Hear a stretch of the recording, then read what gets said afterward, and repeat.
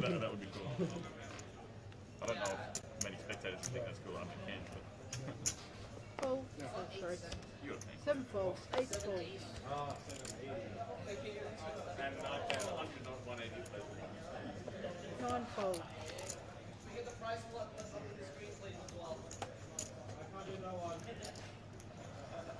We're still hand to hand. See, while they're on hand to hand, I don't understand why we just get. Yeah, I know, but I don't understand why they didn't just run the clock down 2 minutes and just come back to it like into the money. Oh my god, yeah. 10 seconds. So then you're playing your days with that. 1 raises to 300. 2 folds. 3 folds. 5 folds.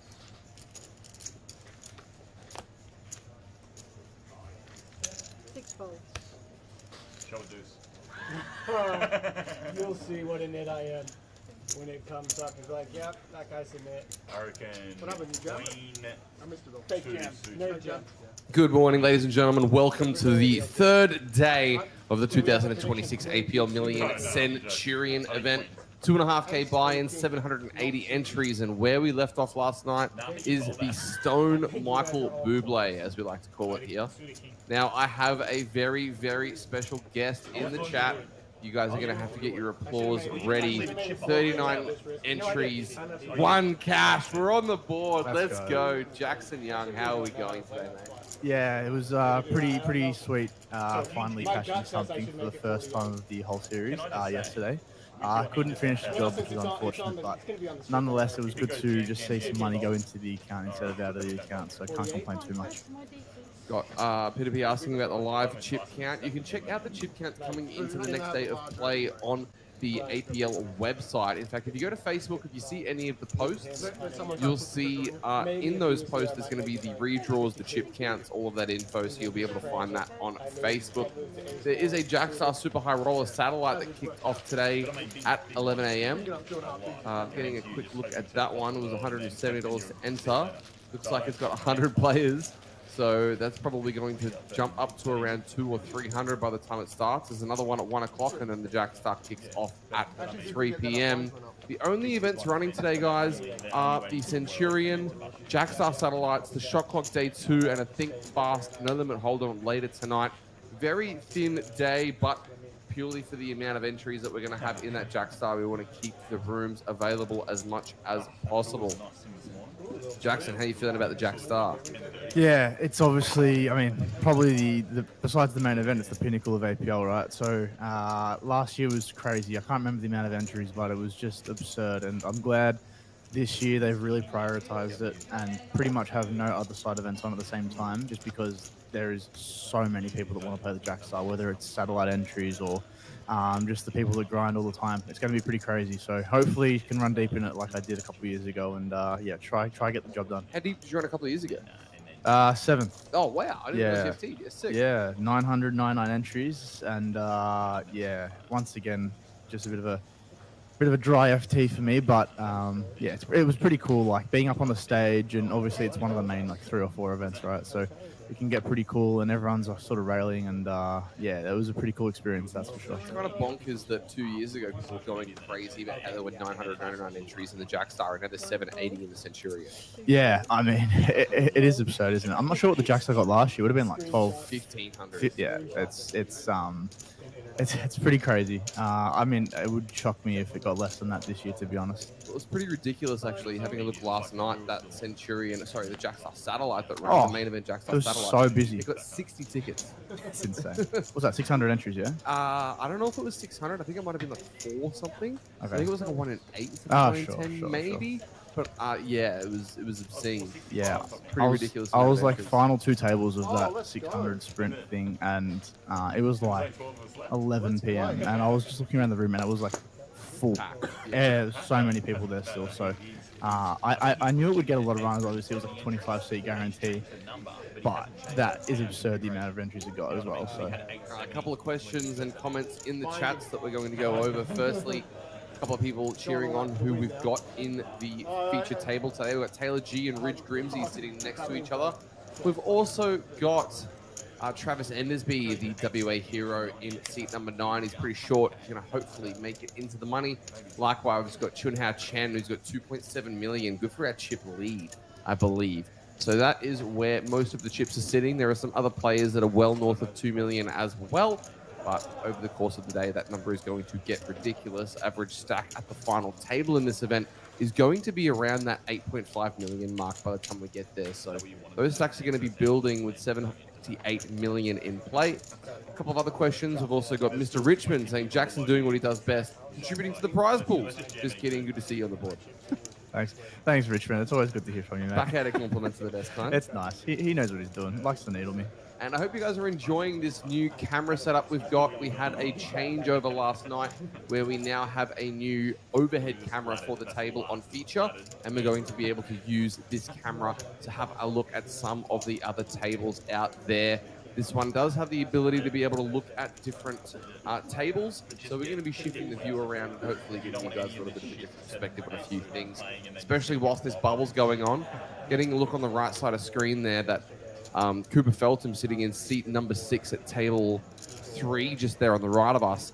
He's about to actually fire 80% of his stack on the river 8 on a board reading Jack 10, 6, 10, 8 in a blind v blind battle. Time Bank's going to be utilized and he's going to fire 300k, which is around that 12.5 big blind mark. And the gentleman in the small blind that he's playing the hand against is going to look him up. Cooper's actually going to have a full house here, so he puts most of his chips in on the end. You can see that 300k goes in, and gets the side eye from his opponent.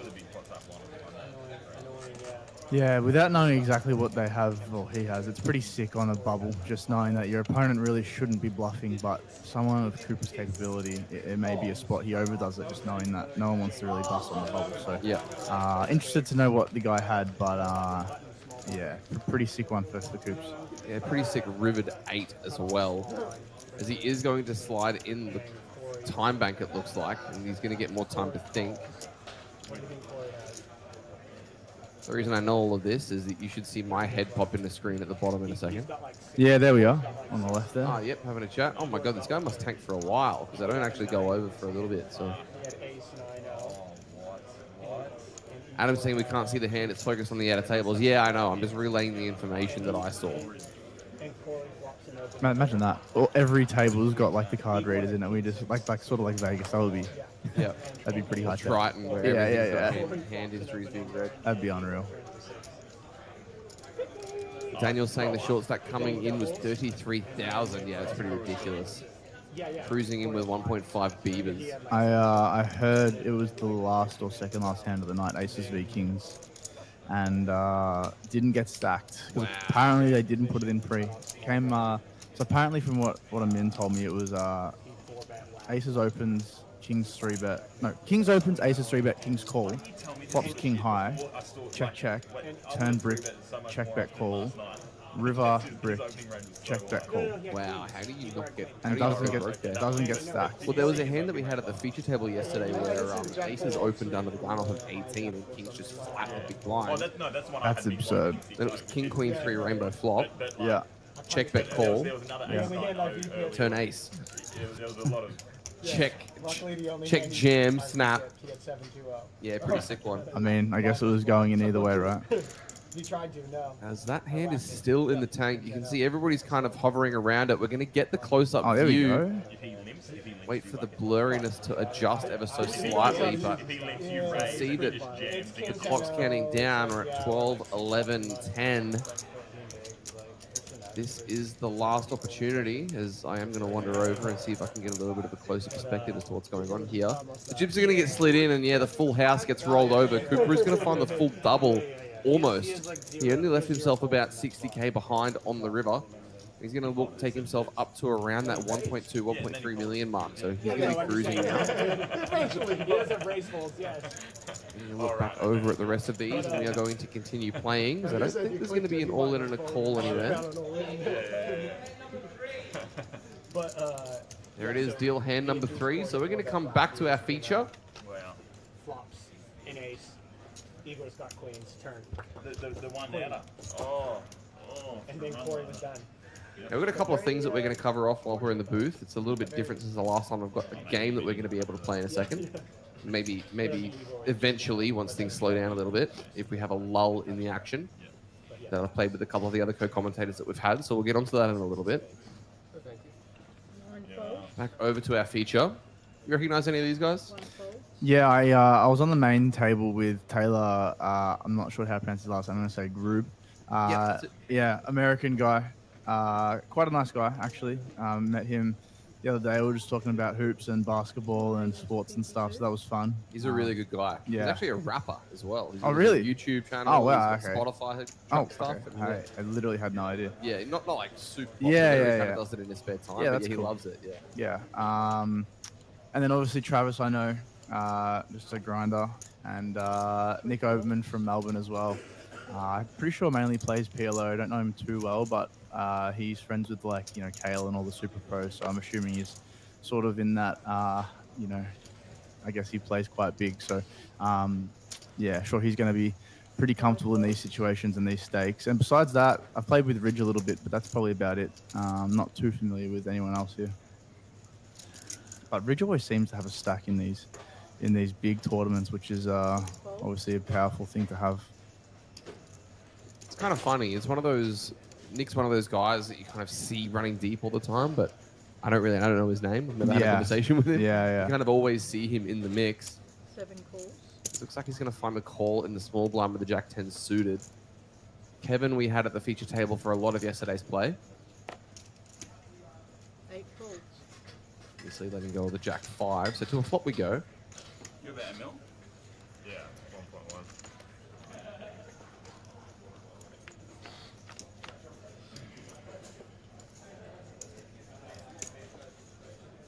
Queen 10-5, couple of spades. So Nicholas locates himself middle pair. 7 checks.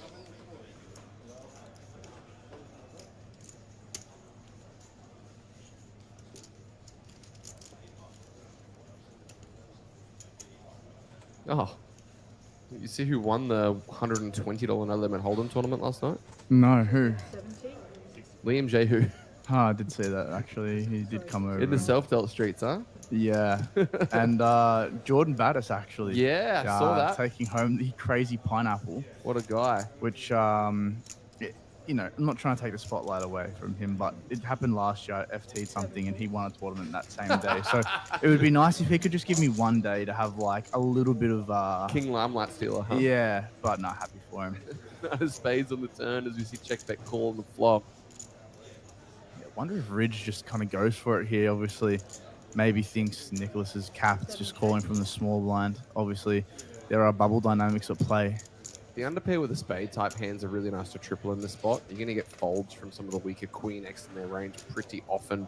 If you find a hand like a flat with a hand like, I don't know, queen 8 suited in the small or jack 10, as we see here. Instead, he just makes a flush on the end regardless. And Nick actually rivers a straight, but can't imagine he's going to be too stoked to see a 4th spade there. Yeah, probably just going to lose a little bit in this one, not a lot, which is nice when you river a straight, but I can't imagine doing too much other than blocking or checking. And it probably is going to be really small, I would say. Yeah, it looks like 45k. Yeah, I don't mind this. It's kind of, it feels a little bit better. 29k, even smaller. 29. So literally just one big blind, which is pretty nice considering he just loses the absolute minimum now versus a flush. And if he checks the ridge, he might have bet something in the vicinity of like 50 or 60. So quite a nice find there from Nick. And whoa, it looks like we see a triangle at the bottom left of the screen. So table 4, we have all in action on the bubble. Getting a look at the chip counts at our feature first, but in a moment, things are going to pan down to table number 4. Aces with the ace of spade. He's claiming aces with the ace of spade. I had aces with the ace of spade. I can't I think we got a view of this one, didn't we? Yep, we saw this one up close and personal. Hopefully we're going to see this camera pan down. Somebody's waving to mum at home. Yeah, he does. He doesn't guess. Getting a look at the hands, it looks like 10's ace king. Not sure if this one's going to pan down as we are going to try and get a closer view. And I can confirm for you guys that it is an ace in the window. What's that? Sorry, king in the window, ace on the turn, king on the river, tens at risk and eliminated. So with that, we are officially in the money in this one. That's always good coming back early for a day 3 and being the public boy, but what do you do with pocket tens in pretty late position as well? So a little bit brutal from him, but yeah, everyone else is going to be pretty ecstatic that they don't have to just deal with this hand for hand any longer. Question from William about not being able to watch it in landscape mode. Are you watching it on the YouTube app or are you watching it in Safari? Sometimes if you're watching it in the YouTube app, it can glitch out and not turn landscape, but if you watch it in Safari, you should be able to pretty comfortably. Look at the jumps. All right, with that, we are down to 99, and given the amount of short stacks I know are out there, I think things are going to go pretty quickly downwards as far as the player count goes. Getting a look at the payouts in this one. If I could find them, that'd be good. Oh no, we've lost money on the prize pool. I was looking forward to it. So 91 to 99 are locked up 4.9, and then there's a jump at 90. Not that's really going to be too much of a matter. It's only about $350, but still a pay jump at 90, so it's going to be every 10 or so. Yeah, when I'm, it's actually funny, when I'm in these sort of spots, like let's say I'm Travis and I'm quite short, obviously it's a 2.5K buy-in, so it's kind of like, oh, it's only like 1.5 buy-ins, but $350 can buy you like a good amount of dinners, right? Oh, like yeah. it can, you pay for a couple nights to com and stuff like that. So I definitely think it's something to like. You don't want to. It's like Or you just barrel it's away. at least one.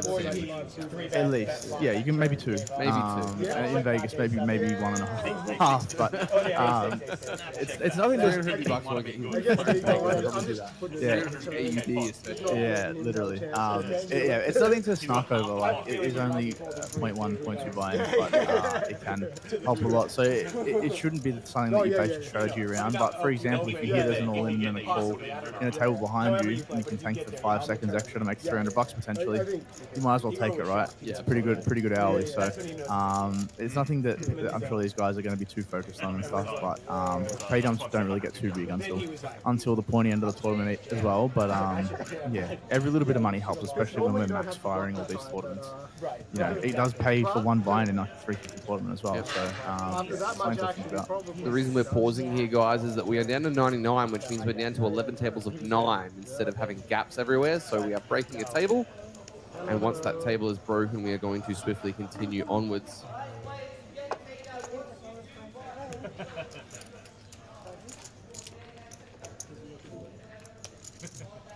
So, forgive me, what sports were you? Did you mention that you were a fan of? Well, I've played basketball my whole life, so yeah, mainly basketball. Mainly NBA? Yeah, I actually have sort of grown a bit of a hatred towards NBA just because I don't like the play style. I don't know if you watch it, but it's a lot of threes and running and no defense, and it kind of goes against what I sort of grew up enjoying. Yeah, right. When I was playing. It was a lot of just like we didn't even like learn how to shoot threes back in the day because it was just, you know, in hindsight it's pretty stupid, but because obviously mathematically threes is way better than like long range twos, but Sure, yeah. it's sort of, yeah, the love of the game sort of went away from me when it started. Like Steph Curry's amazing obviously, but when it started coming, everyone's just chucking up threes and not playing any defense, I sort of lost the love for it. So It's kind of wild how one player can change the entire yeah, game. there's not many people that have changed the game, just them. It's been like maybe 6 or 7 ever. Yeah. It's early. Yeah. Man. You can't be doing that. Like obviously MJ and Shaq was probably the one more recently. Like not even LeBron, not even Kobe changed it like that. Yeah. It's like Kareem, Wilt, Shaq, Yeah. MJ. Yeah, and Kyrie and yeah, maybe Magic and Bird you could put in there as well. Yeah. but- And these days it's probably going to be like Wemby. And Probably the next Wemby one. will potentially and most likely be the next one. So Yeah. yeah, we were just chatting hoops. I still play. Like when I say semi-pro, it's like fake semi-pro. But I can play for a league, like a team, like we have coaches and training and stuff like that. Yeah. But it's fun, and yeah, he was just chatting about it. So yeah, it was good to chat about because I'm pretty passionate about basketball, just not NBA so much. Well, on the topic of like people that change the game, where do you think that kind of situates them?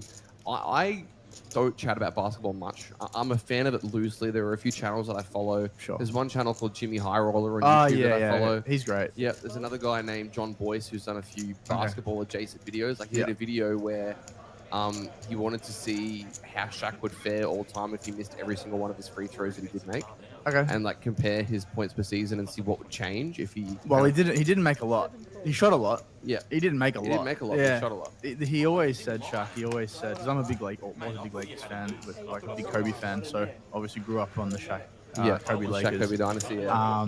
He always said he wouldn't make them, but when it mattered, he'd make them. And if you look into like the finals, he actually shoots like 80% in the finals, or in a few like really clutch games or something like that, which is quite absurd. So, I do enjoy my basketball content, but like I'll watch anything though. Like I'm not even like I don't play chess, but I'll watch Gotham chess. Yeah, like, Gotham's just like great. every now and then and stuff like that. I reckon you would really like John Boyce. He does like. I actually haven't heard of him. Yeah. You haven't heard of him? No. Yeah, he does like sports adjacent videos where it's kind of funny. What he does is he takes like statistics and graphs and stuff, and then he plots them in Google Earth. Yeah, And he okay. used the Google Earth camera to like film everything. And it sounds so wild. That is wild. But it's absolutely hilarious because he's been a sports writer basically his entire career. But he started working for a company where he was just like, no, you can just like make whatever you want. Okay. And so he's like, You gotta get niche with it, hey? yeah, at the moment he's doing a 10-part series about the history of charging the mound in baseball. Where like, yeah, it's absolutely amazing. 7 of diamonds on the turn as Nicholas's 6-5 of diamonds is no good. The other video that he did was he removed the 3-point line. And he went back in history and like changed every 3-pointer ever made to a 2-pointer and saw how that would have changed like the history of the game. Yeah, okay. So obviously like the Warriors in like the early 2010s wouldn't have been as strong. Of course. But they still would win the championship. Is basically what he plotted. Yeah, okay. Queen of clubs on the end. So like on that note, on like absolute game-changing kind of players in history, right?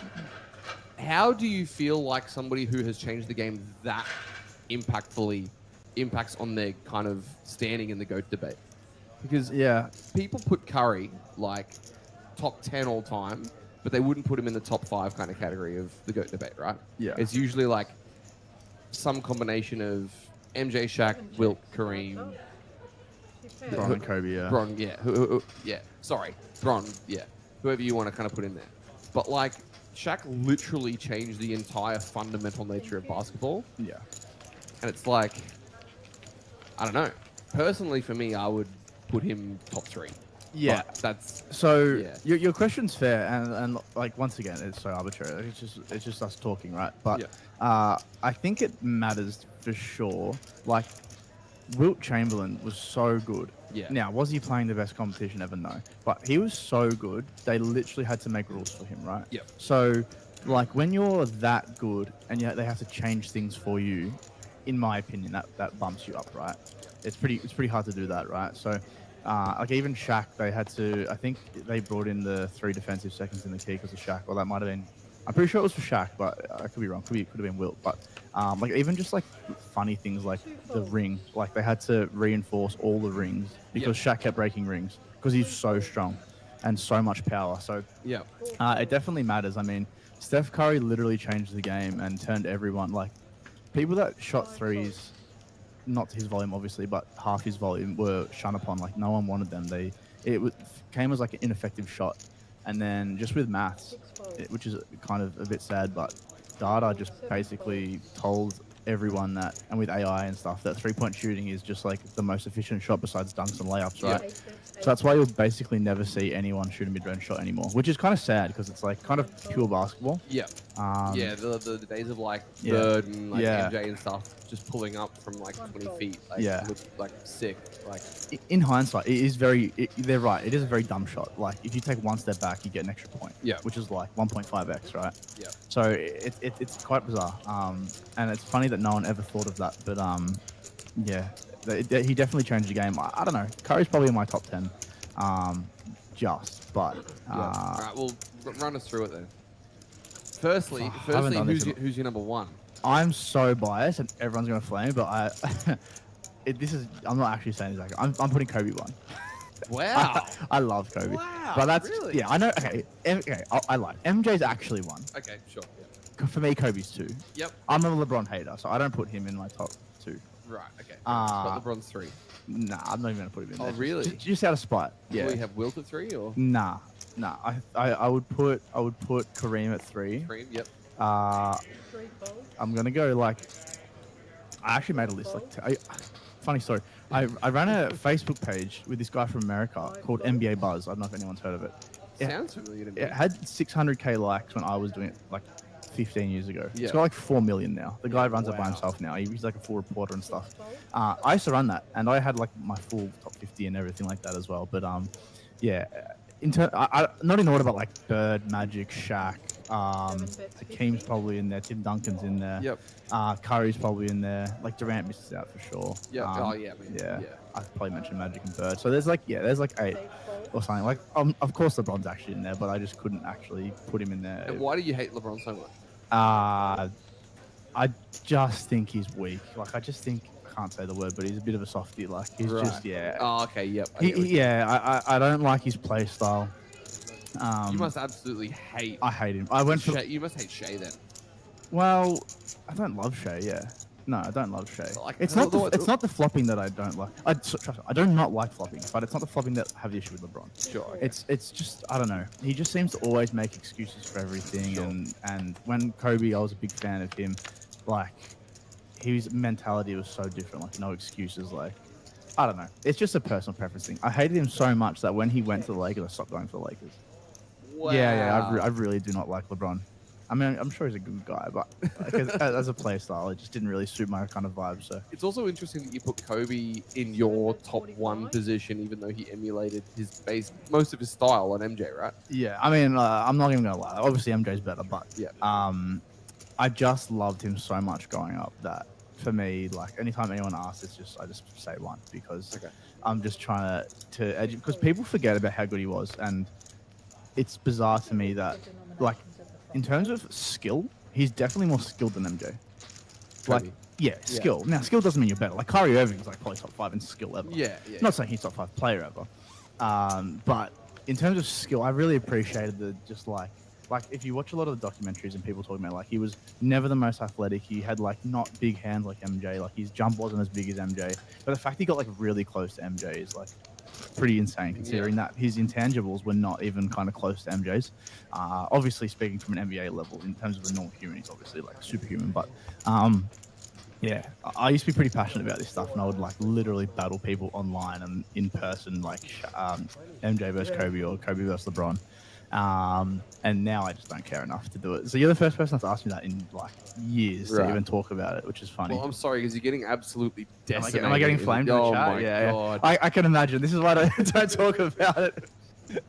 But yeah, we're getting stick to the poker take bud. It's probably fair. And maybe even then, don't even talk. I've got 1 cash this series. Yeah, I can imagine. I can't even see the chat from here really, but I can see it's a lot. Yeah. Look, LeBron's played like 22 years now. In terms of longevity, it is absurd. It's one of the. I mean, in terms of a career, it's probably the best career ever. I just don't think he's the best player ever. I'm very curious to see how it goes in Philly.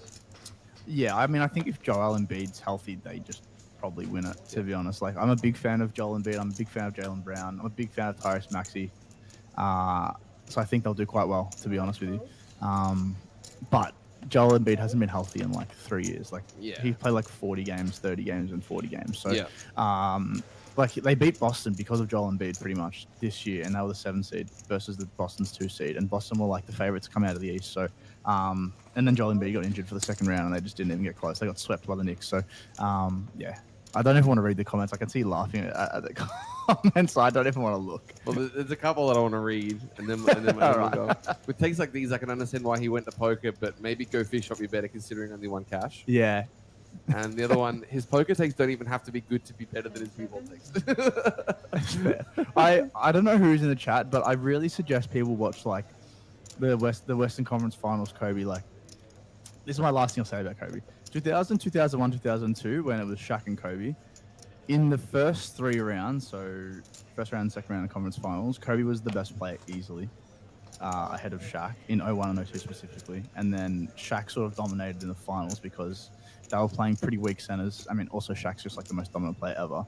But Kobe had that game in 2000 in his second or third year against Indiana where Shaq gets fouled out. He wins them the game. It would have got tied 2-2 on an injured ankle as well.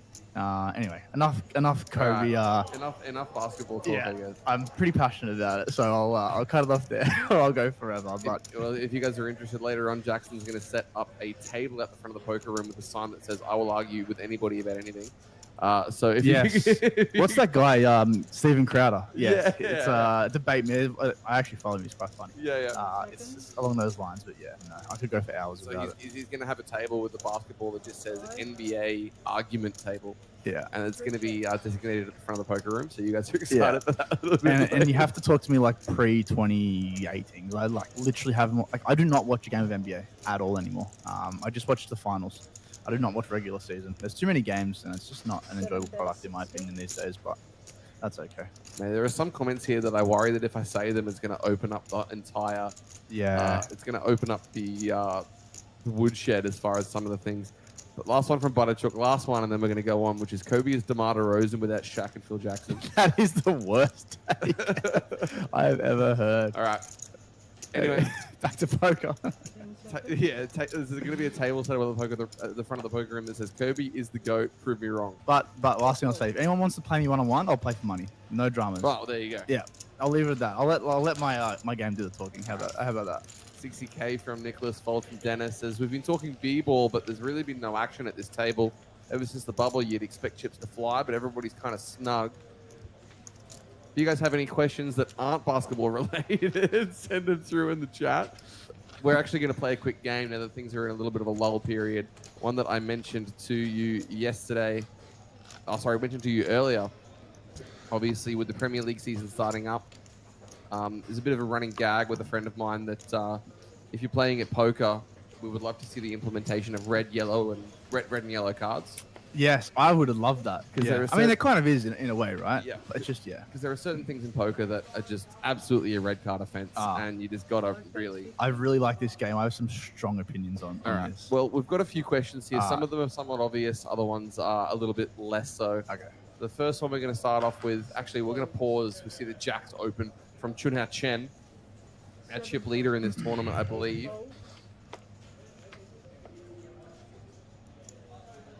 Ziba was saying is a yellow card in orbit. That's probably a good way to look at it. I guess yellow card's in orbit, a red card's a DQ. It's probably the way to view it. But so apparently, not like hard rules. They're just like. Do you know Bill Simmons?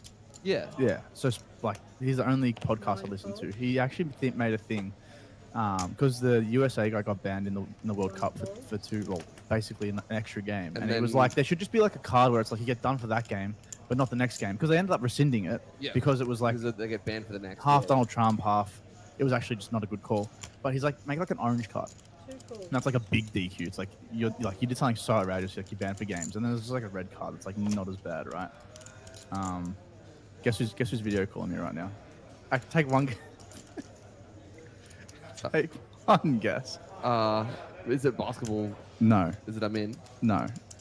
It's Dean. Oh. It was a good chatting with him yesterday. As we see Dennis in the small blind with the ace-9 offsuit and 15 bigs.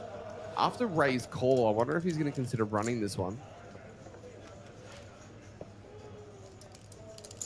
Oh, Jack, that might be the worst take I've seen in my entire life.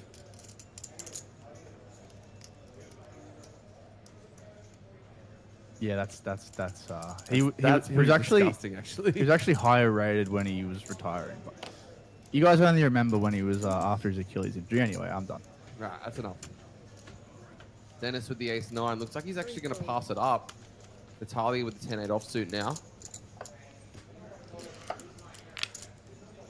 Yeah, it's a pretty loose call on the button from Ridge, but playing with him a little bit, he seems to be quite loosey-goosey. Yeah, I've played with Ridge a couple of times.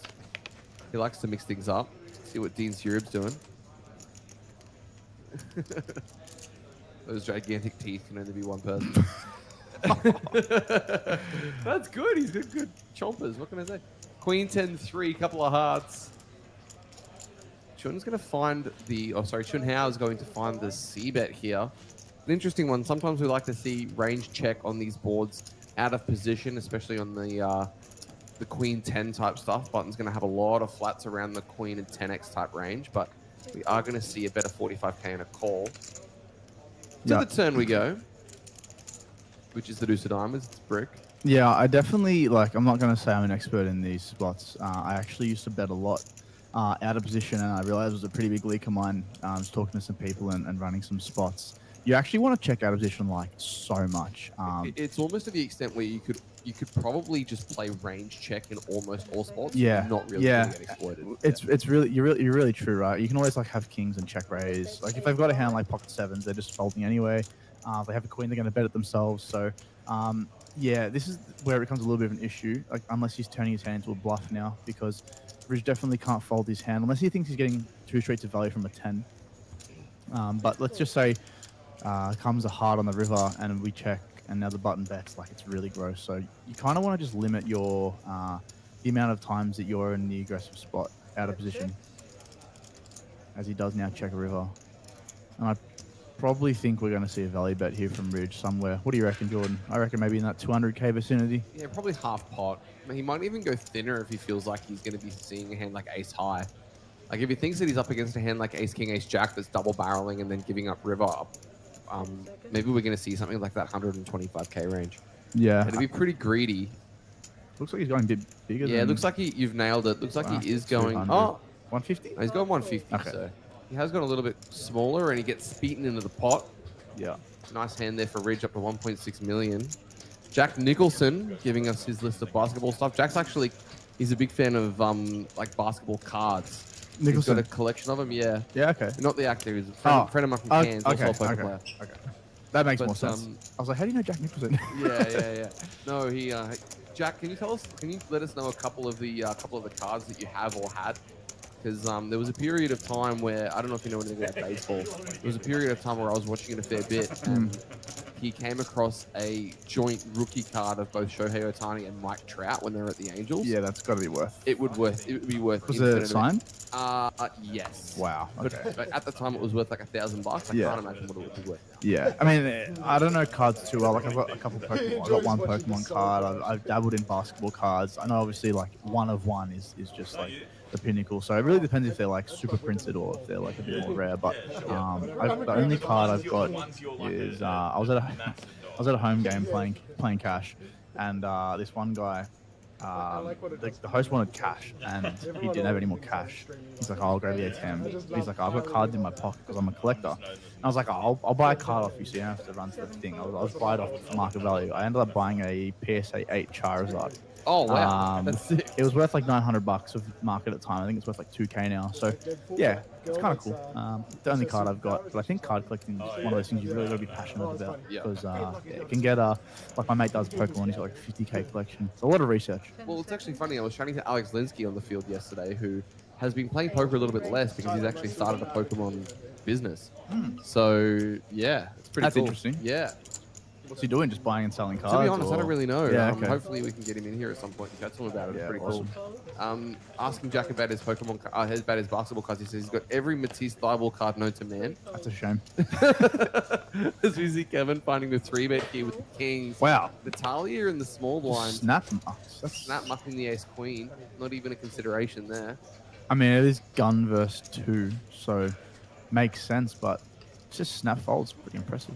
Somebody saying that the Shohei rookie's worth over 50k now. Saw on a YouTube short about one being sold like a month ago. Thanks, man. Appreciate that. It's always fun when you just like. It's like when I got a mate that sold crypto at what he thought was the top, but no, it was not the top. Everybody's got a mate who has that story, right? Yeah.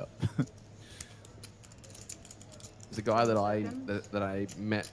There's a cafe chain, I guess, now in Brisbane. I think there's 3 of them that he literally calls Crypto Coffee, where he would literally have the cafe running, and then on the screen he would have all of the candle charts for all of the different major kind of cryptos. Yeah, that's cool. And I was like, oh, like, when did you get into crypto? And he goes, oh, I bought BTC at $14.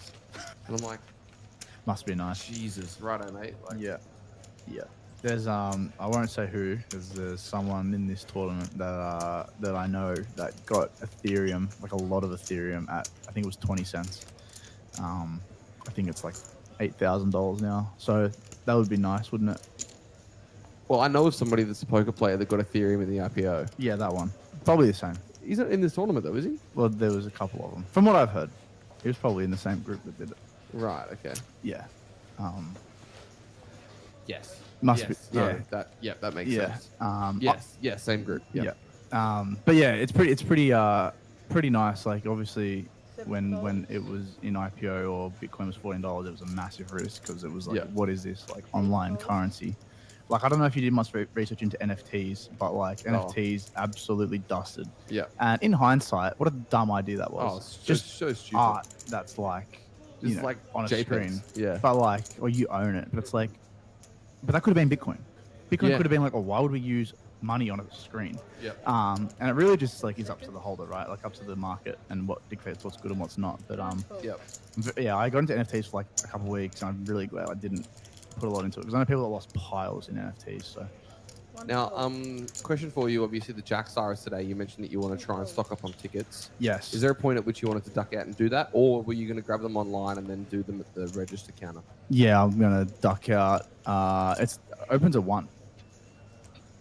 The kiosk. I got the vouchers. Oh, okay. I got cool. the vouchers. I Yeah, was yeah, gonna yeah. say Because I'm gonna assume there's gonna be a bit of a line at 1. Well, last time when the line opened at 1 o'clock, it was queuing out the front of the venue. I remember I saw that. Yeah. So yeah, be ready for that. I'm not sure. I don't want to expose my secrets here, but I don't know why more people don't use the kiosk.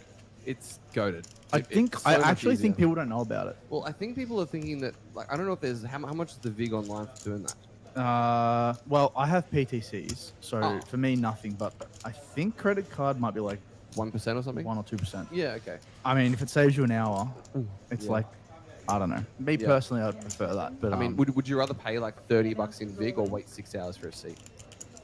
yeah. So I heard of someone.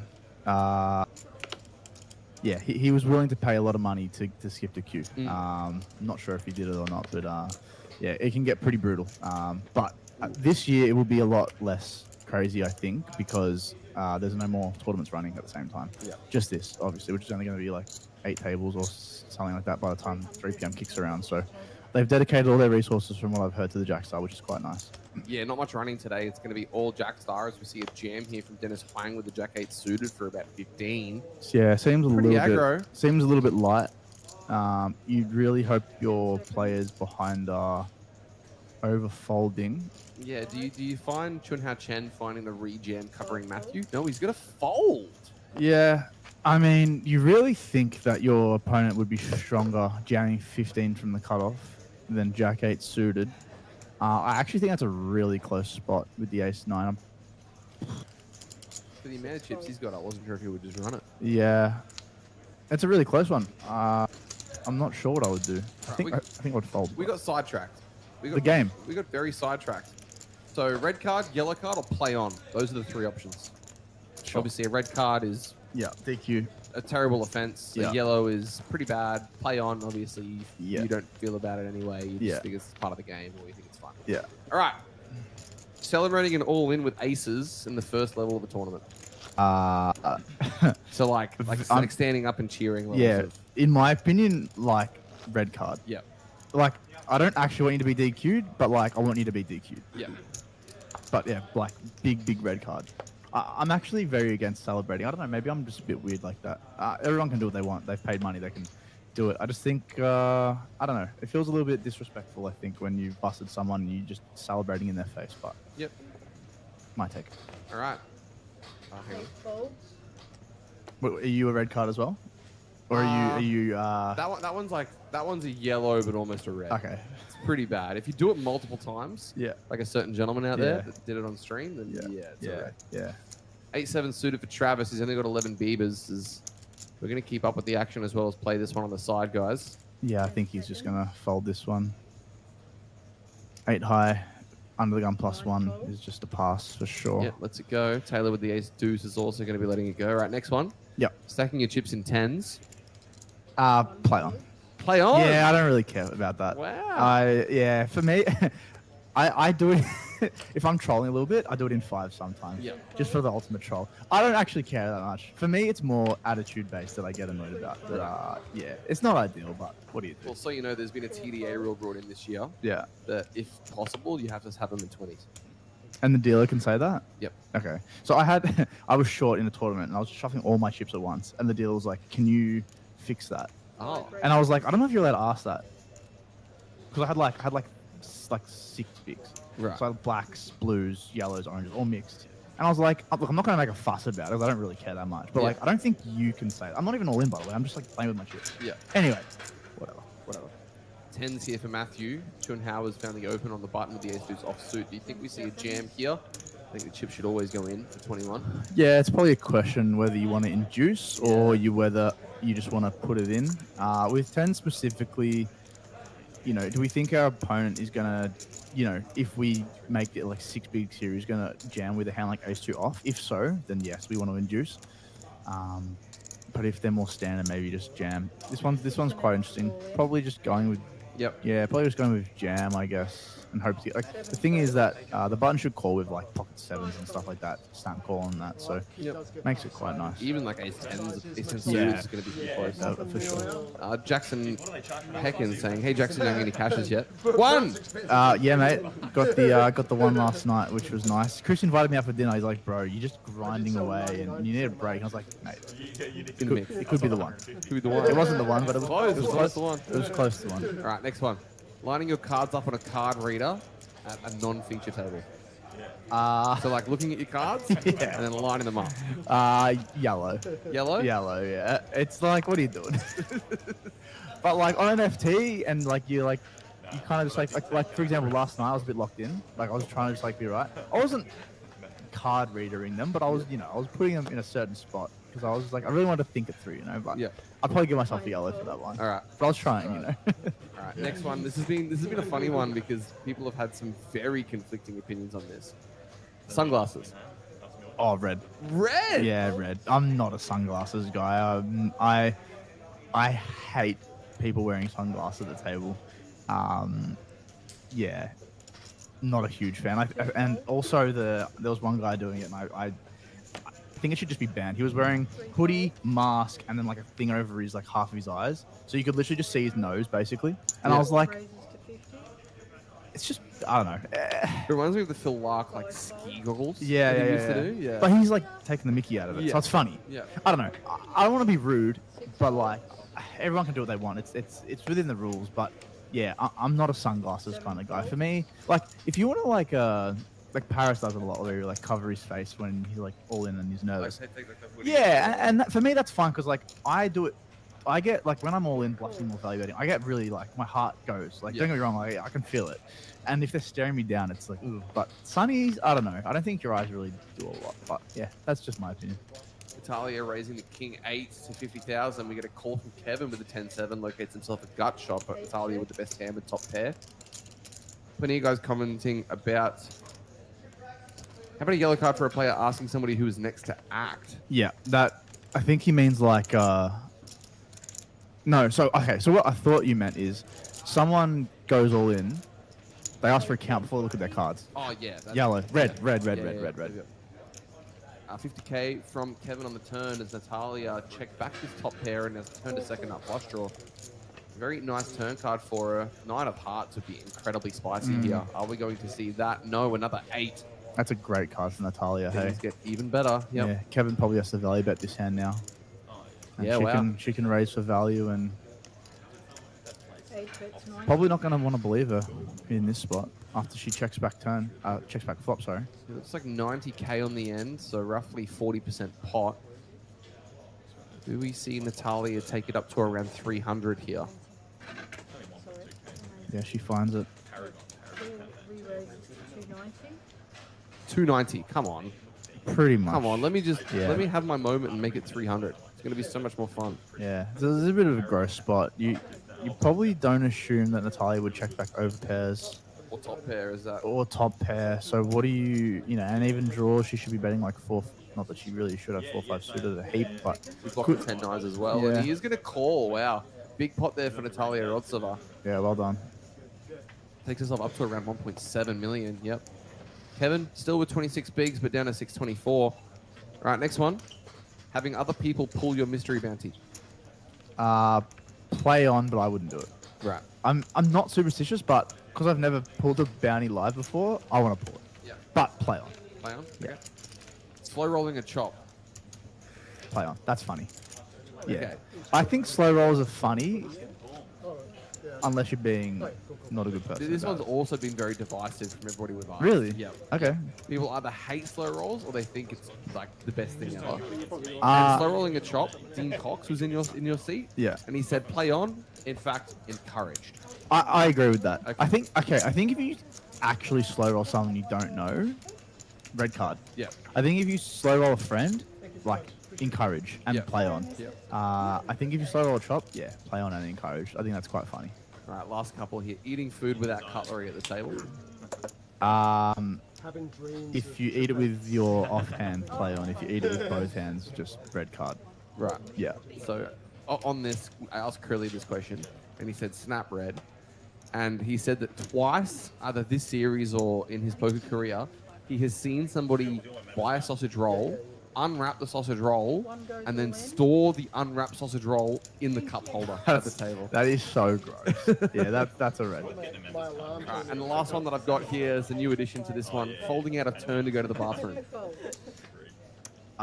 Early in a tournament, like it's against the rules, but play on. Deep in a tournament, yeah, probably a yellow, I would say. Only a yellow? Yeah, it's deep in a tournament, maybe. If you're doing it like intentionally and you know the rules, probably a red. But Yeah. yeah, it's not good either way, to be honest. But maybe the deeper it gets, the more dark the card gets. You know. Yep. All right, and yeah, there you go. Red, yellow, play on. Thanks for playing. That was Hope you enjoyed it. That was fun. I'm very. The thing I'm most passionate about out of everything is the celebrating. I cannot stand when people celebrate. I get we're playing for money, right? Like, I understand that like there's emotions and stuff like that. There's a certain gentleman who's been doing it here a fair bit, right? You've Okay. seen it, right? Standing up Ah. and screaming. And, yep. I am curious as to whether or not somebody's done it in return. Well, probably not. Well, that's the thing. Like, I would love for somebody to get into a bit of a so-and-so measuring contest with him. Yeah. As we see the Queens find the rejam, Taylor in trouble. He's going to have to find a 6 to stay alive here. Yeah, unfortunate timing there for The boys up Taylor, in Cairns are going to have to be cheering for a 6. Both suits alive. Let's see all 5. Not his suit that he's after, though. He's got a backdoor straight draw, and he's just a 6 on the end. Can he do it? No, he can't. 4 of spades. GG's to Taylor Groove out of this one. Makes the money, though. Congratulations. And I think he may have just scored himself a pay jump as well. So cashing for a touch over 5 grand. Got the king cheering on Kevin.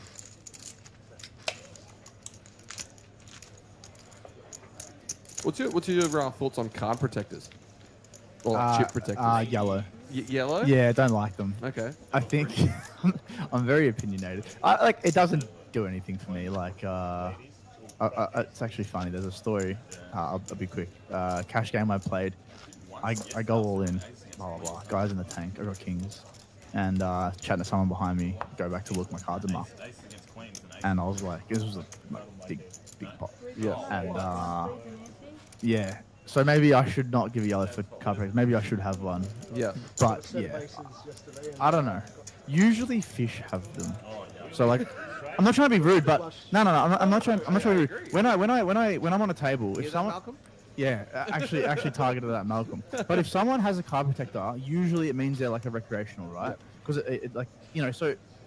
And this is actually, I'm not even kidding. This is actually advice. Like, one of the things I first learned when I was playing poker is like, you can get so many tells off people. Not by their neck pulse or their eye movements, but by how they are like looking. So if they have like a backpack on and a portable charger, they're probably a reg. If they rock up and they've got loose chips in their pocket, they're probably a recreational, right? If they've got a card protector, they're probably a recreational, right? So now, is Malcolm a recreational? Probably not. But besides that, I think pretty much everyone else I've ever seen that with a card protector doesn't play like full time or professionally. So it can give away quite a bit, more than people think. But that's just one man's opinion. So I've got 2 pretty funny card protector stories as we see Nicholas opening the 6s. Round of Travis with the A7 and 8.3 bigs in the small blind. Do you think this is going to be good enough for 8.7? He's going to run it, yeah. From the cutoff, versus the cutoff, yeah, definitely. I think we just got to go for it. He's pretty lucky to find that he's actually going to be flipping here. Yeah. Ridge lets it go, and obviously Nick's not folding, or Nicholas is not folding. If it was against, like, under the gun, obviously we can just pitch it. Yep. How many was it for? 7? 7.4 or something. Yeah. Yeah, we're taking that. Versus late position for sure. To the flop and turn and river we go, all 5. Solid. I'll take it. Couple lines and a king. Counterfeit outs for the ace-7. Turn card is another 9. No. River Jack, as we're going to say GG's to Travis Hendersby. Unable to improve, and Nicholas Oberman locates himself a scalp as we continue to lose players in this one.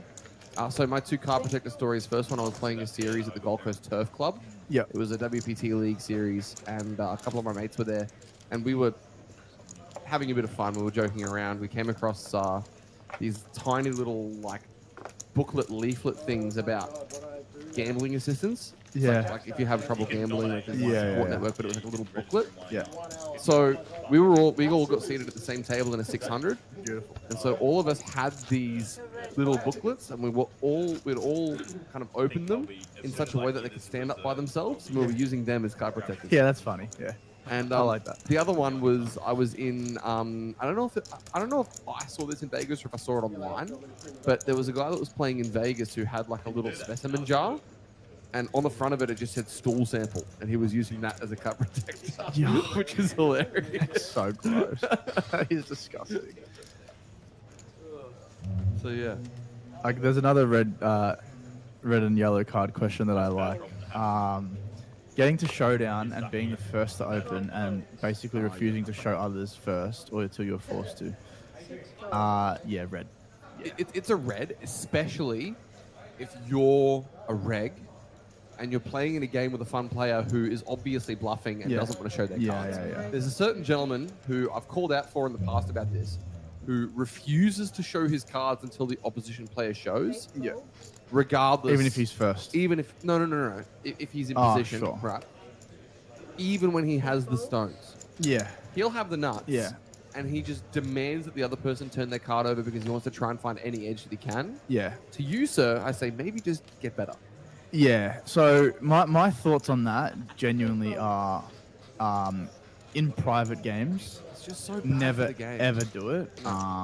It's like if you're like, I know we're on a tournament live stream, but if you play cash on the side or something like that, and there's a guy who's jamming blind and he's obviously just giving it away, and you're making money or people are making money off him, and you call his all in, and he's like, oh, you got me.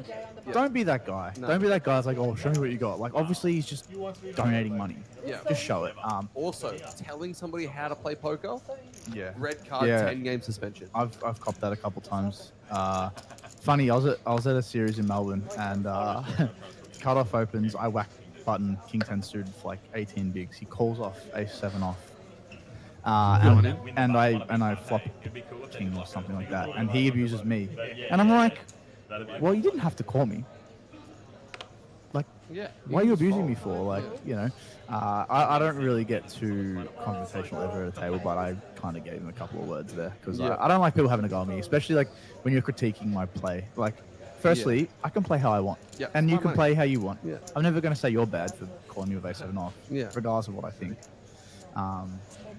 But yeah, no, I definitely agree with that comment. I do not like that it's made a red, but if it's reg versus reg, then I definitely I want still don't think there's any place for it. But Yeah.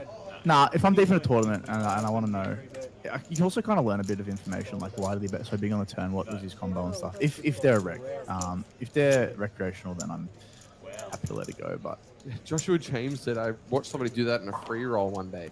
Refused to show, and he had the nuts because he wanted an edge in a $3 game. yeah, it's not not great. Dennis finding the jam BBB with the King 8 offsuit. Natalia with King Jack. How do you not get any This out is of such an aggro rip from Dennis. My goodness.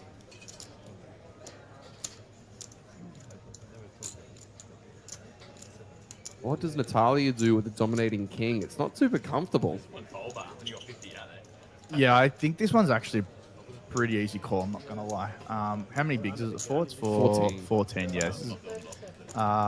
Yeah. She might if she saw Dennis jam with the Jack 8 suitor before. Well, I don't know if she has seen that yet. Makes it a lot easier. You know, we have to ask ourselves.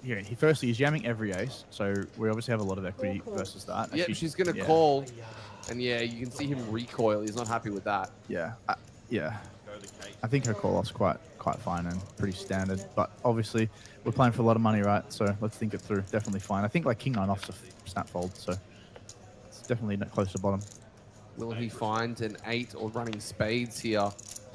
3 is no help. Needs a 10, 9, or 8. Instead, it's a 7 of clubs. GG's to Dennis Huang. Good luck, guys. Good luck. See you in Jackson. Oh, yeah. Yeah. Wow, big needle there from Kevin. See you in the Jackstar. Yeah, painful. On that note, registration's opening for the Jackstar in around half an hour's time, guys, so be ready for that. Be ready to stand in line and get your tickets. It's not going to start until around 4 p.m., but everybody is very excited. You can feel the buzz in the room. Not much going on today otherwise. There's satellites to the Jackstar, and there's the Jackstar, and that is all we've got going on this fine day. In fact, getting a look at it, we've got a 11 a.m. Saturday, we've got a 1 p.m. Saturday, we've got day 2 of the PLO shot clock, we've got the Jackstar at 3 o'clock, not 4 o'clock, forgive me, and then we've got an $80 think fast at 8 p.m. And that's it for today because the Jackstar, well, that's going to occupy most of the room, isn't it? I think Coops just found in case I'm wrong, but I'm pretty sure he just found a nice double. Ace 9 off versus Kings. Wow. Must be nice, Coops. Yeah. You reckon it's just a 4-bet whack? Yeah, And I'm sure probably. everyone would just want to run as long as Maybe possible. like button versus small or something Yeah. like that. No, but they'd still want to run it. Let us know in the chat who you guys are cheering for. We've had a relatively exciting feature table. In fact, we're down to 6 players, so we're going to have to bring some more faces here. I will say something that I have to call myself out for. So yesterday, you know how we were talking about the asking for a count? Yeah. If you haven't looked at your hand yet. I did that yesterday on the final table, but only because I was the big blind and someone limped. And then someone went all in. And I wanted to make sure that the other guy knew how much the all in was for, because it was for like literally nothing. Yeah. So I asked for a count knowing that I was folding. And then I folded. And then he's like, oh, it's only that much, and I call. So a little bit tactical there from me. Well, tactical tactical requests for a count, I think, are... It's okay. I would be yellow carding myself if that's the case, because Yeah. I played the 20-second shot clock event last year where you get no extra time banks. Yeah. Which is 20 seconds to act and that's it. Yeah. But I figured out that you could ask for a count of the stack for the jam or a count of Yeah. anything, and they would pause the clock. I So have you to, get a little bit more time. yeah. I mean, that's obviously within the rules. It's fine. But yeah. Ooh, reach with the ace-5 3 bet. Nicholas reaching for chips is going to come along with the ace-3 suited. Versus under the gun 1 against a really good player. This is spicy. Now, after this, I got a question for you, which is going to be a little bit funny because I don't know if you realize that I saw this. King 10-7, Sure. 1 spade. Just a couple of outs for Nicholas to find a chop. Just 27. Someone was telling me, I didn't really know, but ace, like a low ace versus a low ace chops like so often. Yeah. I didn't realize it was that often. Yeah. So I guess when I chop like ace 6 versus ace 5, I can stop complaining. Oh, It's yeah. just the statistical likelihood It's a that, very common one. yeah. I think we're going to see a peel here from Nicholas with backdoor straight and flush draws and an over. Yeah, it's not pretty. He only bet 3.5 bigs into a sizable pot, so I mean, I wouldn't fold him for folding, but could peel one. 10 seconds. Is raise an option? 7 fold. Looks like just folds the option. Yeah. Now, what's the deal with the push-ups? Oh, well, we're so unfit as poker players, sitting in a chair every day. So I'm trying to get healthy at the moment. It's hard to eat healthy, so I'm just trying to do 100 push-ups a day. So you guys know, just before coming into the commentary booth, I kind of looked to my right between a few empty tables, and I saw Jackson was down. He was down, and he was slamming out the push-ups. Those blue, what are they, Yeezy slides? Were Well, they're definitely not Yeezy. They're definitely Crocs, but if people think that they're Yeezys, I mean, I'll take it. They're comfy. I mean, obviously. I've been Blue wearing Croc them for 3 slides years. and butterflies and socks like an absolute Gieben. Yeah, And, I'm not really I'm not really the kind of guy that likes to do things like in public. You know, I don't want to like be like showing off on doing push-ups. Like I'm not like that. So I tried. I haven't been doing it because the room's been so busy every day. But because we're in early, I try to, I went and try as far away as possible to get down some 25 push-ups, and I guess I was seen. So not ideal, but I don't really care that much. But no, I'm trying to basically like. Because we just sit in a chair so long, we get no exercise. We can't really do steps. Just trying to do something to like be healthy. Yeah, absolutely. Or get fit. No, I think it's great. It was just, yeah, it was just surprising. Yeah. I looked over and I was like, huh. Yeah. There he goes. Everything I can to try to get healthy. These poker series can get a little bit brutal with just the health side of it, like the eating habits and. Ooh, is that somebody coming to the feature table? That could be a little bit exciting. Hopefully it's Paris. I don't think it is, but no, I think it was. Or maybe it wasn't. We're gonna have a look as Natalia finds the open, the 3-bet with the ace-5 suited over Nicholas's open with Queen Jack.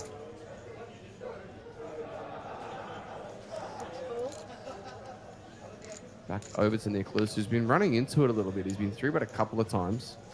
yeah, you can sometimes feel like people are picking on you, but usually not the case. Usually people are just waking up with hands that they need to 3-bet. She does go 6.5 bigs. Definitely going to pill one. Wow, just folds. Okay. Thought we're probably deep enough to peel that one, but Lets it go. maybe he does. He was under the gun, right? So maybe just feel like 3-bets are a bit more polar than his range and just can't keep up. So it does make a disciplined fold. As in the top right of the screen, I thought we were potentially going to be getting Matt Wakeman to the stream table, but it looks like he wasn't up and moving to the stream table. He was up and moving to the payouts. So GG's to him, Matthew Wakeman out of this one. There's a look at some of the outer table players. See, Amin Riazati's still in the mix. I've heard bad news about Amin. I think he is down to his last one big blind or something along that, which is not ideal. Considering he's my friend, but more importantly, I've got to swap with him. Want him to do well. Oh, so that means technically you've cashed twice. Beautiful. And I got Paris still in, and a couple others that I don't know where they are, but life's good. If someone wins, I might get out of the hole. As Ridge has another hand, he's going to 3-bet, I would assume. With how aggressive he's been, this is definitely the hand we want to 3-bet. You ever find flat? Nah. Nah. Oh, wow. Okay. Wow. So just finds the ace-3 offsuit before, or ace-5 offsuit. Maybe it's a little bit of discipline against Kevin. Not sure if he thinks Kevin's been too active. Potentially. And obviously that matters. Like, you can't just look at a chart and be like, oh, this is a pure 3-bet. Like, obviously you can take it, but if your player's never folding, they're very tight, they're never folding to a 3-bet, and they're over 4-bet whacking. Ooh, Nick wakes up in the hand, or Nicholas, sorry. Not sure if he prefers Nick or Nicholas, but yeah, I'm just going to go by what I see. I think this one just, you want to flat this one probably. I don't know if I really want to get 40 big blinds in versus under the gun with jacks. It's also good to have some strong hands in the call range, but I definitely wouldn't fault him for 3-betting. It was actually very funny commentating as he is going to find the 3-bet to 175. It was funny commentating day one in this event and seeing some of the decisions that these are 200k, excuse me, seeing the decisions that some of the guys were making on the feature table, really, 200 bigs deep. Really nitty or? No. Oh, crazy. Just like the opposite of quote unquote theoretically sound. Okay. Guys were like, it would be like gun opens, 3-bet from MP, and then a guy's on the button with 10s and finds the cold 4, and it's like, yeah. Yeah, I actually had a nice fold. Eights go down, wow. Yeah, I mean, the big blind versus under the gun 3-bet is so strong. Like, I think 10s is just a pure call, but jacks is probably a mix. Yeah, I had a similar hand, so like, I never really cold call. I don't think it's a great strategy, especially from our position, but I found myself in this hand in the Centurion, like 80 bigs deep, under the gun opens, under the gun on 3-bets, but like tiny. And I'm in small blind with jacks, and I'm just like, okay, well, I don't really want to 4-bet this hand because I just kind of gross playing out of position. So I'm actually just going to cold call here, which is probably not great. It's one of those jacks, 10s, 9s. Type Yeah, flat and spot. it's You hate so it, right? obvious what I have. Yeah. But I'd probably do the same with Ace King that deep as well to have like some Yeah, stronger hands on some different board Add in the coverages. 6-5 suited occasionally. Yeah, and even like 10-9 suited and Queen Jack. So I actually do have some hands. Like we're so deep in. As long as it's not 9-8, for the love of God. No, definitely not 9-8. But I see you guys get in the mix with the 9-8 suits, and I'm like, Any- guys, any- 100 bigs, you don't want to be doing that. any hand but that. Yeah, I pegged the two guys as like recreational, so I thought it was a good spot for it. But yeah, obviously didn't work out in my favor. Guy had queens on a 9 high board, so lost not piles, probably lost the minimum to be honest, but still lost a bit. Yep. As we get Ali joining our table from Melbourne. She won. She literally flew in 2 days ago. She was on the stream yesterday, and she was. She playing very opened. well. She opened 4-2 suited into Malcolm, so has no fear. Gangster. She actually busted Malcolm yesterday. Oh wow. Yeah. Last hand of the level before we went on a break. Found the 15 big blind rip with 10s. She gave it a little bit of thought and called jacks off. Yeah. Okay. Yeah. GG's Malcolm. GG's Malc. That's a Knowing cool. him, he's going to win the PVB? Jackstar. No. It was hijacker cut off. I Okay. think. I mean, it's still a cooler, obviously. She flew in from Melbourne, I think 2 days ago, and or 3 days ago, the day before the Centurion, Off to a flyer.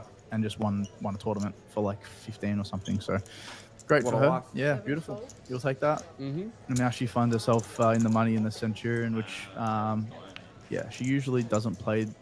One way to parlay. Yeah, she doesn't usually play these sorts of high rollers, at least to my knowledge. So Not bad for a walkway behind a building. yeah, hopefully she can parlay it into a final table or something like that. King Jack 2. Kevin unable to improve, just 6 high. 60% of a straight flush, but it's a 2-gap straight flush draw, so I don't think that's going to be sticking around too much. Camilla says that Liam Murray has a step challenge going on. Yep, I heard about that step challenge as we've got another lady joining the table. Who is she? It's a great question. She's being filmed. I guess she's like this is the lady from Macau. yeah. I guess she's Wonderful. like a content creator. Yeah. So I actually have her details. She has a following on Chinese TikTok. Is that a and- thing? Is it? I didn't think they Yep. were TikTok, but I guess it's their own No, TikTok, it's a right? thing. I've got a photo of her stream. Yeah, here we go. So she's got like 22,000 followers, and some of her videos get 290 to 300k views. I'm mad. Okay. So yeah, That's awesome. she's got a cameraman that's been following her around. Obviously, he's not going to be coming up to the stream table, but is it her? I feel That's like her. there's. That's definitely her. Yeah. Well, she's got the statue. Yeah, that's So- definitely her. What she's doing is something that I would love to do. Like as you know, Nelson, and as probably everyone in this chat knows, Nelson has just like blown up in Australia in the poker community. Yep. I would love to do content creation. Like I mean, obviously have my poker account, which it's more so just for fun and stuff. But I would definitely love doing that sort of side of it. But I think the way Nelson does it, I wouldn't want to do it that way. Like because he does more like coaching sort of vibe. I think I would rather do more like not that I look up to like Rampage and stuff, but like more that style. Like you film like the cash games or the tournaments, and you talk over the hand histories and stuff like that. I think that would be sort of the style I would prefer doing personally. So the way she's doing it with getting like a cameraman would be something that I would love to do. If you go and play poker in Asia, Yeah, in Jeju, there'd be heaps of them, right? when I was there hosting the series that I was there for back in June or beginning middle of July. I was Yeah. there like the 8th through to the 20th of July.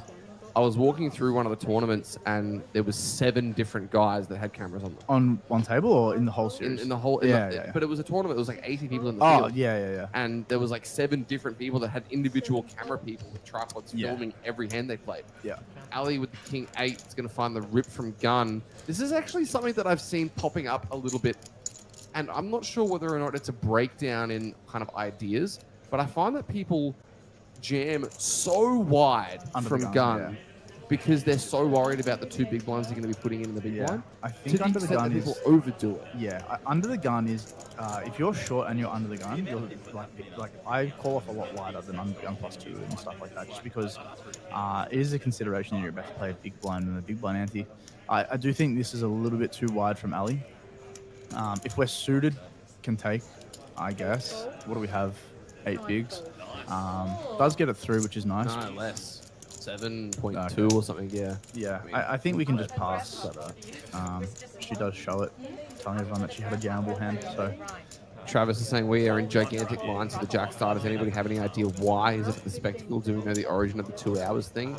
I'm sorry, Travis, I don't have that info for you, but enjoy the queue. One thing I will say is if you have a way to purchase a ticket online, use the kiosk. yeah, Use the kiosk. just don't do it when I'm there because I want to use it first. On that note, oh, you've got about 20 minutes still. Yeah, I got a few friends that are gonna make me print their tickets. I have to I was thinking of running. This is someone's gonna steal my idea, but whatever. So, I was thinking of doing a business. The ticket printer. Yeah, like Jackstar Day only, and you just like set up a station and you just print everyone's tickets. Like $10 per ticket. You just Yeah, make infinite. yeah.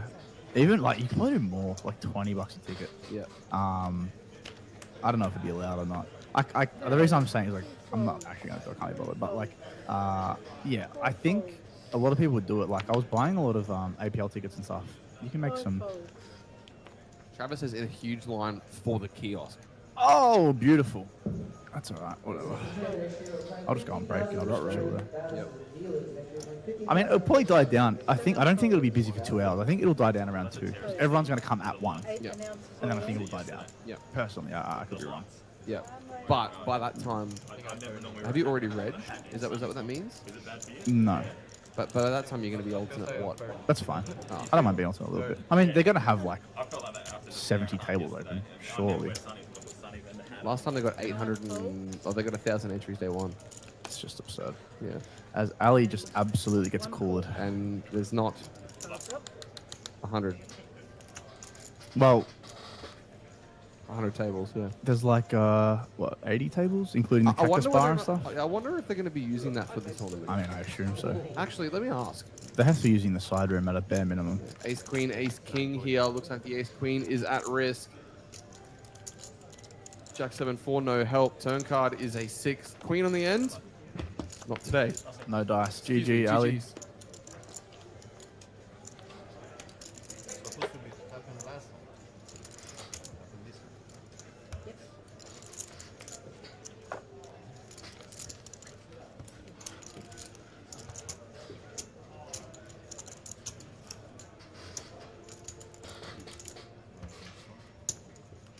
Unfortunate one there for Ali.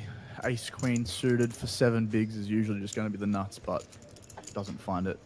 Runs into the Ace King and she's going to bust. Hey, I've been really respectful. Super incentivized to not punt a 7-0 on the Jackstar. Ah, well, at least you learnt today then. Come up, man.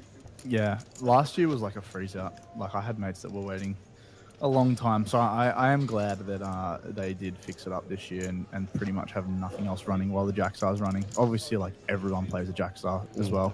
So, Do you think it's the best value 1,500 in the world, in the world?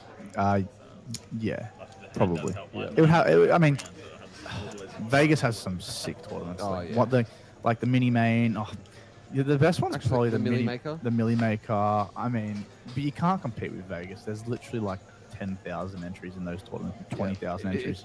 It's wild that the Milli Maker originally started for a first prize of somebody who's going to become a millionaire, but now it's become so ridiculous that top 2 Yeah, become millionaires. yeah, it is absurd. I definitely think that. I mean, I haven't played Asia, but there can't be a better 1,500 in like this hemisphere. Like it is absurd. 1,500 to what is it like?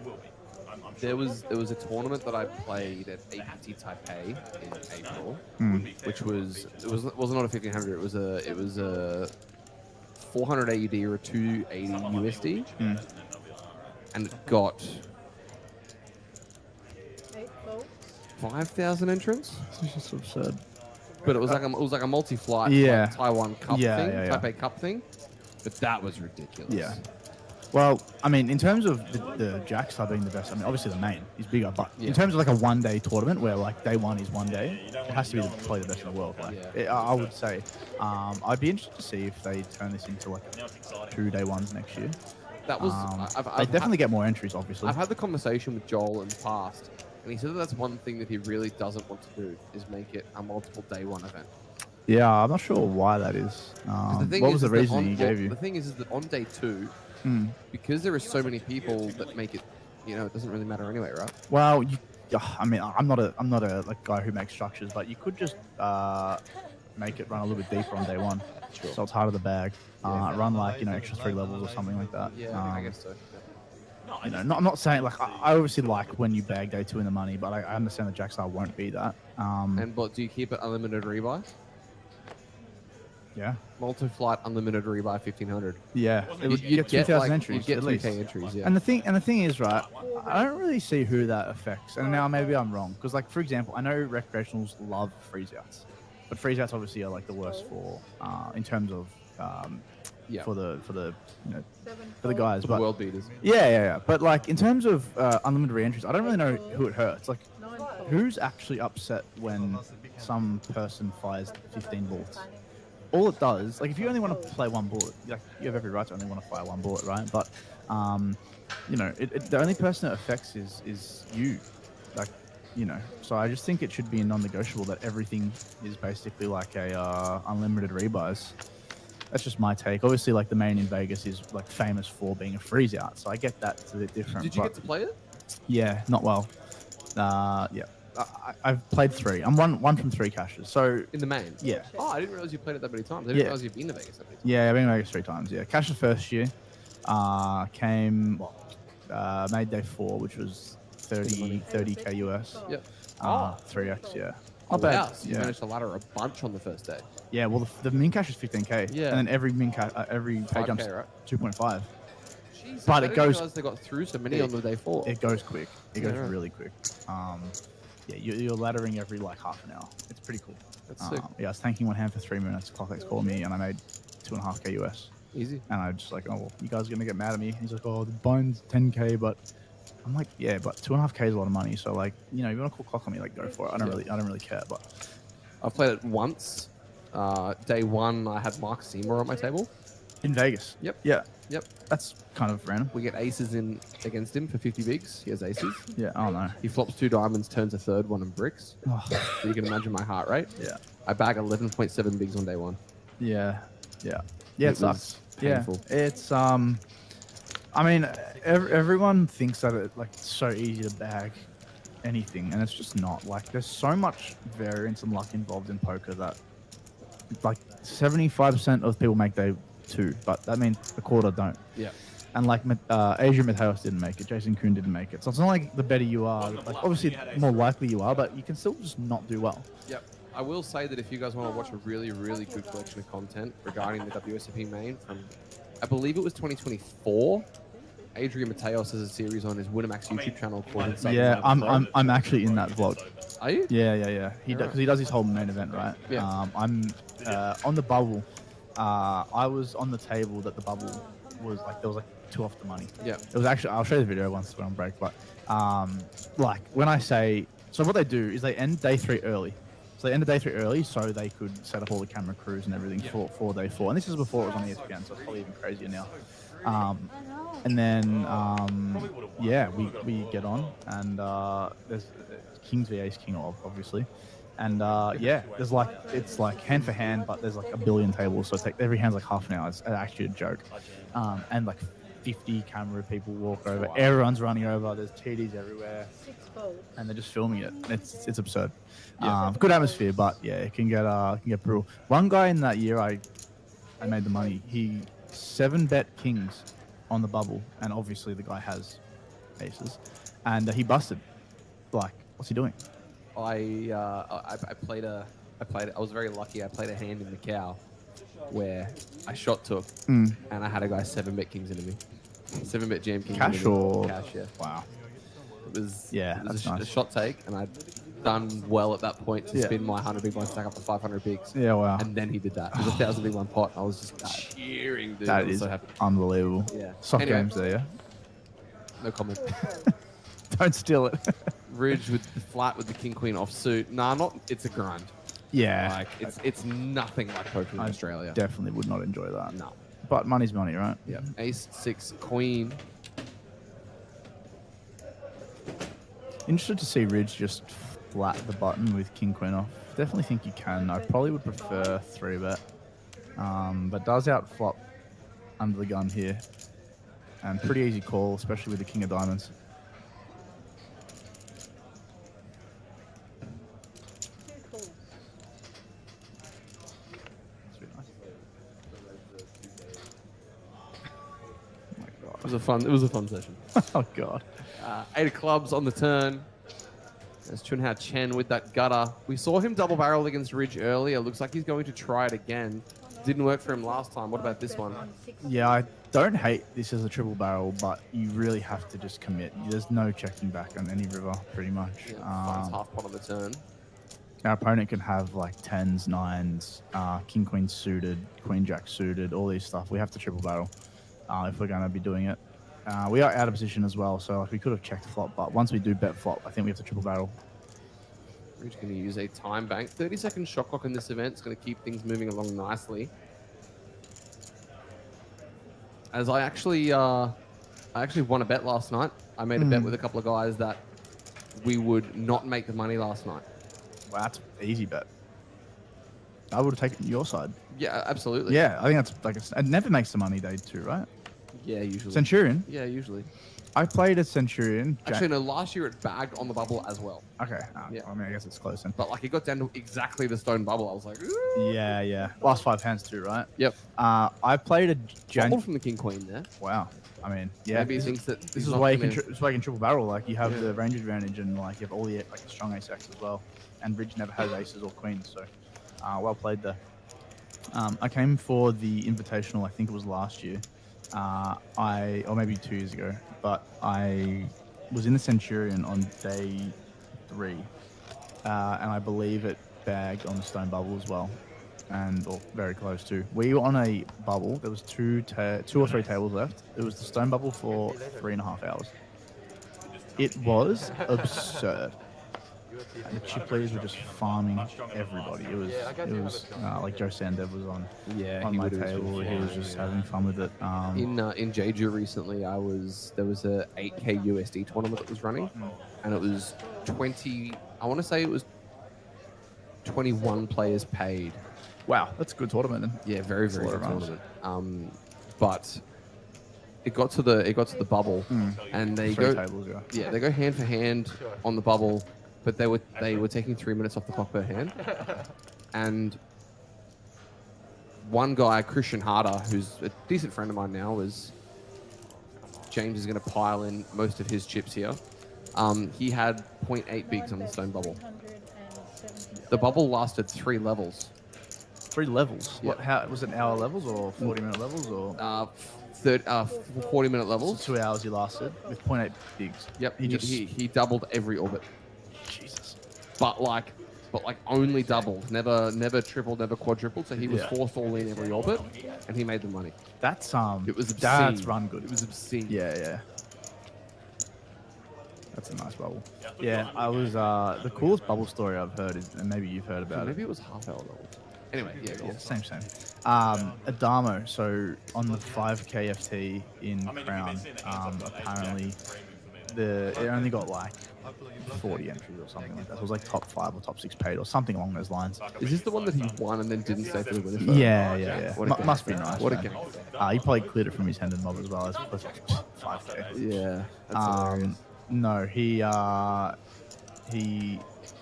actually stacked me.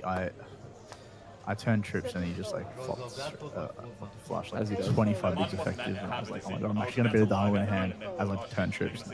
It did not happen. Not today. Anyway, apparently it was like 7 or 8 left on the FT. He had like the Giga chip lead. Not in the money yet. Not in the money yet. So it's like the bubble. It's like the bubble or like 1 off the money, 2 off the money. And apparently he was manipulating the stacks like so precisely, right? So it was like he's got like 70 bigs and it's like 20, 20, 25, 3, 3. And he would, whenever he was in position on the 20 big blind stacks, he would just go all in. And whenever he was in position of the 3 big blind or the 5 big blind stacks, he would just min open and then they'd jam for 3 bigs and he'd fold. So basically, So he just kept it. he just wanted everyone's stack to dwindle Level down out so that until he could get to apply more 10, pressure. and then he was just jamming every hand. And apparently, it was like the coolest thing ever. And it's like he's just a different level. That guy. Like I can't say I've ever talked to him, but he just when you're on a table with him, you just feel his aura. Like he's got that really like straight setup. He's just like Yeah. so casual with it. And I was on his table and I was like, oh man, this is like this is intimidating. I imagine somebody like Garrett would be the same playing cash with. Yeah, probably. Yeah, just like real stoic. Like you just know that like you're just screwed in no matter what you do. Yeah. Yeah. It reminds me, I can't remember if it was in the main event or at another tournament in Vegas. I think it was the main event. Yeah. Where Jackie Glazier ran deep in the main event at WSOP. Oh wow. Okay. And she was on the stone bubble with Infinite. Mm. And apparently it folded to her in the small blind, and there was a 1.3 big blind stacking the big. Yeah. And she open mucked Ace King just so that she could keep I had a feeling you were gonna screwing the other players at the table on the bubble. The big blind was 1.3 Yes. bigs. Oh yeah, that's great. Yeah. yeah, that's smart. That's Yeah. smart. I think you even meant to fold aces there potentially. sort of looking my eye. I mean, the thing with the only thing I would say with that is in Vegas, because there's 50 million tables. No. I just saw a Jackie look in your folded eye. Ace King. Yeah, no, Oh, no, no. right, sorry. Because there's so many tables left. Yeah. That someone's gonna bust. Yeah. So that's where like I've really loved these tournaments, or even the smaller ones, like 200 players, and there's 3 tables left. Is because if you are chipping, you can just farm the bubble for ages. Yeah. Like in a lot of these, like the Monster Freeze was like 29 paid or something along those lines. People were just farming, and everyone was being so cautious. When there's like 1,000 paid or 1,500 paid, like you can't really farm the bubble as much because it's just going to go in like 2 hands. Yeah. But when it's a small 100-person, 200-person field, then you can just like dominate the bubble. Yeah. It's really cool. Unfortunately, it's very rare to get in those spots where it's like a small enough field that you're also chip leading. But if it does happen, like on the we were in the money, but final 2 tables of the one I was on last night. I mean, it was a turbo. Everyone had like 5 bigs. I was just open jamming every hand. It is so much fun. Like it is probably the most fun I've had in poker. It was like 10 minutes of just jamming. I was doing it in the mini mystery. There was a point Yeah, where yeah. I had like 3x average. Yeah. And I was just zipping in every hand. There was Yeah. a hand that happened where somebody jammed 7 bigs out of the gun. Yeah. 7.5k bounty was still in play, which is the top bounty. Gotta go for it. I have queen deuce O on the big, in the small. I'm Yeah. like, oh, this is so much fun. I'm I all can in. just Yeah. go. Yeah. Big one woke up with ace queen. But anyway. Yeah. You win? No, doing that one. Ace jack 3. Not a bad flop here for James. 7 check. Yeah, probably too good, unfortunately, for him. Nicholas doesn't really have anything in the big blind.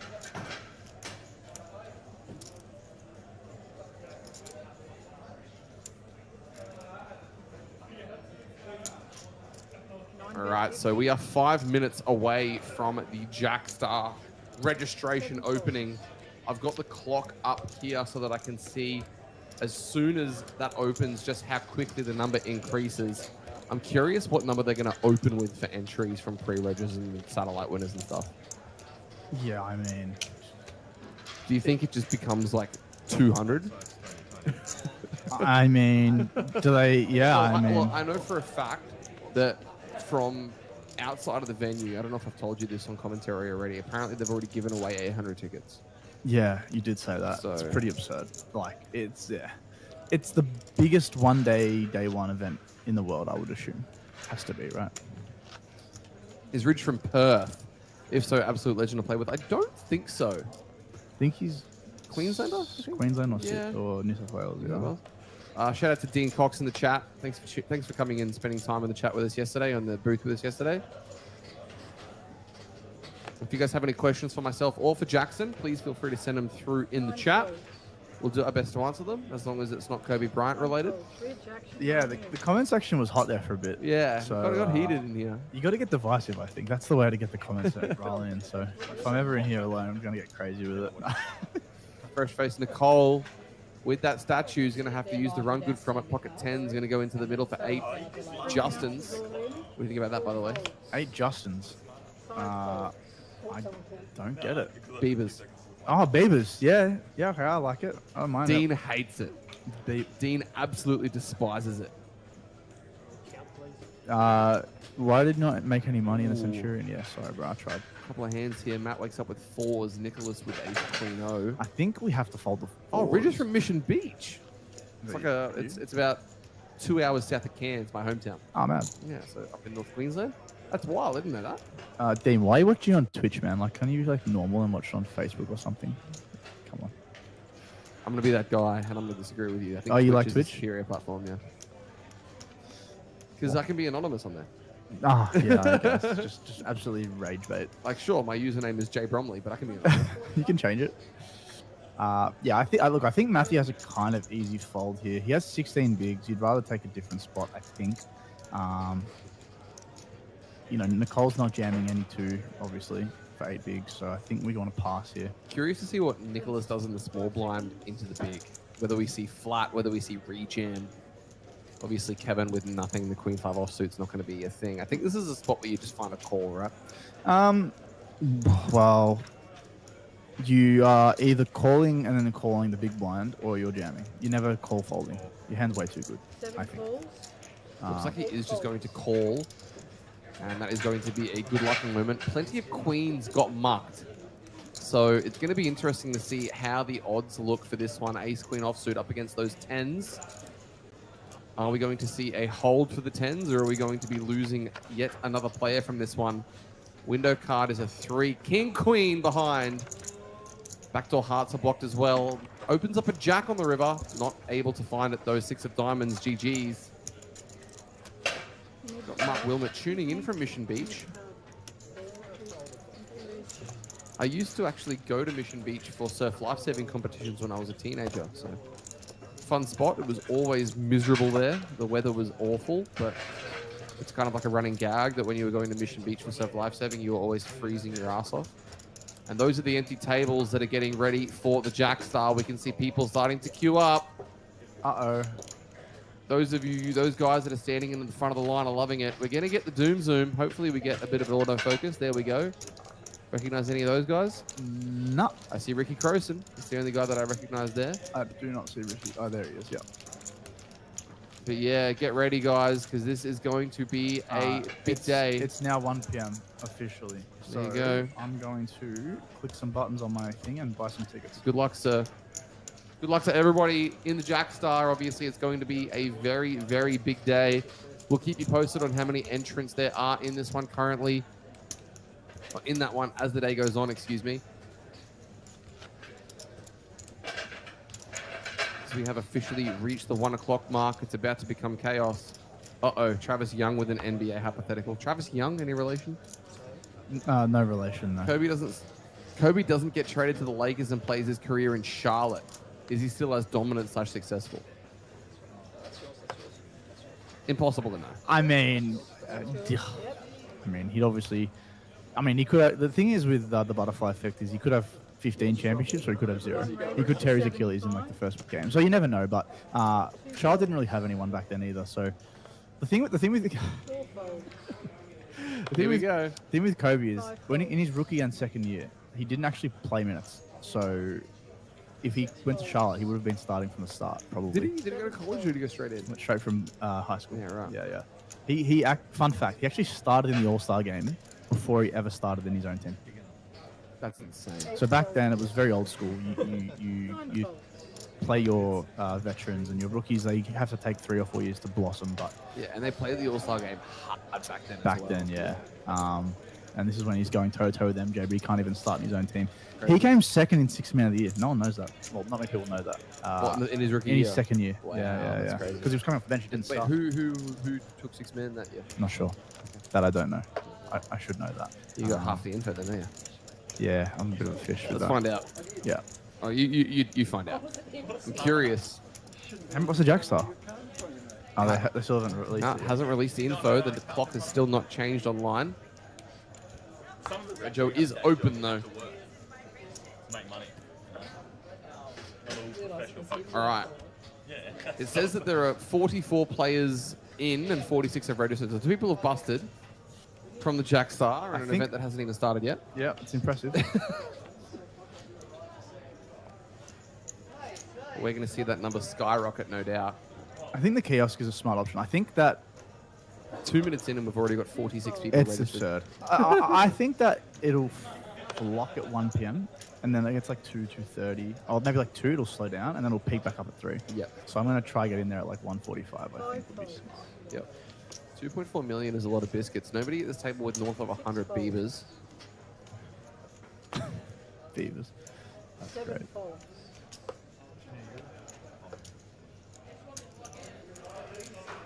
8 folds.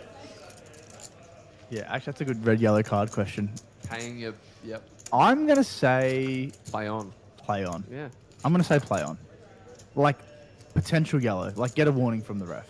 But 9-4. No, I just think it's a straight play on. I mean, that's what you use the chips for, right? I mean, yeah, I guess. I mean, as long as it's 15k, who cares? Or as long as it's 30. Oh, actually, it's wait 30k for the small blind. Is that what it was? Yeah, I mean that's fine as long as it's not. As long as you're not paying your big blind and ante with it. Kukoc from the Bulls was 6th man of the year in Kobe's rookie year. Yeah. So in his second season, Danny Manning from the Phoenix Suns, I've never heard of, won, and Kobe was the runner-up. Do you use TikTok? No, I deleted it like 3 years ago. Right. Thank God. There's a YouTube channel / TikTok creator named Nerd Sesh. Yes. Yeah. Carson. Oh, Carson's the man. I used to watch a lot of his stuff. He is the best. Yeah, he's Watching him play Hoop Grid. good. That was literally That guy's a beast. during lockdown, I think it was, maybe just slightly after. I was just obsessed with that. Yep. He's great. There's a couple of other ones that popped up off the back of that. There's like Warple, which is like a AFL version of it.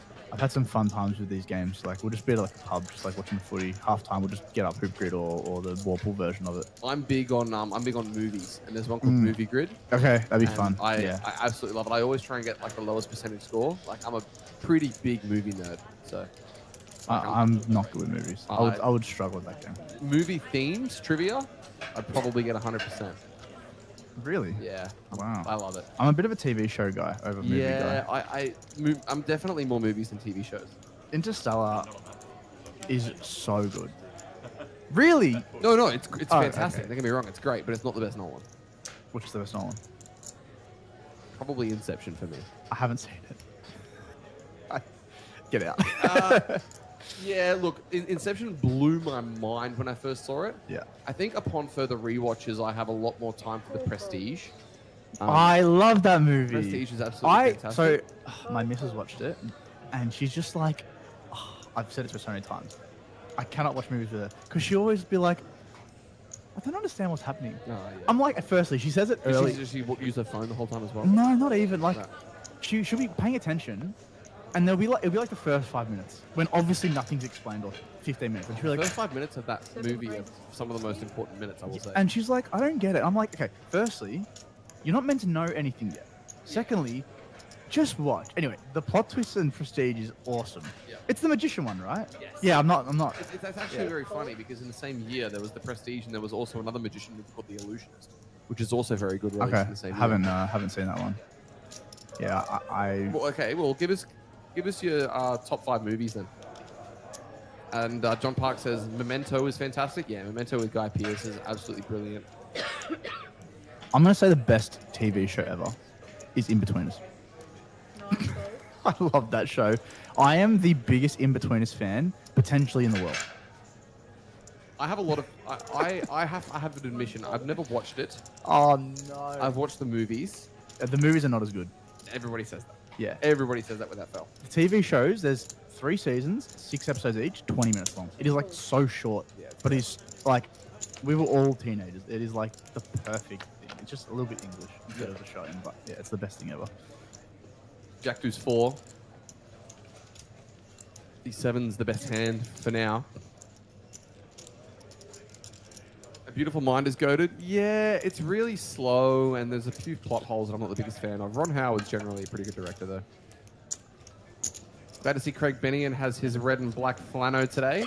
Told him last night it's his lucky shirt. Well, Craig Bennion has been killing everybody in every tournament he's played, so That guy whatever he won- wears... He's won 3 tournaments. Yeah, 3 tournaments. And was chip leading this. And was chip leading this. And yesterday he got King Queen in against Ace King I and saw. Tens and Founder Queen. Yeah, and made ace Against spin Angel. fault. And made ace spin fault. Yeah, Yeah, insanity. sun run. Yeah. Take it. Swapping on the bit. Couple of kind of colliding opinions in the YouTube chat.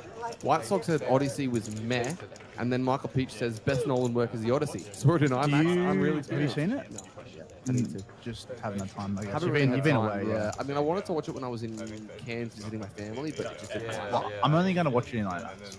I'm not. Or is it VMAX or IMAX? There's only one IMAX, proper IMAX in Australia. Where it's in Melbourne. I think it's in Melbourne, yeah. I'm gonna. Apparently, it's like a 3-month waiting list, but I don't know. I feel like I want to watch. Apparently, it's a really good movie, so I want to watch it as it was intended to be watched. Rob Perrin reckons that Tombstone is one of his favorite movies. Fun fact, Tombstone was one of the first breakout performances for Morgan Freeman, and he didn't have a breakout performance until he was in his early 50s. Was that before Shawshank? Yeah. Wow. Tombstone was 1989. Okay. 89? 88. Favorite movies. 82? I'm going through the best movies ever to see what I've watched. Like, I saw Shawshank Redemption. I definitely loved it, but I mean, I guess it's in my top 5. 93? Oh. Yeah, it was just before Shawshank, I'm fairly sure. Fight Club's good. Fight Club is good. Not the best Fincher, though. Do you go for Fight Club's good. Best Fincher is Zodiac. Pulp Fiction. You're just rattling off popular I am, ones. but Yeah. like, Pulp Fiction is good, not my favorite Tarantino. Favorite Tarantino is Reservoir Dogs. I haven't seen it. Oh, man. I don't like any Oh, man. 7. It's a 7 in. 7. Yeah, seven's good. Every time I see an empty cardboard box, I'm immediately thinking about Gwyneth Paltrow's head. So it's Yeah. good. 8 faults, 9 faults. What's your favorite series ever in terms of movie series, like Harry Potter or Lord of the Rings, like that? You know, like at least a trilogy. Yeah. Hunger Games could be mine potentially. I love that series. Unpopular opinion? Yeah. The Oceans trilogy. Haven't even seen it. Oceans 11, Oceans 12. No, I haven't Oceans seen it. I've told Dude. you. Yeah, I'm a fan. Oceans 11 is a top 5 movie of all time for me. Wow. Okay. Yeah. I absolutely love it. Force for Natalia in the big blind, going to find the defend against Melissa, who's been opening 2.5x the whole time. God, somebody saying There Will Be Blood. Yeah, There Will Be Blood's great. 10-9-3, couple of clubs. Melissa with the ace of clubs. 1 check. V for Vendetta is also a great shout, Nathan. The Wachowskis' probably most underappreciated work, and Hugo Weaving's best performance. Usual Suspects is a great film. I agree. However, it does really good on a first watch. The first re-watch is really good after you watch the film and figure out what's happening. After that, I will say, not as cool of an experience when you know where it's going. Controversial take, but you know. Would you say the same with The Prestige? Is that the second time around is not as good? No. You think it's good? I think the second time around is as good as the first because, but then subsequent it becomes a little bit worse. I think I But would agree. the performances in The Prestige are amazing. yeah, really good. Yeah. Have you seen the movie Prisoners? No. Hugh Jackman's best performance in my eyes. Okay. Yeah, scary dude. He's from my area. Oh really? Yeah. My mum's like met him a bunch of times. He was just like walking down the street in Mount Eliza and just like, or at least he lived there at some point. I don't know. But A couple of guys reckon that Django is the best Tarantino. Disagree. Hard disagree. Tarantino movies go in this order. It goes Reservoir Dogs, then Inglourious Bastards, and then Pulp Fiction. 6 faults. I need to watch more movies. Jack Star's at 2:13. That is absurd. Jack Star registration's been open for 11 minutes, and there's 213 entrants as we are getting rid of these yellow chips now. A couple of other questions. Favorite movie of all time, Shutter Island. Yeah, I mean, there are much better Scorsese's. It is Scorsese, right? That's Shutter Island. Faults. I have that right? Oops, not Shutter Blinds. Human Centipede. Okay, I have not watched that. Yeah, don't watch I it. don't think I would want to watch that. I'm not a horror guy either. Like anything horror, creepy, nah, not my vibe. Yeah, it is Scorsese. I've seen one horror movie ever, and it was the one everyone's watched. I don't even know what it's called anymore, but yeah, I do not like horror. I'm literally watching like your whole time, trying to close my eyes. My favorite horror film of the last decade is Hereditary. Never even heard of it. What? Dude, I'm not a movie guy. I'm telling you. Yeah, I'm a movie fish. Thank you guys for sending through all of your favorite films. Top 5 movies for me. If I had to put a number on it, it changes any given day. But Ocean's 11, Hot Fuzz, Children of Men. Hot Fuzz, that's a good movie. Hot Fuzz is a great film. The Social Network, I really like which that is movie. probably my favorite Fincher. Yeah, it's a great movie actually. And depending on how I'm feeling, it could be any number of films. But today I'm going to say... What am I going to say? Yep, Queen of Hearts. Queen of Hearts, Queen of Diamonds, And Jack. Jack of Spades. Would you consider like a rounders or no? American Gangster, I'll say. Haven't even seen it. Favorite poker movie? I'm assuming Rounders. There's not that many poker movies, is there? Yeah, probably has to be Rounders. Yeah, there's not many poker movies, is there? I like Molly's Game a lot. Molly's Game is Yeah, decent. like I don't think the acting's like anything special, but like I think I just like poker, so Yeah. it made sense. What other TV shows are you watching then? You said mention In Betweeners. I'll read off some of my favorites. Game of Thrones, Breaking Bad, Better Call Saul, Suits, Prison Break. Rattle off some all-time favorites for everybody there. Yeah, I mean they're good for a reason, right? You know what Dean's favorite show is? Series? Impractical Jokers. Harry Potter. What, the TV show? Oh, Oh, like the movie series. Yeah. Good shout. So, question for you: Are you a Harry Potter fan? Yeah. Not like him, What's but the best Harry Potter movie, and why is it Prisoner of Azkaban? Nah. Nah, man, it is. Directed by Alfonso Cuarón. The use of Yeah, Cuarón and I think guy, I think this guy. I think the last two were the best. A bit just what? you don't reckon? Oh, that's one of the worst takes you've come out with in this commentary. But the last two are the best. The what's it called? Nah, I don't even know, 75. know the name. Nah, man. Or Goblet of Fire. Yeah. Goblet of Fire is a banger. That's Goblet of Fire is a banger. Goblet of Fire is great. Ace Jack for Kevin. Blinds at 15:30 here.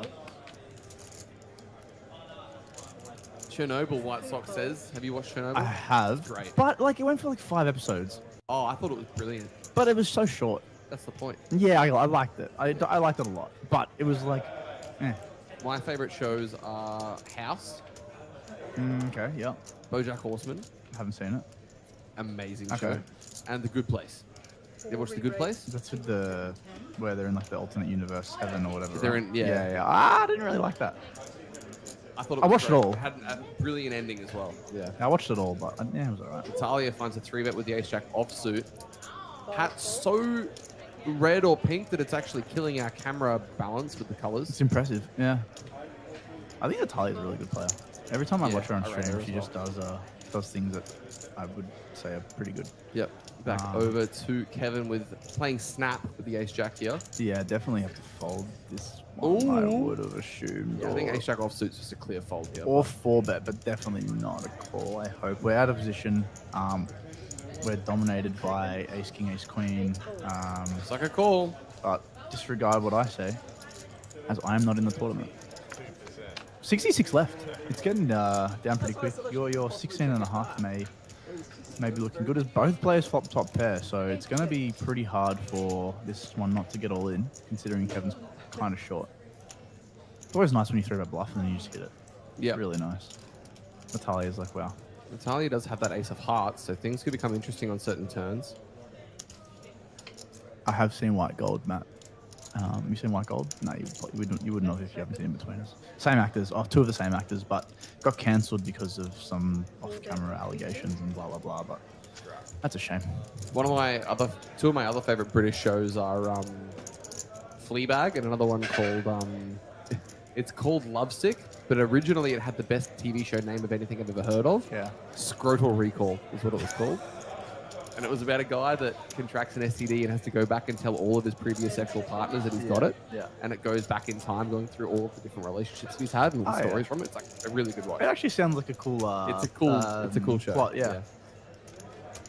Over to Kevin. Do we think we're just going to see him just fast play this? Well, the thing is, we don't actually beat any value right now. So like, we beat Ace King, and that is it. Aces, Queens, Jacks are all hands that we get dominated by, and that's why Natalia hasn't snapped this off because it's not ideal. So what are we beating right now? We're beating flush draws, and that's And it. Queen Jack suited. I actually wouldn't blame her for folding this. The more I think about it, like we actually don't beat a single value hand except Queen Jack suited, which there's two combinations which we of. block. No, yeah, two combinations And of. you have the Ace of Hearts, so you block the pair flush Block draws. yeah. So if he had like Ace 10 suited, he just can't have that now. With hearts. I actually don't think this is easy. It's not fun. She's going to put the call in, and she's going to see if she can take her free roll all the way to the river. Heart on the turn is always going to cause some spice.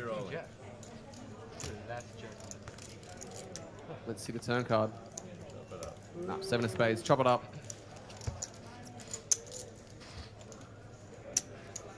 And the free roll. Jackstar update. 3:40. It's absurd. It's like 2 hours from even starting. 17 minutes of registration time has been open, and we have 340 registrations. What a ridiculous, ridiculous event. I hope, for everyone's sake, that they have got enough tables and staff open. I mean, what? How many tables are there? Like 80? Well, I think there's 90 tables total, I got including. clarification from Iba, Stephen Ibrahim, one of the tournament directors here, that we've got the main room, we've got the side room, and we've got the oval room. So Yes, that yeah, entire yeah. we do, not I using think there's cactus. like 85 tables then. Yeah. Something like that, which sits 800-ish players. Yep. So I hope that from the start there'll be 800 players sat. Do we have 85 dealers? Yeah. Well, Yeah. I hope so. I and I'm not even kidding. And if anyone from April is actually watching this, I want if I completely bust this series, I want to deal the last day. Oh, there you go. Yeah. So Well, I was gonna see if you wanted to swap, where you could commentate and I'll go play. Sure. I'll take anything I can get right now. We should have discussed that earlier when I was in contention for the player of the series points. Yeah. I mean, 'Cause I was second at one point, and now I've slipped down to 10th or something. we tier 2. 9-4. Yeah. Yeah. I think George Zhang has an absolute lock on tier 3. I think he's won 3 tournaments and FT'd a couple others. So. Yeah. Oh well, I don't know what Badian's doing because he would have won. Oh, 3 true. tournaments. Yeah. He's won. Yeah. True. Be close between those two. David Bowen's. I up think in he the won a lead. tier 2 one. So maybe. Oh, okay, right. Yeah. It's a little bit George, I different. think he has three tier 3s. Clubs all over the place. Melissa's no stranger to wanting to fire chips in, rocking all of the West Coast Eagles merch as she always seems to do. This is quite wide. She's a bit of a likes to put chips in the middle kind of player. Yep. Ridge going to find the 3-bet with the 7-8 suited. Don't try this at home. Yeah. I mean, can she pill? I mean, she might pill. Given how she plays, it wouldn't shock me if she does. She loves to get in the mix. He's gone smallish. I mean, she made it 2.5. He made it 6.5. It's not even 3x. 6 volts. Imagine if he just pills. She pills. That'd be sick. Yeah, can we get clarification? You said you like Game of Thrones. What do you think of the ending? I didn't hate it as much as everyone else did. I definitely didn't love it. Like it. One call. So from what I heard, As she comes along. yeah, we'll go through that. Clubs would be an absolute catastrophe. I mean, Let's see what happens. any sort of two pairs here, both players are going to get a bit of trouble. And it's just the worst flop ever. Then that low flop for both of them. Not even a club that Melissa can continue with, like backdoor flush or backdoor straight draw. One check. I'm in the similar boat as far as on certain endings I actually don't mind them. So like everybody hated the ending of How I Met Your Mother. You watch How I Met Your Mother? I think that was a good show. I wouldn't say I like obsessed with it, but like it's a good background, like kind of pay attention show. Where Friends, I think, is like a tier above. Yeah, agree. But like I didn't mind the ending. Oh my god, Melissa. Neither did I. Melissa's floating the 5-3 of clubs. I mean, she has to have some intentions to bluff or just catch it. Ridge has to fire, right? I mean, doesn't have to, but has to fire at least one more barrel. Picks up the gut shot. What on earth? Russ Fogarty says, did you like Lost? Yes. I But haven't watched it. In it was like Game of Thrones, but it got way worse way quicker. White Sox says, Lost is a show for simpletons. Wow, thanks. That's not very nice. Check it goes. Ace of diamonds. 4th diamond out there. I think if Melissa checks, we have to bet as Ridge. Yeah, who wants this more? Yeah. Melissa blocking 5. She's going to check.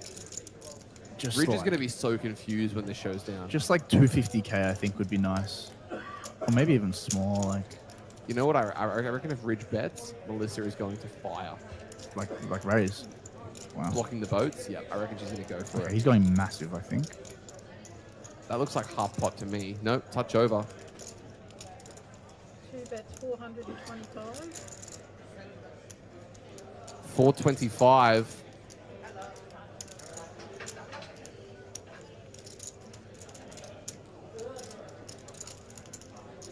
Melissa floated this flop. She must have had a plan. Are we going to see it come together on this river card? Surely she can't call. This would be an insane call if you can somehow make it. I mean, the thing is, No, she folds, and wow, Ridge. well played from Ridge. Nice hand there. Takes himself up to 2 million. Bit of a weird one, but, you know, onwards we go. So Game of Thrones, what season? Okay, so I think. I've just got a message from somebody out on the floor saying, "Man, it's insane out here." Yeah, I'm kind of worried just to go down there. It's going to freak me out. So I think Game of Thrones, I think the first 6 seasons were just the best TV I've ever seen. Yeah, agree. There's 7 or 8 seasons. 7, I think. I don't know. Anyway, whatever. The last season, you could just tell that they wanted to wrap it up. So from what I heard, what I read, the producers got offered the Star Wars, one of the Star Wars shows, and the actors were just like kind of getting over it, which is such a shame because, I mean, look, I'm not going to pretend like I've been an actor for 10 years and done one show and, you know, maybe they want to move on, blah, blah, blah. But when you've been renowned as the best show ever, I feel like there should be some sort of like, okay, let's get this done. Like, let's make the ending amazing. But there's a potential that the directors, the ending was just so bad that they were like, screw this, I don't even want to participate in it, and just do the bare minimum. So it was such a bad ending to the show. But yeah. Jesus, 463. That's absurd. Well, yeah. Good luck to everybody playing and trying to play the Jackstar. 5 volts. I mean, how much worse can it get? God damn. It's going to be 1,000 in like an hour, isn't there? For reference, guys, this tournament doesn't start for an hour and a half. Yeah, it's insane. All right, well, I guess I'll maybe be in here for a little bit longer then. If 10 seconds. I'm going to have to Do you want to go and see if you can print them? Nah, we're going on break in like 5 minutes anyway, right? 5. Roughly? Maybe a little bit longer. I'm not sure. 1:30, right? We started, it'll be after this hand probably anyway. 6 announcements. As we are going to see Matthew pile it in, but Natalia with the ace queen, I think is going to be looking this one up. Yeah, it's really nice when they jam for like 12 instead of like 28. Just makes it a very, very easy call. As we are getting a count from the big blind, Kevin's asking for a count. We can't see his cards yet, but he's in the tank. I'd be interested to see what he had here. Trying to think what hands would be cuspy. Maybe like ace queen himself if he does fold. As Natalia is going to snap this one in, I would assume. He had queen jack suited, okay.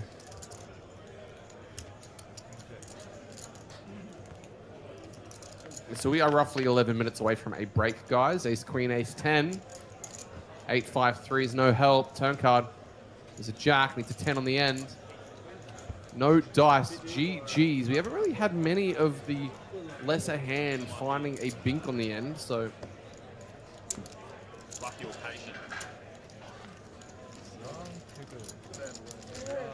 He was so patient.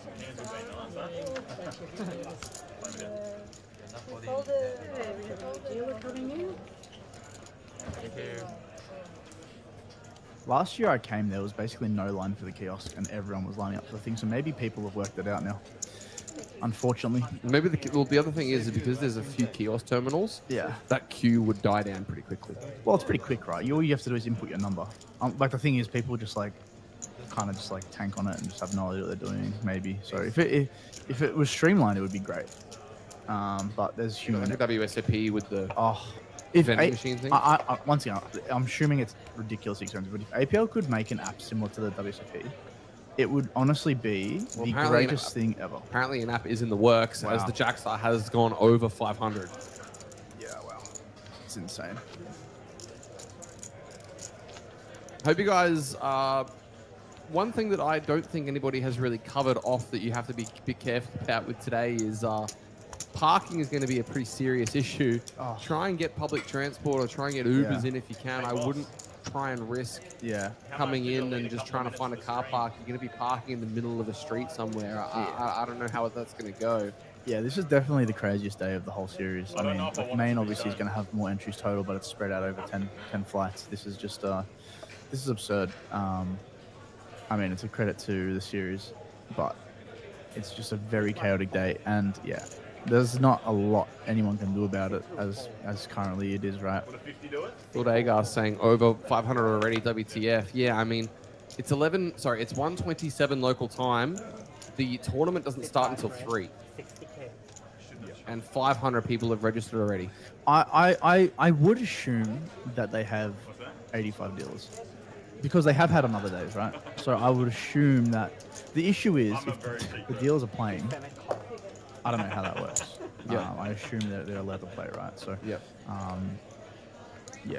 I'm going to assume that they have enough dealers, but who knows? So if there's 85 tables roughly, I mean, there's 8 being used for this at the moment, so like 78 tables. That'll fit at least 700. So I think if you get in 700, I don't think you'll be waiting too long, but I could be completely wrong. I hope I'm completely wrong. Michael Cawthorne says 2 fights for the Jackstar, problem solved. Yeah, I mean, that seems to be what we're going to kind of have to move towards, right? Yeah, it makes sense for everything. In my opinion. 6-6 flop. Nicholas's Queen Jack is the best hand. Yeah, I think not only is it more logistically better for everyone, hosts and players, it would also just get way more entries, so bigger prize pools. Yeah, I don't know the reasons that they haven't done it. There obviously is a reason, I'm sure, but I think it's kind of a no-brainer. I think they would get like 1,000 per day. It would be absurd. Think about how many people don't make day 2. Like 80% of the field, they'll just refire. A lot of them will, at least, anyway. So they could also run way more satellites throughout the series. 25 seat guarantees, like every day for 7 days leading up to it. Yeah, I mean, how many times in APL history has the APL Million had a guarantee and not hit it? I'd say 0. I would assume 0, right? Yeah. Like the guarantee last time was 25 seats, they got 60, so like 2 and a bit extra. So I definitely think they could go overs with what they're doing. Guarantee for this one was almost double. Yeah, Centurion. Yeah, Centurion was like 1.8 or something, 1.7. Yeah. It was a million guarantee for the Jackstar, so it needs what? 600 and 700-ish entries. Yeah, 700, maybe like 750 if you take off the chop they take, which is going to get there before Shuff Up and Deal, which is just absurd. Okay. 1 million. 1,300. Yeah, it needs 770 entries to reach the guarantee. No. Oh shit. Okay. Oh shit. Maybe I have the best hand. You didn't have the best hand, but I mean, I should have called. You have a diamond. I'm hitting refresh on the blind structure, and it's going up every minute by at least 25 entries. Well, it's kind of slowed down a little bit, which is good. I did say it would go crazy at 1 and then kind of die down around 2. Everyone wants to get in early, and then it will peak back up around 3-ish. So that doesn't surprise me, to be honest. But I mean, it's just still absurd. And the fact that they've processed this many people in half an hour is also like actually absurd. props to the Because admin crew. this is everyone that's actually got a ticket right now, right? Yeah. So the fact that they've processed 500 people in 20 or 30 minutes is absurd. This includes people that have registered online and gone through the self-terminal and had to leave. So Yeah, but still, it's pretty crazy. Lord Agar says they should add some self-dealt tables to the Jackstar to seat more players. Definitely not, yeah. Absolutely not. Yeah, it's too big of a tournament, I think. Yeah, it's not something you want to risk, especially if there are people that are Yeah, competent to be able to do that in a 1K. yeah. Imagine somebody at a self-dealt table all of a sudden has like 30 stacks. It's like, come on, man. How'd you do that, yeah? I'm all for self-delts for the small stuff, don't get me wrong. I think, like, we sometimes as players that play a lot kind of forget the value of money, and that like a $300 tournament is like actually like a day's worth of work or 2 days worth of work. So even like an $80 tournament is like pretty big for some. Like, I mean, when I was starting playing poker, I played like a $40 tournament. I was like, Yeah, This is blood like- was fine. Yeah, Yeah. $60 tournament. yeah, and it was like a 100. I was like, oh my goodness, like, you know what I mean? So I definitely feel like there's the time and a place. And not that I'm like having a go at some of the regs and stuff like that, but there was a few things I saw on Instagram saying that they should get rid of the small ones. And I was like, nah, I definitely disagree. Like, there is such a place for it. I hope that doesn't happen. I definitely think that something like the Jackstar should be prioritized over it. But on other days, there needs to be that fair mix, because, you can't just cater to just 1K players or just small players. You gotta have that balance. Yep. But when it's days like this, like, you definitely just need to put all your resources into just this, which I'm pretty sure they've done, which is good. I do believe that there's like an $80 tournament at like 8 PM, which I don't really know what that one is. I just hope by that point, I guess the Jackstar gets a little bit I shallower. think that's going to be in the cactus room anyway. Okay, yeah, then that's obviously fine, because they're the self-dealt tables anyway. You couldn't use them for the Jackstar, I guess.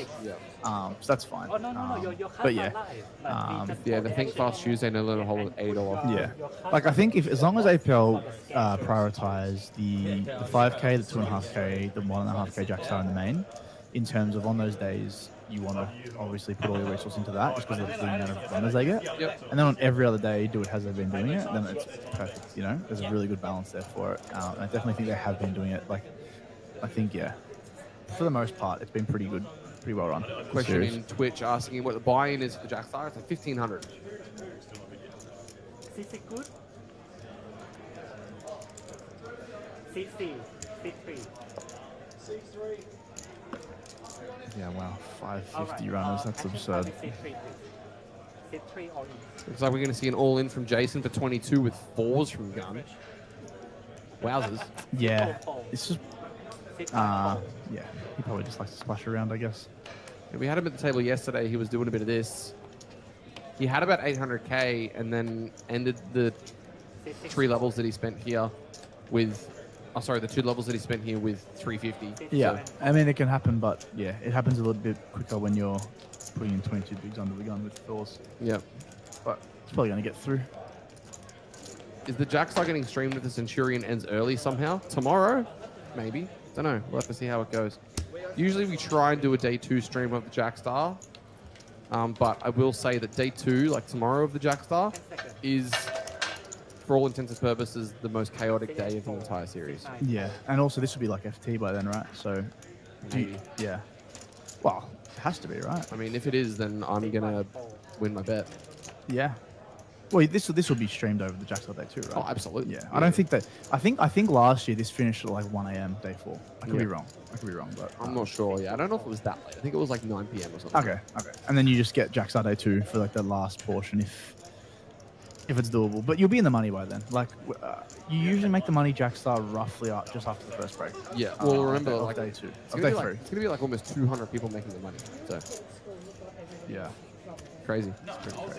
You make money day 2 in the Jackstar, right? Yeah. Very comfortably. I think like 5 p.m.-ish I did last year. Yeah. Or the year before.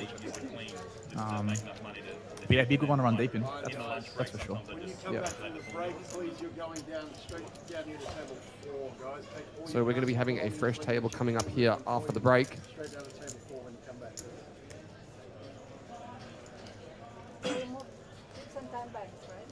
Is Nelson still in the Centurion? He No. is not. No, he got brutalized relatively early by Urban Duga. Did you see the hand? No. He 3-bet triple off Ace King on an Ace 8 6 6 7 board. Yeah. Don't do it. And Irwin had Ace 7 and Tank called off river. Wow. Yeah. Backdoor flush got there, to be fair, but Yeah, Nelson's a blaster.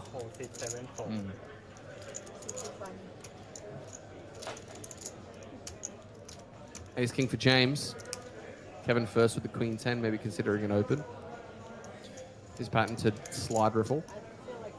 The slide flick. What's your go-to chip vibe?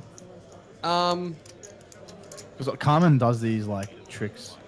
and I I've don't never been get good it. at chip tricks. Yeah, me There's either. one thing that I always wanted to do that I thought was really cool, which this is going to show how much of a nerd I am. Phil Ivey used to do something on High Stakes Poker and Poker Go, where he would get a stack of chips, cut like 40% of the chip stack off the top, and then use his thumb and index finger to flick the rest of the chips on top of that, and then put it back on top of the ones at the I bottom. actually do that. Yeah. I And do that. It's like I didn't realize he did it. it's pretty difficult. Yeah. Because you've got to be pretty like Yeah. pretty. You got to have a decent amount of dexterity to be able to do it. And like I've been practicing trying to do it for like 3 years. Yeah. And I can kind of do it, but like the way he does it, man. If you go and watch Yeah. High Stakes Poker, it's so crisp. It would be a lot cooler Oh, than mine. it's so sick when he does it. Yeah. So yeah, that would be me. Other Yeah, than, it's like you grab it and you put it and then you like flick it on top, right? Yeah. Yeah. yeah. Other than that, like I sometimes like a 3 chip, literally just 3 chips. Yeah. Yeah. Yeah. Antonio Esfendiari used to do that. Yeah.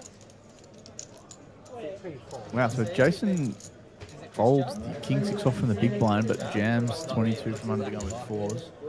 And I think that tank from the Queen 10 was for the break. Oh, that makes sense. Yeah. So we are going to disappear. We're going to take a 15-minute break. Good luck, Jackson.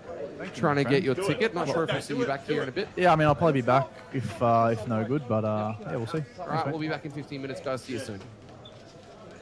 He just said he wanted to do something with his fist to me.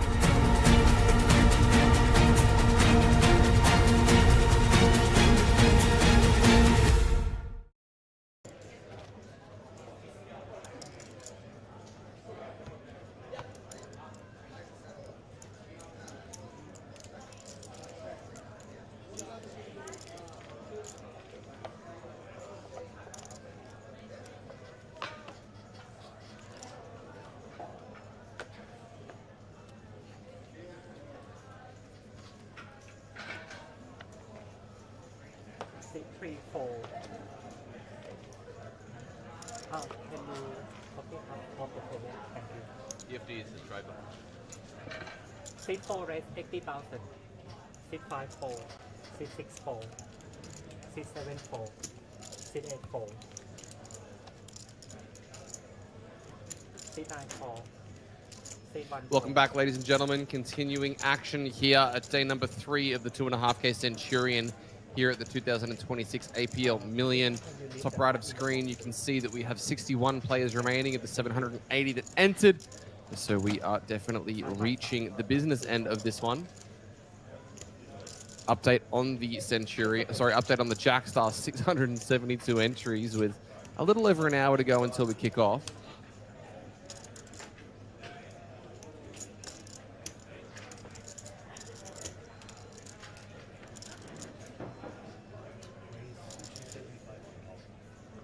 How much total? Sorry.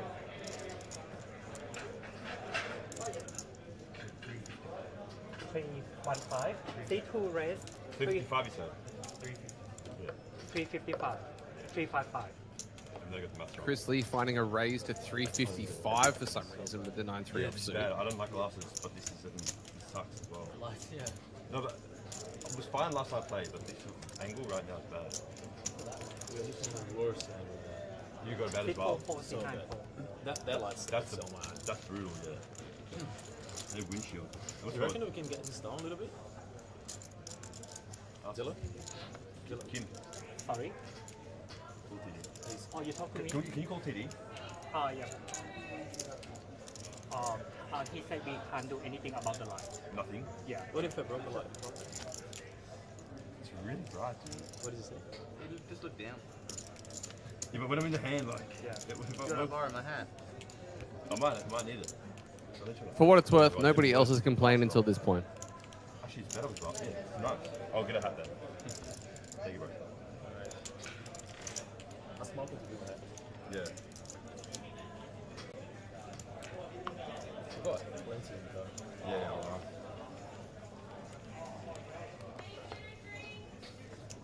So you have to pay me to wear that one. That's true.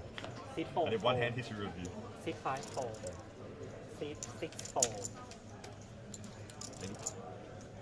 Seat 7 raise 80,000. Seat 8 4. Seat 9 4. Seat 1 4. Seat 2 4. Seat 3 card in the box, please. Your card. Yeah.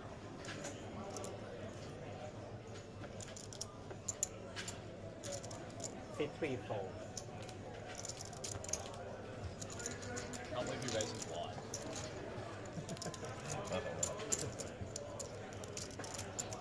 I'm getting used to it now. It's actually not too bad.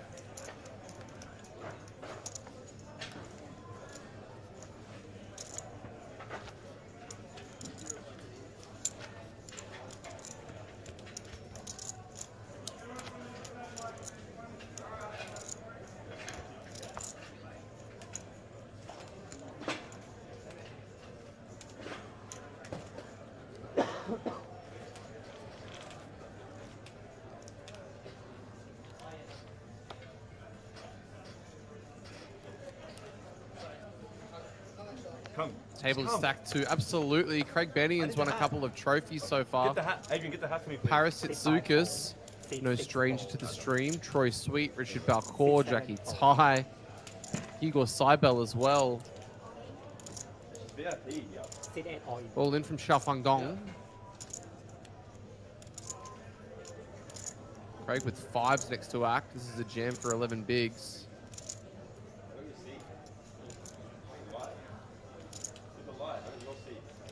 Fours should definitely go into the Seat mark, 9 4. and so they do.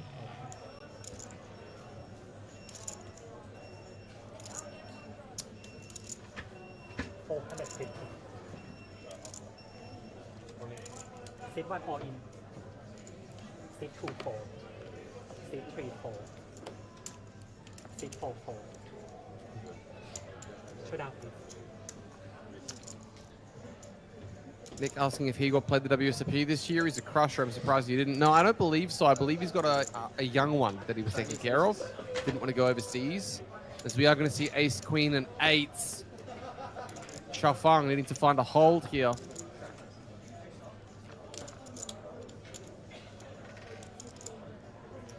Safe for now, and with the spade in her hand, it's going to be extra difficult to bust. Needs to fade fours, aces, and queens on the end. River card is another deuce, so full double for the pocket eights. That's Chinese aces, bro. 4, 5, 6. Chinese playing aces.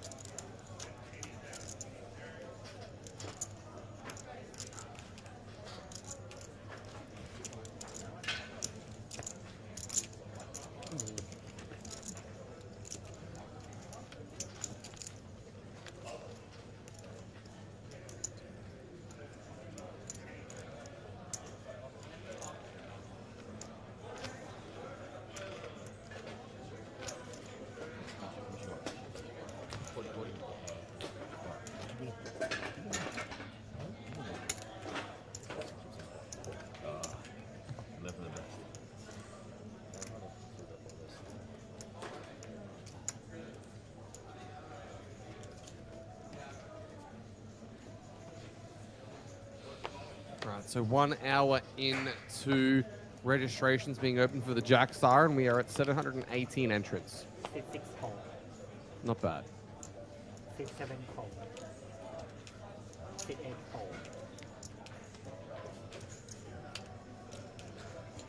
6, 9, 4. 6, 1, 4. 6, 2, 4. 6, 3, 4.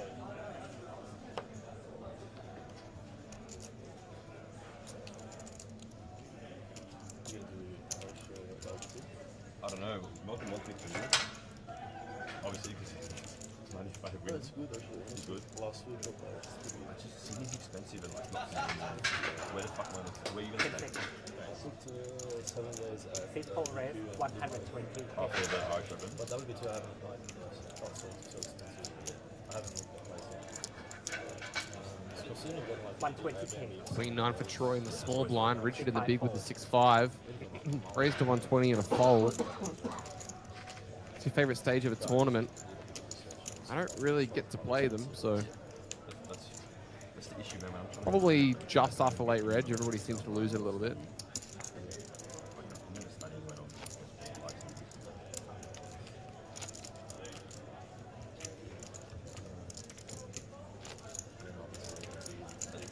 It's never ends, right?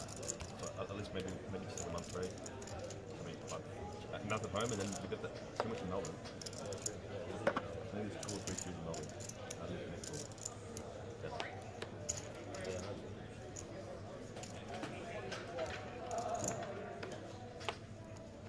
Over under for this year's Jack Star, 1,700. Hey, 6, 7, race, 80K. 6, 8, 4. The only thing that will stop that number from getting there is how quickly people are going to be able to be seated. Ted Lasso in seat 5. I don't know if Richard's anywhere near as positive as Ted Lasso. I don't think anybody in the world is, as long as he's not having a panic attack. 6, 4 is the button. 6, 7, Paris with the ace queen is going to find the race at 80k. now 6, 3, 4. Action on 6, 4. Ooh, Troy with the ace queen suited on the button. I wonder if we see a flat here. I don't really want to find 3-bet and face an all-in from under the gun. 6, 4, He is just going to call. I like this. 6, 5, 4, 6, 6, 4.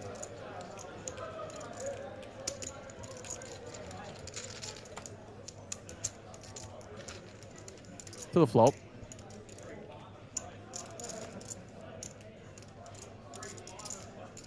Ace Jack 9 backdoor clubs for Troy. Both these guys with top pair.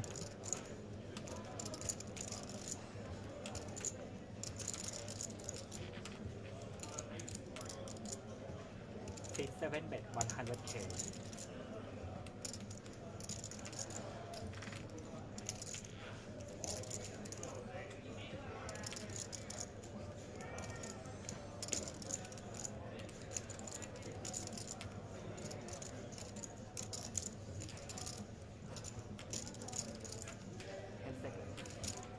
seat 4 call.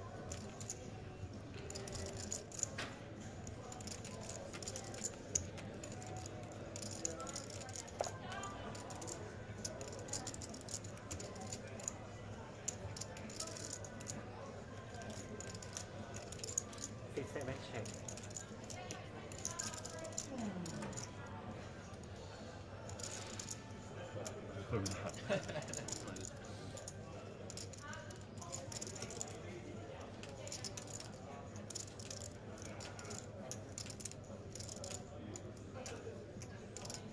Seconds. 7 of diamonds turn. Check from Paris. Troy's going to fire. 190k. Comes with around 40%. 190.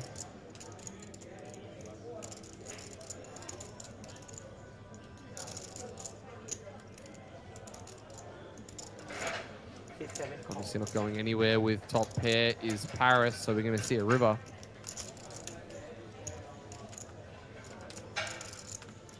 Ten of clubs. Both these guys with that queen blocking the straights that could be out there. Seat 7 check.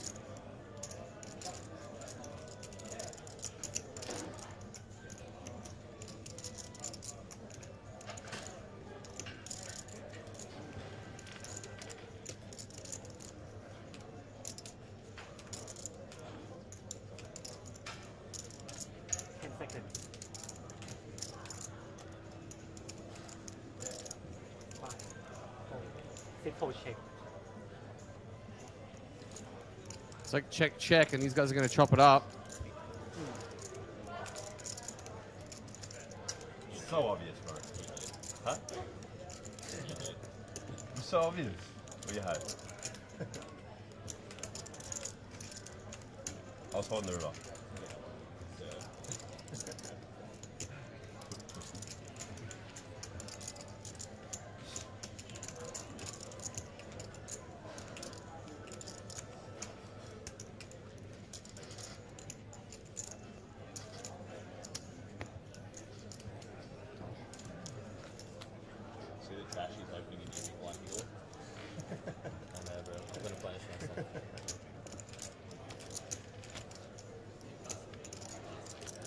I mean, I knew what hand you had pre-flop after you tank flooded the button. Yeah. It's so obvious.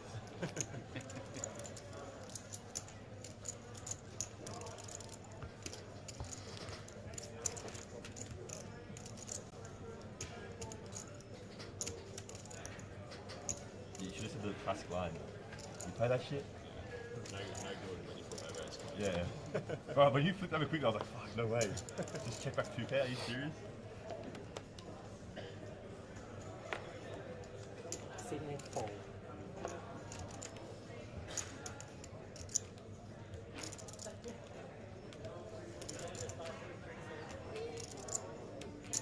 Seat 9 raise 85k.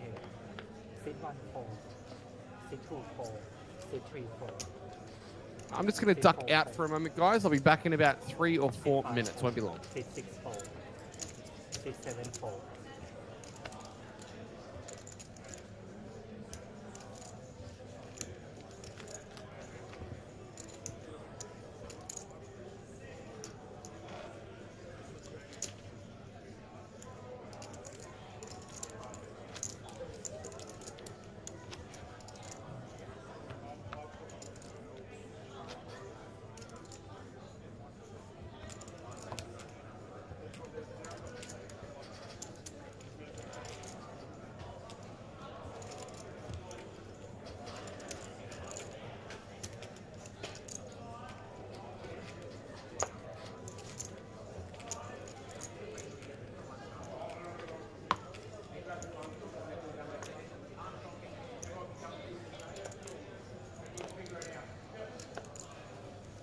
Seat 9 4.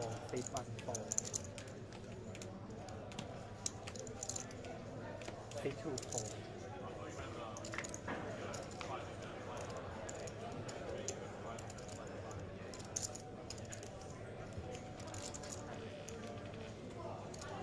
Seat 3 raise.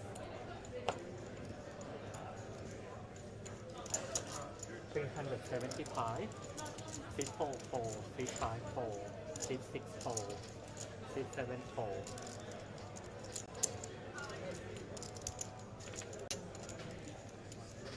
Sit 8 fold.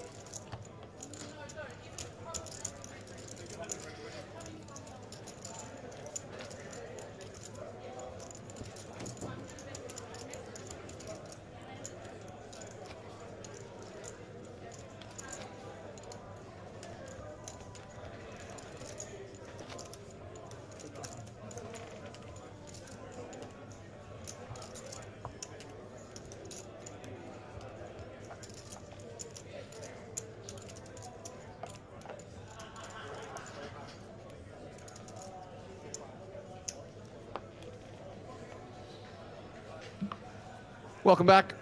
Sorry, I had to duck away for a moment.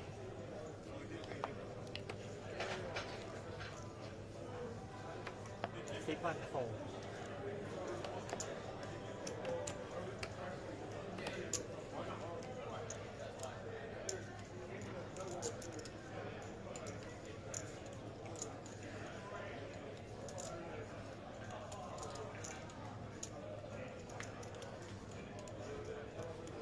Sit 2 fold.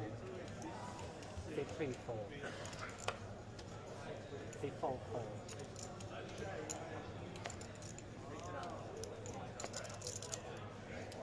Sit 5 fold. Sit 6 rest. Jack 9 suited into the mark over to Hegel with the sixes and the cutoff.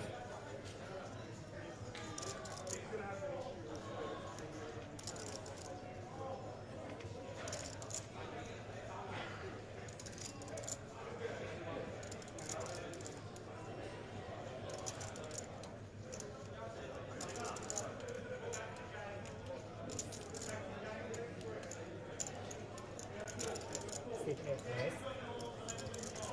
225k.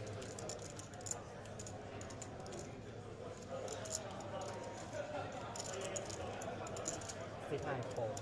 Kings from Xiaofang Dong finds the 3-bet at 225. Back over to Hegel.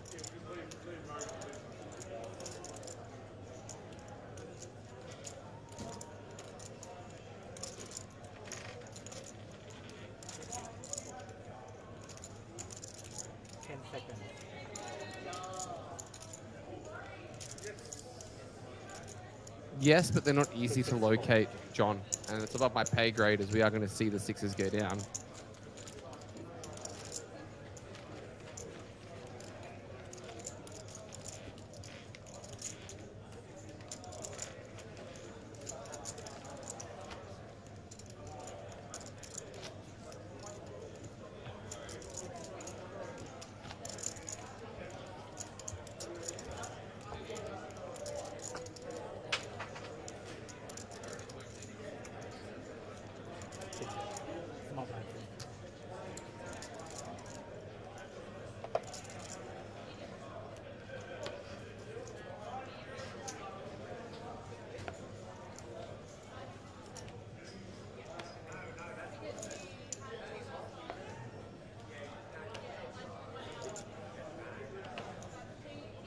Sit 2 fold.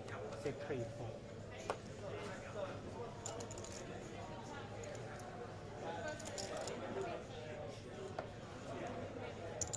Ace Jack for Troy. 80,000. So I'll be back in a moment, guys. I'm going to go and collect a very special guest. Sit 7 fold. Sit 8 fold.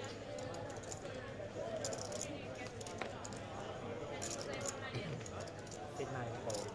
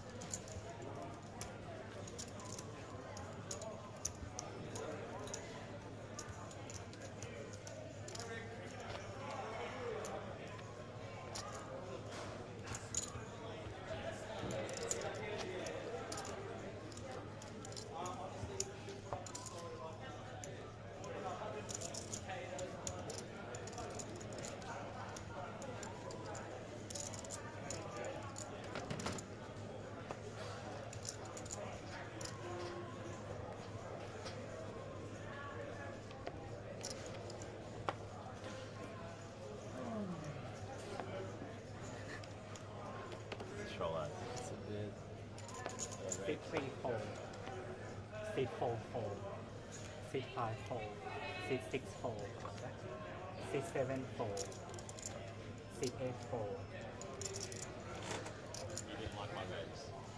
You didn't like my raise. Sit 9 4. Sit 1 all in.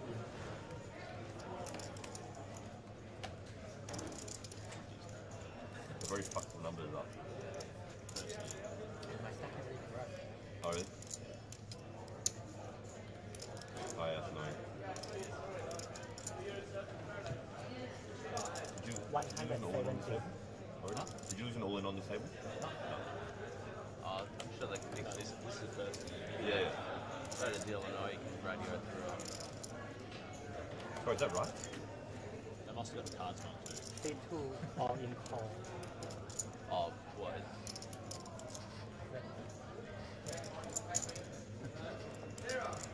Did you have sixes? Yeah. Fuck, I don't want to believe it. Better to not watch it. Better to not watch it now.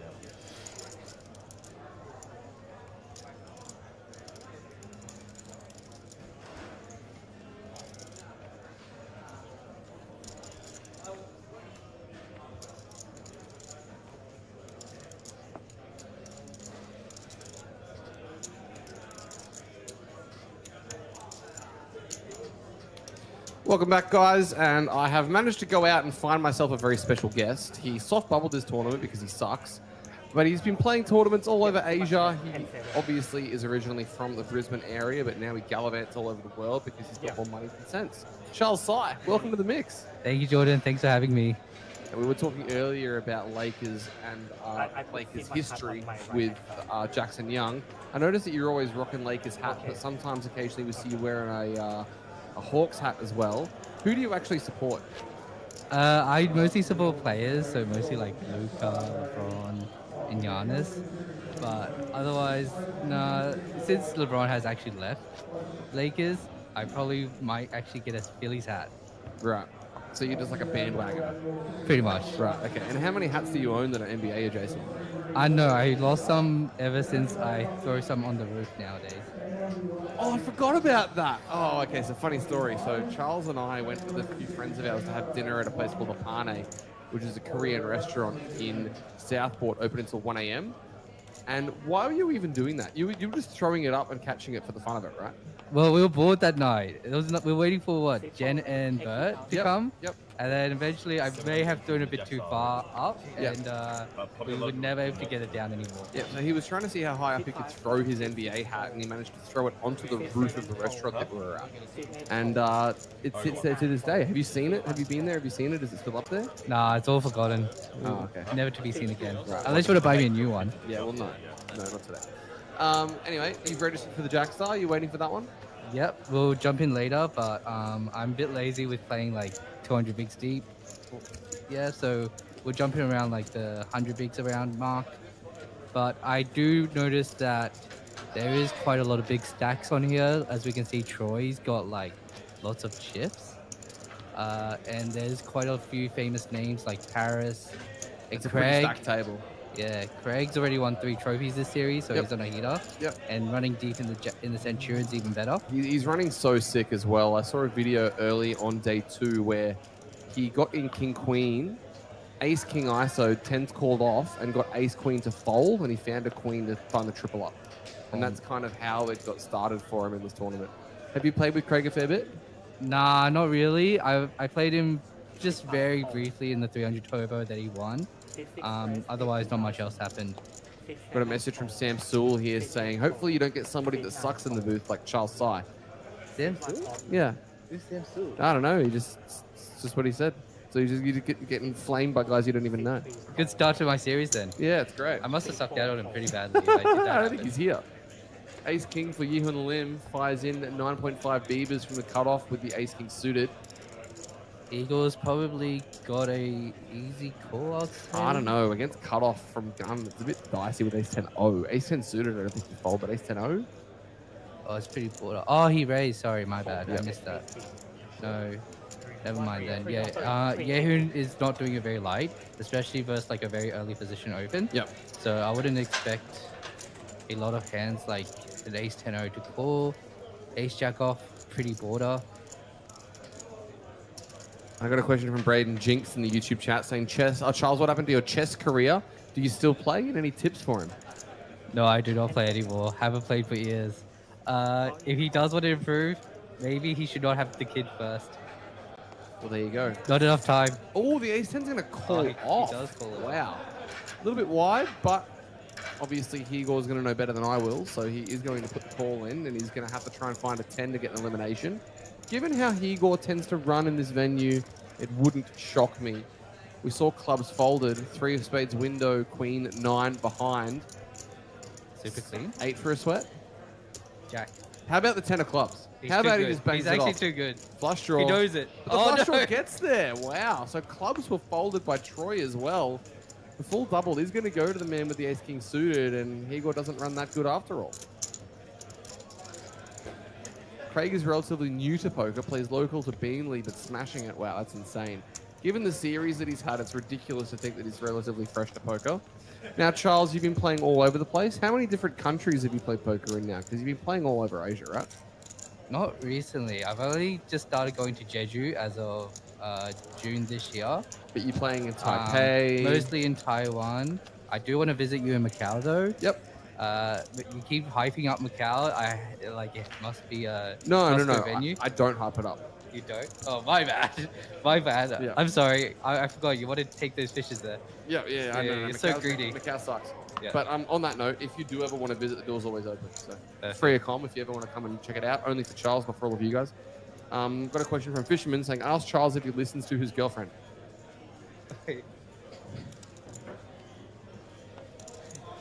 I don't get that question. And who is Of course, that? yeah. What? You have a girlfriend, Charles? Yeah, I do. Oh, well, there you go. Do you listen to her? Yeah, I do listen good. to her. Wonderful. She's messaging me every day, Well, there you go. even though she is currently stuck in Taiwan, though. On the topic of chess careers, Tom is going to be here tomorrow, so maybe you guys are going to have to sort a game out. Really? He Yeah. actually is visiting? Yep. Oh, he didn't tell me that when he was in Taiwan. There you go. Skilder is saying, what if my name is Charles? Well, How do we confirm? if your name is Charles, then fair enough. Xiaofeng Dong, had you the opportunity to play with her at all over the course of the series?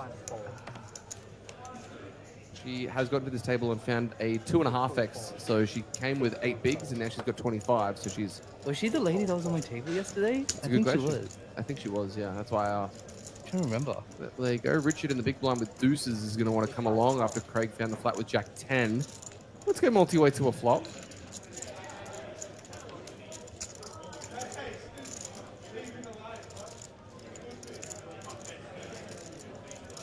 King, ace, 4. That's a pretty clean flop for Xiao Fang Dong's range here. Yep. I probably would expect either a check or a C-bet often. What size do you think we're going to see from her if she does bet something like 80k, 85k? I'll do somewhere between 80 to 120 normally. Yep. Like, probably go small. 25 to 33% sounds fair. Looks like we're going to see 80k. Pretty good Or sizing. is that 105? 80k sounds fair. Drilled it. Craig with that gut shot. Given how he's been going so far this series, it would shock me if he folded. Wow. It shocks you. Well. What? And obviously the deuce is going down. Richard found a sick hero with deuces earlier in the series, but not today. But these two big blind calls from the MPs really do add up, though. So she definitely has increased her stack quite a fair margin.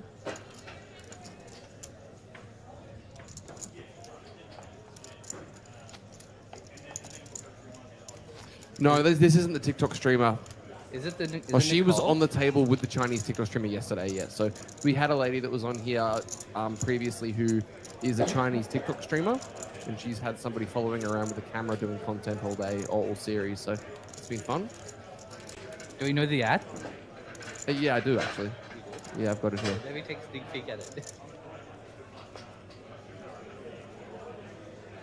Yeah, I would have called the Jack 10 suited. I'm chasing for that gut shot, especially given the size. It's so low. Tyler Shelton. Yeah, that's what she said. Oh, Chris picked up kings, and Jackie has a really nice hand to jam with. This might happen.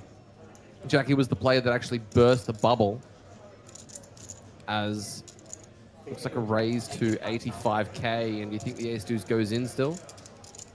Unless Jackie has a read, but since I don't know the player types well enough, if I was to go off theory, I'd probably just jam it in.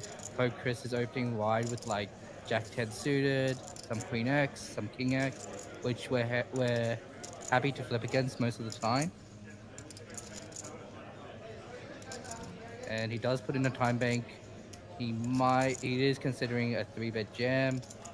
Not sure if he wants to get called or if he wants to fold, I guess. Do you feel like he just doesn't have any fold equity here? Probably not. I mean, if he's willing to run it against hands like Queen 10, Queen Jack off, then it would be a nice spot. Let's it go. Yeah. Sit fold fold. Braden saying no one is safe with Yusui Sai in the booth. Sit 6 fold. How close have I gotten that to correct? Pretty close. Wonderful. You're getting better slowly. Thanks. It's I just kind of have to with doing all this stuff in Jeju.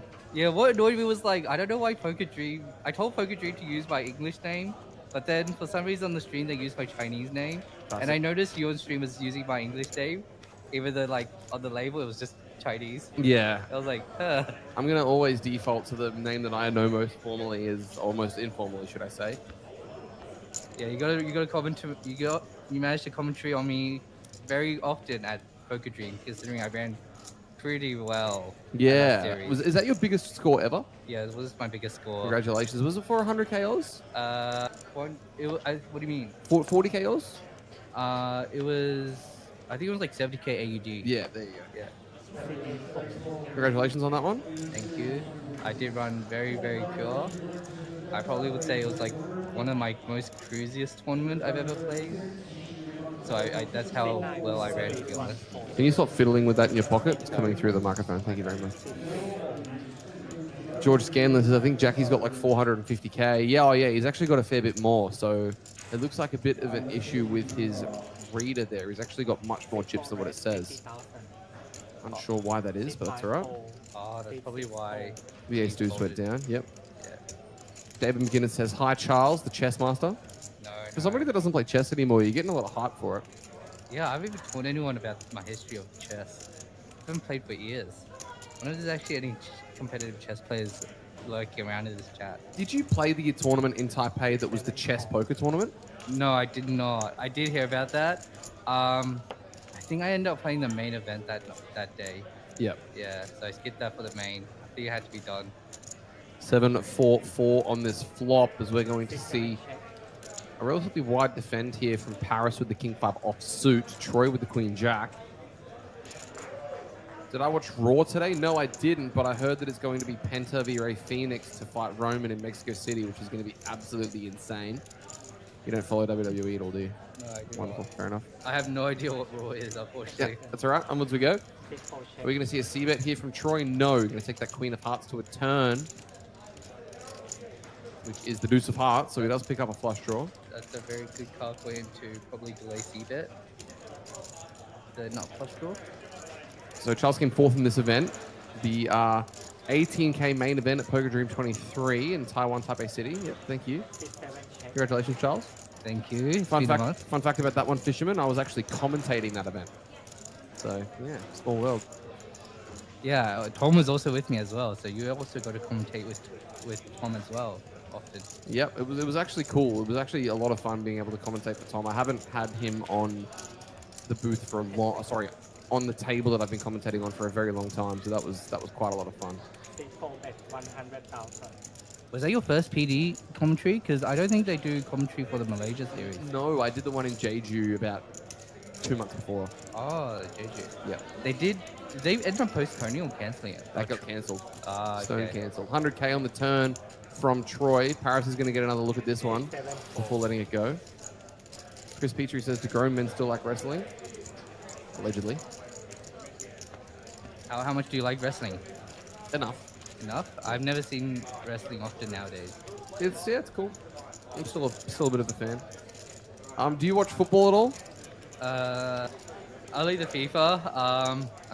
I feel like the time zone's not that good for me. to watch because most of the matches are like very late night, right? Yep. Yeah, that's the annoying part. We've got a game that we're probably going to try and play, but in a moment, we're going to see what the go is with that because I'm potentially waiting on somebody to come in and join us in the booth. So what I'm going to do is I'm actually going to jump up real quick. I'm going to leave you, Charles, to your own kind of individual mission here. I'm going to let you cover things off with these guys, and I'm going to come back with a special guest in roughly 3 or so minutes. Perfect. I'll try my best, even though you're probably more talented than me. Don't sell yourself short, mate. You'll be right. C9 fold. C1 fold. C2 fold. C3 fold. Meant to just keep talking, Charles. My bad. I'm trying to look at the hand histories. I saw Chris overfolding 7-8 suited off 30 bigs. Anyone got to pick up any hands yet? Looks like he's going to... Paris might be able to get a jam open through if he chooses to turn this into an open bluff. C7 call. Just raise. C8 check. No. There'll be a limp pot.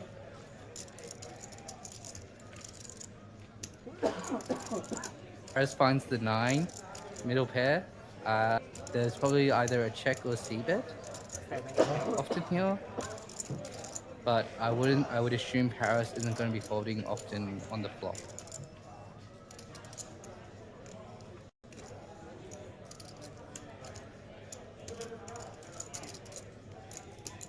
If I could do my best Yan impression, Tyler, I would probably be like, yeah, baby.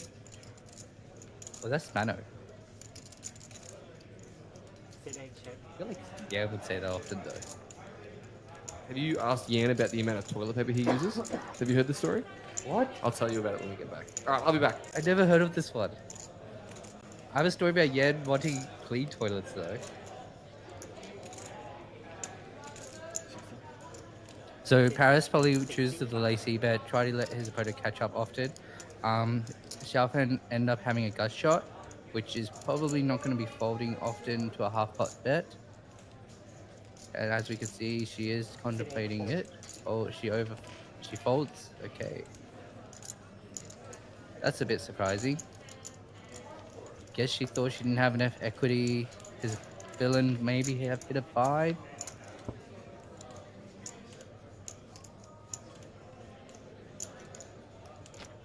So on this table, I would probably say right now, Craig is looking to be a heavy favorite given his stack size.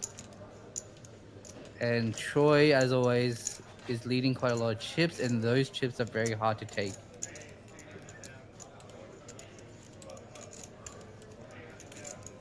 Oh, hello. Yeah. All right, so I'm just going to mute us Just very save quickly, idea. guys, as we get ready to join our bring our third guest in. Just give us a moment.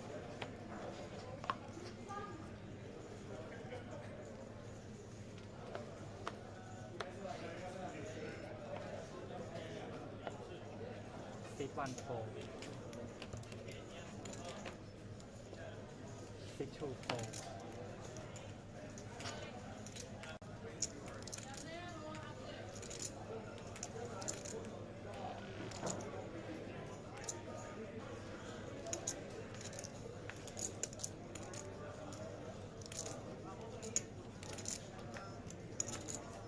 C3 raise.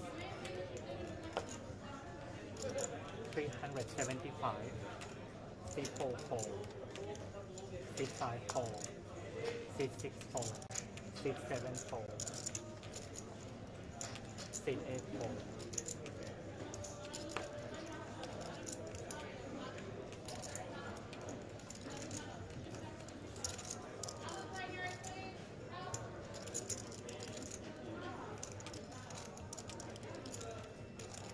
C9 fold. All right, so we've been joined by a third guest. We've got a couple of microphones set up. Hopefully the audio is coming through all right. Andrew White, welcome to the booth. Thanks, mate. It's good to be in here. A little bit of a power session before the Jackstar begins. How was it like out there, boys? Because you've both been out there now. What is it? Chaos? What's the go? It's not too bad. They've gone through the Rego line now, so I think they've got a fair amount of tables ready to go today. I was talking to Iba before, and it's looking pretty good. So hopefully not too many big issues with that today. How long did you wait in that line? Me, I was pretty lucky. I did the I paid the extra vig and got the ticket on the kiosk this time, so Yeah. not too bad. A couple of people are doing that, and I reckon it's probably the way to go. Yes, it is, and I busted the Centurion just in time for when that was happening, so it worked out well. Well done on that. I managed to soft bubble that last night. Feels so bad. Yeah, so close yet so far. Sucks to suck, Charles. I think it was 2 years back to back they bagged on the direct bubble. Yep. So it's good fun being that person the next day. But here we are, so all good. 58 players remaining in the Centurion. We've got a couple of familiar faces. Anybody up here that you've had any experience playing with, Andrew? Yeah, Troy I played with a bit in Sydney, so we final tabled the Sydney champs together in April. Yeah, plays tough, plays aggressive. Yeah, gets himself in some good spots. Paris, he was over in Vegas with us. Haven't played heaps with him in the tournaments, but yeah, someone that I'm familiar with, and yeah, Higor as well. So just in the tournaments the last couple of years. The rest of the names there aren't so familiar to me, but yeah, some good stacks hanging about there. All right, looking at Craig Benyon in the small blind, he's actually won 3 trophies so far this series already. Pretty impressive. But all of them were in self-dealt. Oh, 2 of them were in self-dealt tournaments. One of them was in one of the tier 2 events, the 360. Okay. And now he's parlayed that into playing this, and he's got 53 big blinds. Apparently, he hasn't been playing poker for very long. This is his first APL million, I believe. There you go. So, he's going for the trifecta, maybe T1, T2, and T3. That would be imagine that. That would be something special. That'd be ridiculous. Yeah. As it looks like he is going to bet 75k, and Shafang Dong is going to fold a king. So he takes that one away. Now, how long have you been here at the series, boys? I've been here since from the get-go, especially for the fantasy draft. And how's the fantasy going for you? I mean, Adam Carver has done very well. I think I'm not sure if Ridge is still in, and I can see Dustin in the back running deep in the Centurion, which he did win last year. So I could be coming back from behind. We never know. Yeah, I think a few of the points haven't been updated overall, from my understanding, because all the results aren't getting updated daily. Yep. I know Craig's doing his best to find the results and add them in as they can. So I think it's a little skewed, some of the results at the moment. But yeah, there's still a big week of action left to get those points. And I probably mentioned it already, but you guys, I've got Twitch, YouTube, and Facebook all open. So if any of you guys have any questions, any of these lovely gentlemen that we've got in the booth, in a second we're going to play a game together. Okay. And we're going to see some of your opinions on some of the more controversial things that we sometimes see in poker tournaments. But for right now, Igor +3. He's got 37 bigs, main event champion from last year. Going to find the raise to 80k. Is anybody going to want to fight back? It doesn't seem so. Is there anybody else that you guys are friends with that is still in this event? I think just in the background there you see the young prince, Johan Lees, someone I've got a long history with, great player, transitioned into tournaments the last couple of years, and in my opinion, yeah, one of the best. I think Rick Bono's still in there.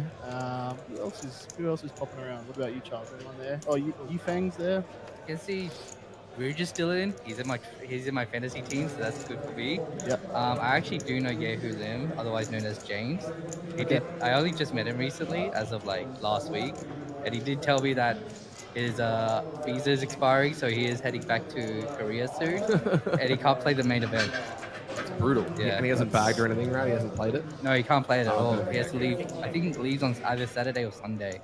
Yeah. So he's trying to make a quick payday before he heads off. Take the AD out of Australia. So we've got to defend there in the big blind. Back the top 2. Interesting. Yep. I like it. Pretty rainbow flop, but somewhat connected. I think, yeah, reasonable check there from him. See how Chris plays it on the turn here.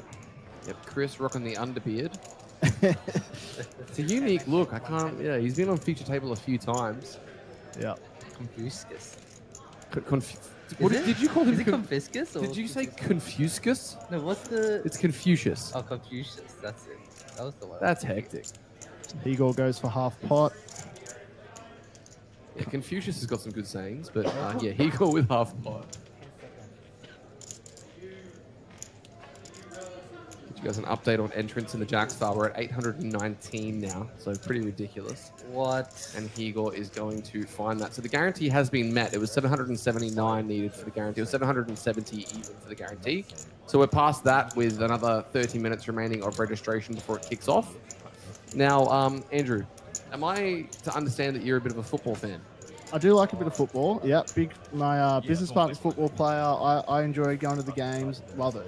And what about English football, Premier League stuff? Yeah, Premier League football. I'm used a lot more back in the day, a little bit less so these days, but yeah, still kind of follow it here and there. All right. Well, something that we've been doing with all of our guests, and we'll do it with you guys now, is we've got a couple of poker situations, and I want you guys to tell me whether or not it's a red card, so it's immediate send-off, a yellow card, or play on. So obviously we're going to, in degrees of kind of severity here.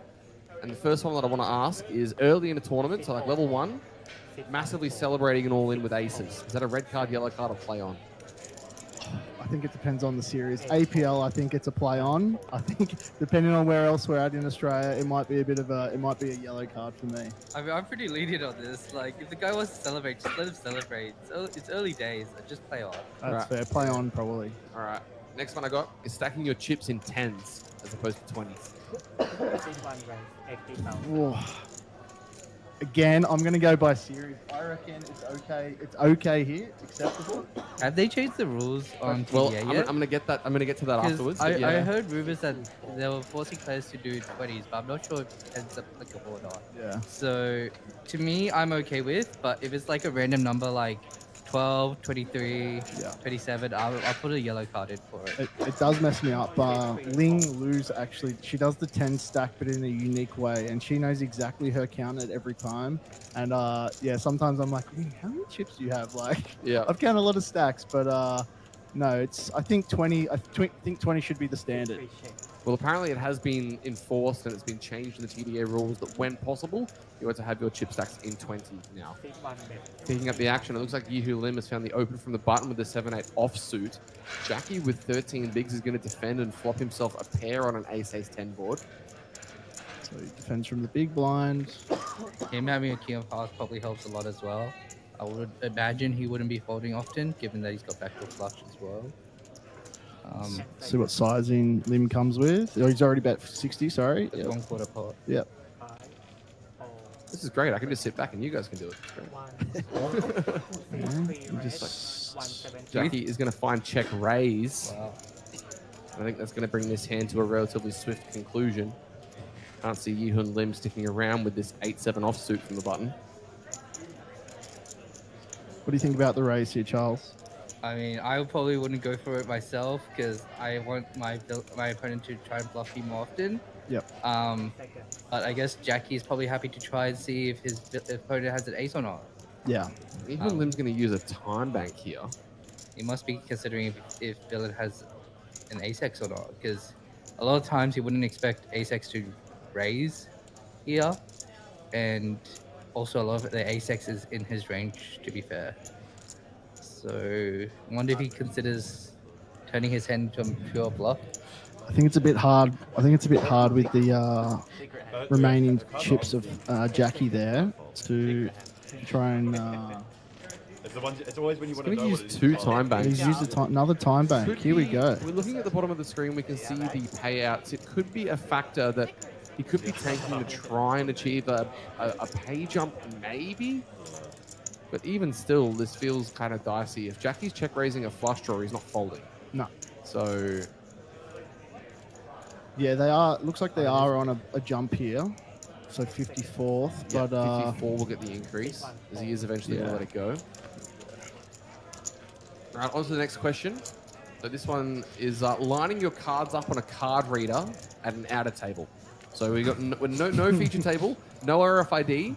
You're getting a look at your cards, and the person lines their cards up really, really perfectly side by side. That's a yellow. Wait, why is that? I reckon. Why does that tilt you? I reckon that's like, it's like when they put the hand on the shoulder, like as if it's like they're about. It's like kind of similar. Yeah, it doesn't. It's not like too tilting, but I think it's. I do.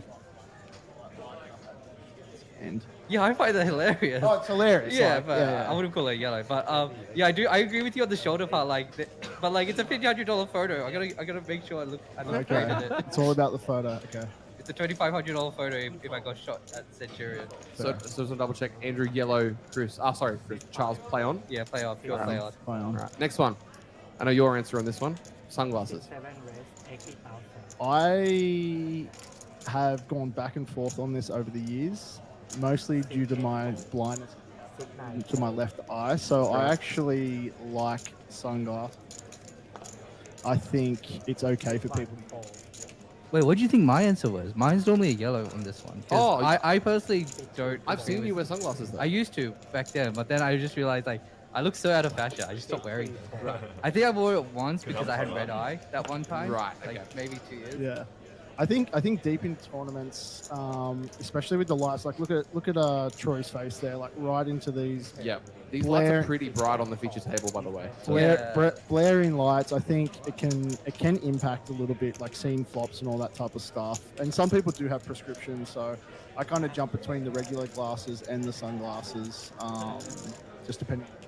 Have you been on the feature yet? Not this year on this one, but in yeah, last this year. is the I first was. year that we've had the lights. Okay. It's super glaring. So Yeah. I do agree. Like I wouldn't mind if you had sunglasses. Yeah.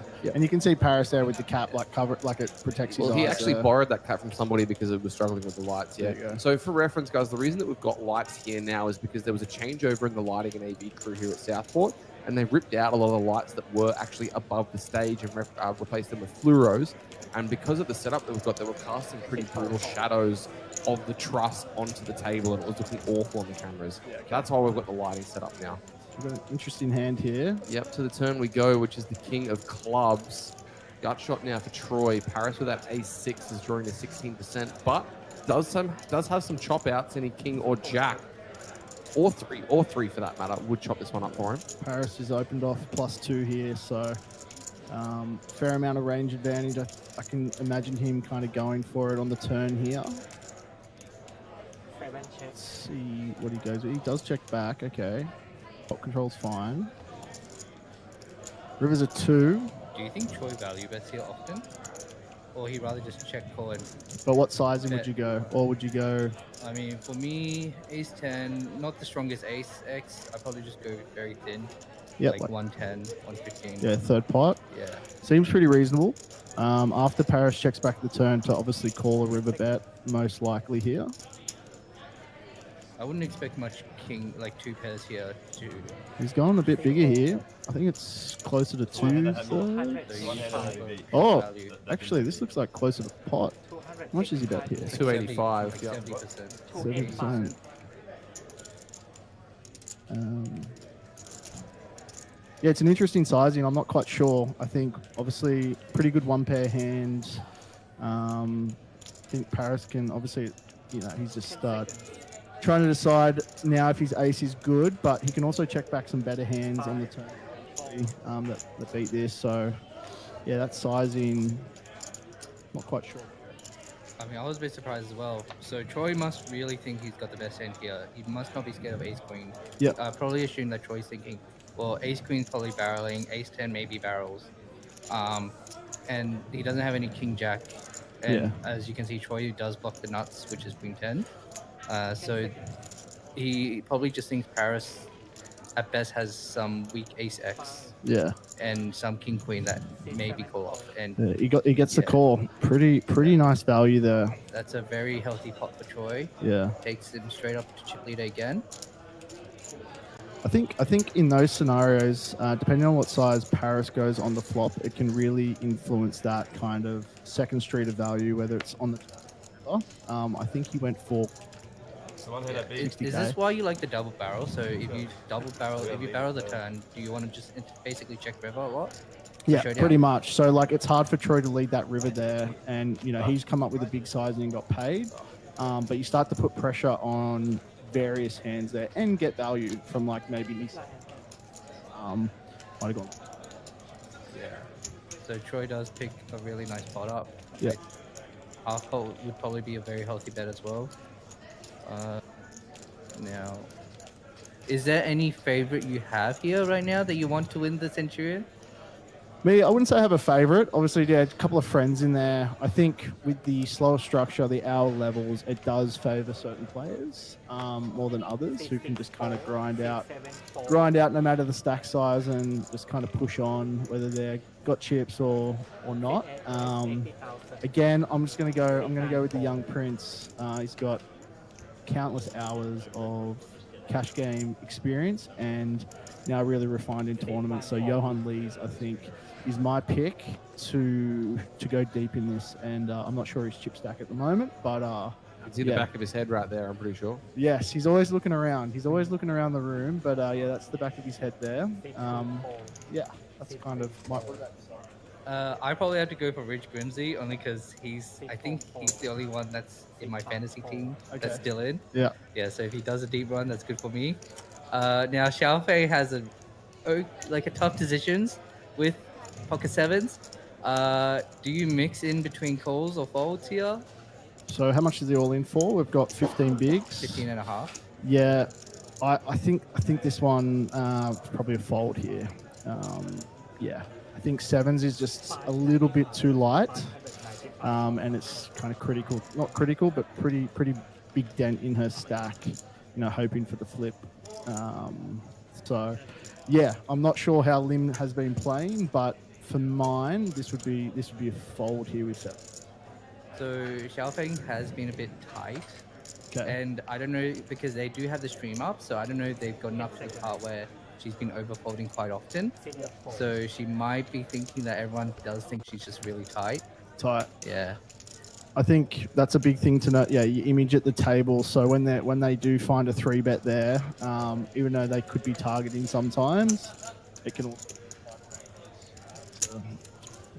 it's a 3-bet call off or get called. So yeah, I don't even have to be here. You guys are doing it. It's fantastic. No, I want to go play the Jackstar. You have to stay here. We can swap. I'll go play and you stay here. How much can I have of you? 90. Yeah, here's my ticket. You can pay for me. I don't think we have to obviously sit in hand one's nice, but you chip play I don't believe from hand one. So it's we've got a bit of time here. We can mess around for a bit. Yeah, we'll just be on the alt list. Hopefully that alt list isn't infinite. Yeah. No, you Yeah, I have a C, so we should be like on top of the list, right? Well, if you have a seat, you might want to double check that you're not going to get blinded out. I'm pretty certain you don't. Okay. Yeah, I just checked that. You don't get blinded out. Yeah. All right, fantastic. Yeah. On to the next question, by the way. Okay. Next, red, yellow, or play on. Having other people pull your mystery bounty. Yeah, but if you're running bad, right, you definitely want someone else to have better luck, because you'd be like, oh, I have such bad luck. Here, you have better luck than me. Pull it for me. Yeah, I think it's play on. Like, if my wife's there, she's like, luck of the Irish, like she's pulling that bounty. Yep. But I think, yeah, I think it's just play on. If you want someone to pick it, go for it. If you're not superstitious and just want to pick it yourself, like, that's fine. Yeah, playoff purely for me as well. Yeah. I've let people pull my bounties. Didn't I let you pull it before, Jordan? Yes, in JG you did. Yeah. And how'd that turn out? Terrible. Awful. Yeah. Never No, again. never again. Very, very bad. Never Not good. again. Yeah, but Okay. you pulled the big bounty in the mystery bounty, so surely you still. Oh yeah, we've got a mystery bounty specialist over here. Okay. All right, next question. Slow rolling a chop. Red card. Yeah, I think unless you're friends with them. friends sure. is okay. But Friends is okay. Unknown. Why? So this is not just a slow roll. Say you have like ace queen on king jack, king queen jack 10. They also have an ace. You know they have an ace. That kind of slow roll. Yeah, I mean, if it's a tournament, like, stop wasting my time. Just hurry up and show the cards. If it's like a friendly cash game, whatever, it's whatever. Yeah. I've got a bigger issue with like the showdown issue, like the slow roll in that situation, friend versus friend. It's okay, but the slow showdowns is definitely side note there. Do you hate the one card show? Oh, the 1-card show. Yeah, that one hurts. That one hurts. 2 cards to win, but my least favorite one is when people turn their cards over, but they turn their cards over in a way that you can only see one of their cards, and then they very slowly kind of peel the other one out. The Martin Cabral style. Yep. Yeah. Oh, Troy's looking to potentially. Oh no. Jackie with king. Jackie. I thought he opened. and Troy was tanking there, but no. And falling around to the blind. Nobody waking up with anything so far. Have they fixed Jackie's stack? It doesn't look like he's got 740. Yep, they fixed it over to Paris with the king 9. About in the worst shape you could possibly be in with a hand from the big blind. Gonna have to defend this one, but Yep, so he does. The one out of king. Oh. That might put Paris on tilt. let's see where we head to the At least flop. it died. Nine high. Well, you might as well, if you're calling for that, you might as well call for the 9-9 Oh king. no! Oh no! Oh my god! Queen 9-9, domination rotation as Paris locates trips on this flop. Jackie was 93%, and now he's slid down to 10. Brutal one. Wow. Does have the king of diamonds, so he's got backdoor flush and straight draws to go along with his overpair, but it's not a good spot for him to be in. He's even gone big too with He half goes, pot. he goes half pot. Paris is going, here we go. Vegas and the Mirage. What is he going to do? Do you like the flat here? I think, Yeah, I'll flat if he's Yeah. going big. Like he's probably sizing up for like a double barrel, maybe even jam turn. Yep. Yeah. Yeah, on like the 4 of hearts turn, it's going to be pretty spicy. Diamond's probably more spicy. Oh, we're going to Min see click. raise. The min 250 comes out. I think with the flush draw present, it's pretty reasonable. But yeah, with the bigger size, I think you can go either way. It's a little bit dicey for Jackie. He does have the king of diamonds, so he blocks a number of those kind of combo draw type holdings that are going to be out there. Yep. Do you think we're going to see a check raise ever from a hand like a king queen O? Probably not, right? Probably not. So Jackie does elect to call. He definitely does have potential for Paris on flush draws. Are we You going to reckon see an that ace of one outer? diamond- If an ace of diamond comes, what would Jackie think Paris's perceived range is after that? Let's see. It's Okay, a we've got brick, deuce of clubs. brick deuce. Let's see what we've got. What are we? SPR at SPR 0.6. 0.6 to go. I'm curious what Paris goes with here after getting the call. Do you think you just go for it or you go for small? I would probably just jam it in. Yeah. Put hands like ace, jack, diamonds to the test. Even like hands like king, queen, ace. Yep, and he does elect to put it in. He bet 600, Oh, which he covers, snaps. and Jackie just snaps it He's off. gonna see the bad news. He's going to be sick. Drawing to 1 out is never the position that you want to be in this one. We've seen a couple of 1-outers on the feature table over the last couple of years. Is this going to be one of those moments? King of Clubs is live. Do we find it? No, we don't. 10 of spades, and we say GG's to Jackie Ty. Good game. Bit of a call there, mate. It's a bit unfortunate, but good game. Somebody's clapping on the rail for that outcome, as apparently you can see those screens above the table for the live broadcast. Me, never. Not showing hole cards, of course, but just showing the overhead cameras as they go. And Paris is going to take himself up to what looks to be 1.8 million with 46 big blinds. At least he did make the. At least Jackie made the pay jump, so Yep. he can take that. Now we're down to our last 2 questions in the red-yellow play-on game. Yep. Second last question is eating food without cutlery at the table. So eating food with your hands. Red card. Red card. Yeah. I actually sent my friend a photo with some guy eating chicken tenders, and I said to him like, "There's no way this guy plans to eat meat on the table right now. Go get a knife and fork." Oh my god, I'm gonna try. Yeah, I reckon it's yellow. Depends on the food. If you got the sausage roll in the packaging, it's okay. But if you're just going for like the pizza or the chicken wings, yeah, I think it's not the greatest. Probably a red card. Well, I'm glad you mentioned the sausage roll because Lachlan Crilly was in here yesterday. Yeah.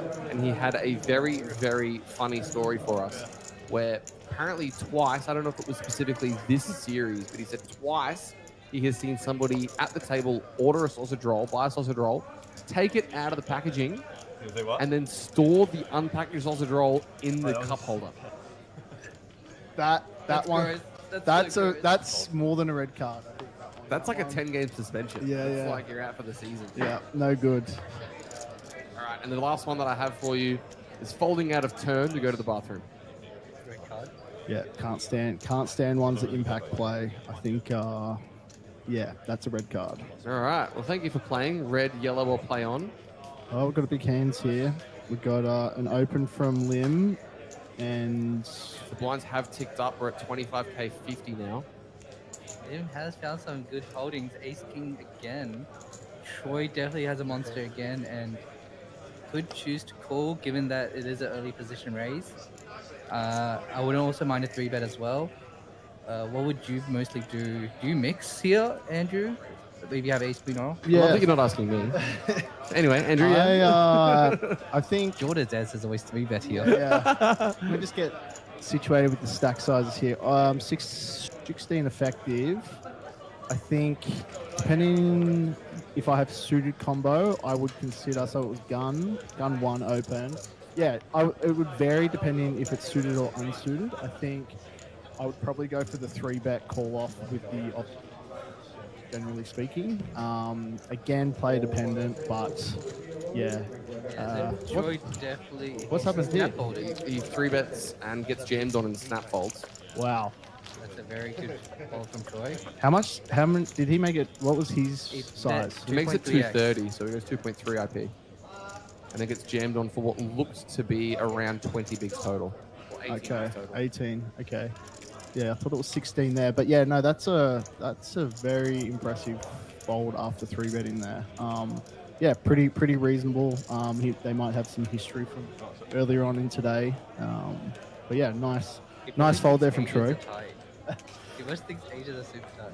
Wow, was that just like snap all in, snap fold? Yeah, I didn't even snap see. all in, snap fold. That was it. You gotta be on your toes in here, man. Wow, that was impressive. So Jordan, given that you play mostly with Asia now, what's your image of the stereotypes that each Asian has? No comment. No comment? No, I mean, cash is so different. I don't play tournaments much in Asia, if at all. I commentate on them, but some of the guys that you see playing tournaments in Asia, specifically in Jeju, a lot of the tournaments that I'm commentating, you get some wild characters. You get some unique cats. But playing cash in Asia compared to playing tournaments, you're not putting in kings for 150. I'll tell you that. Okay, yeah, there you go. It's a bit interesting. Troy with queens going to find the raise to 100k under gun +2. Shafang Dong with the ace-5 suited in the small. Looks like she wanted to reach for chips, but kind of hesitates. Does she find it here? Does she find a raise, or she's considering her options? Given her image, she has been playing a bit tight, so she might just find a call instead. I would be surprised if she does put a 3-bet.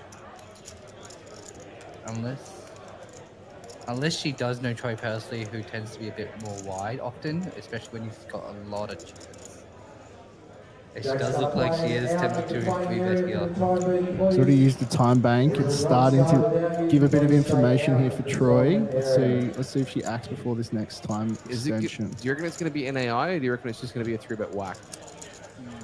I think once she's now going into the second time extension, it's pretty hard for her to kind of wrap anything at the moment. So I think she looks like she's about to. Oh, she's found it. Okay. Wow. It's very light though. It's only 2.2. And it's tiny. All right. Yeah. Not really what you want to see.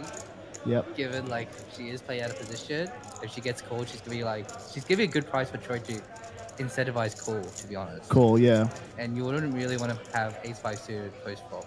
Yeah. Often. Yeah, it's an interesting position for Troy now. Obviously, he can call getting a great price, but how many effective big ones have we got now? 16? She had, or 18 to start? She had 16. 16 to start the hands. 18 to start. No, you're right. Yeah, 18 to start the hand. She's just put in 4. 4 and a bit. Yeah, Troy just puts it in. Mind the players out of the tournament area for the time being, please, while we get all the dealers set. Yeah, I think here that gonna have to fold after Troy Snap puts it in there. But yeah, what do you think about the time, kind of using time extensions, and really you can kind of see it on the face sometimes when they're really unsure about an action. From my opinion, there seemed to be very little confidence in the decision that she was making. Yeah. So I think 2 is a bit too much. I can get 1 because you just want to bank weakness. You get aces and hands like that. But once you use 2 and you've started dilly-dallying, I would probably say either pick call or fold now at this point.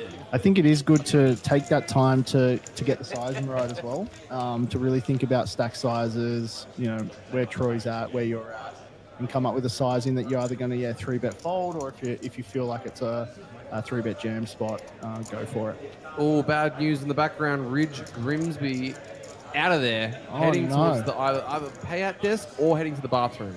If we see him walk back, we're going to know. But for right now, he is leaving the tournament area. A couple of comments and questions in the Facebook and YouTube chat. ISO CBR asking, did I play this tournament? No, I did not. I've been well and truly in the booth for the majority of this series, apart from one day that I got to play. We've got a question in Facebook.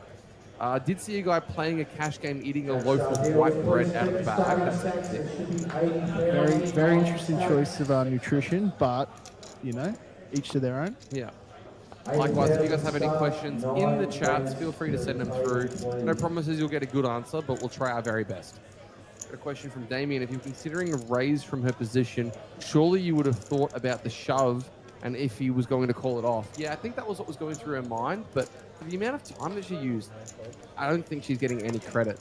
And knowing how capable Troy is Troy is as a poker player, I reckon he's probably going to call any two against that size of position anyway. For sure. And just go post flop and take it down more than his fair share.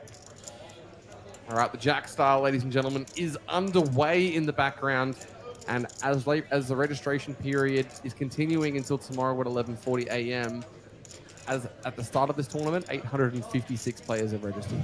Incredible the branding they've got for this tournament. I mean, every time I look up, whether it's the PLO tournament or the Centurion, and obviously the big two, the Centurion, the Jack Star in the main event, it just blows my mind. I was just talking to Iba before about just year on year numbers increasing, little improvements here and there, and it's just hopefully a smooth day of a big tournament. Yeah, I hope so too. I wouldn't imagine a lot of players wanted to wait that long. Is there like rumors there's gonna be like multi-flights for the Jackstar ever? It's something that I've spoken to Joel about in the past. At the time, he was pretty against that idea, but that was a couple of years ago. That was the last time I got to speak with him about it, and that was when we had 999 entries total, and that was ridiculous. Yeah. We've almost got 999 in day one before the tournament even kicks off. So I always, it's funny you say that. I always remind people I've been around long enough that the APL Million main event used to be a freeze out. Oh, right. It used to be a freeze out. I did enter that back when I was a freeze out. Yeah. And I think like when they had the multi-flights, you could only enter one flight as well. You could only enter, there was 4 flights, and it was run at the Star, and everyone would and ah about what day they're going to play, a bit like the main event over in Vegas. And I mean, to see the growth of that since those days of 10 plus years ago, I think it would be a reasonable option for them. If they've done it with the main, I think it's something that could be considered for the Jackstar. And just with the popularity around Australia for it, I think capping that. Not going too crazy, probably, but yeah, 2 days, maybe it's 1 replay each day or something like that. Yep. A sweet spot for people that come up here. Yeah, I would like that too. Yeah. If they can I was hypothesizing that if they ran it as a multi-flight unlimited rebuys, how many entrants do you reckon they could feasibly get? They'd probably get like 3,000 maybe. If they could sit it, I think it would help with the alt issue, especially when you bust early on day one like today. So I think they could get up there for sure. It'd be well over 2,000. I mean, as we see here, it'd be getting close.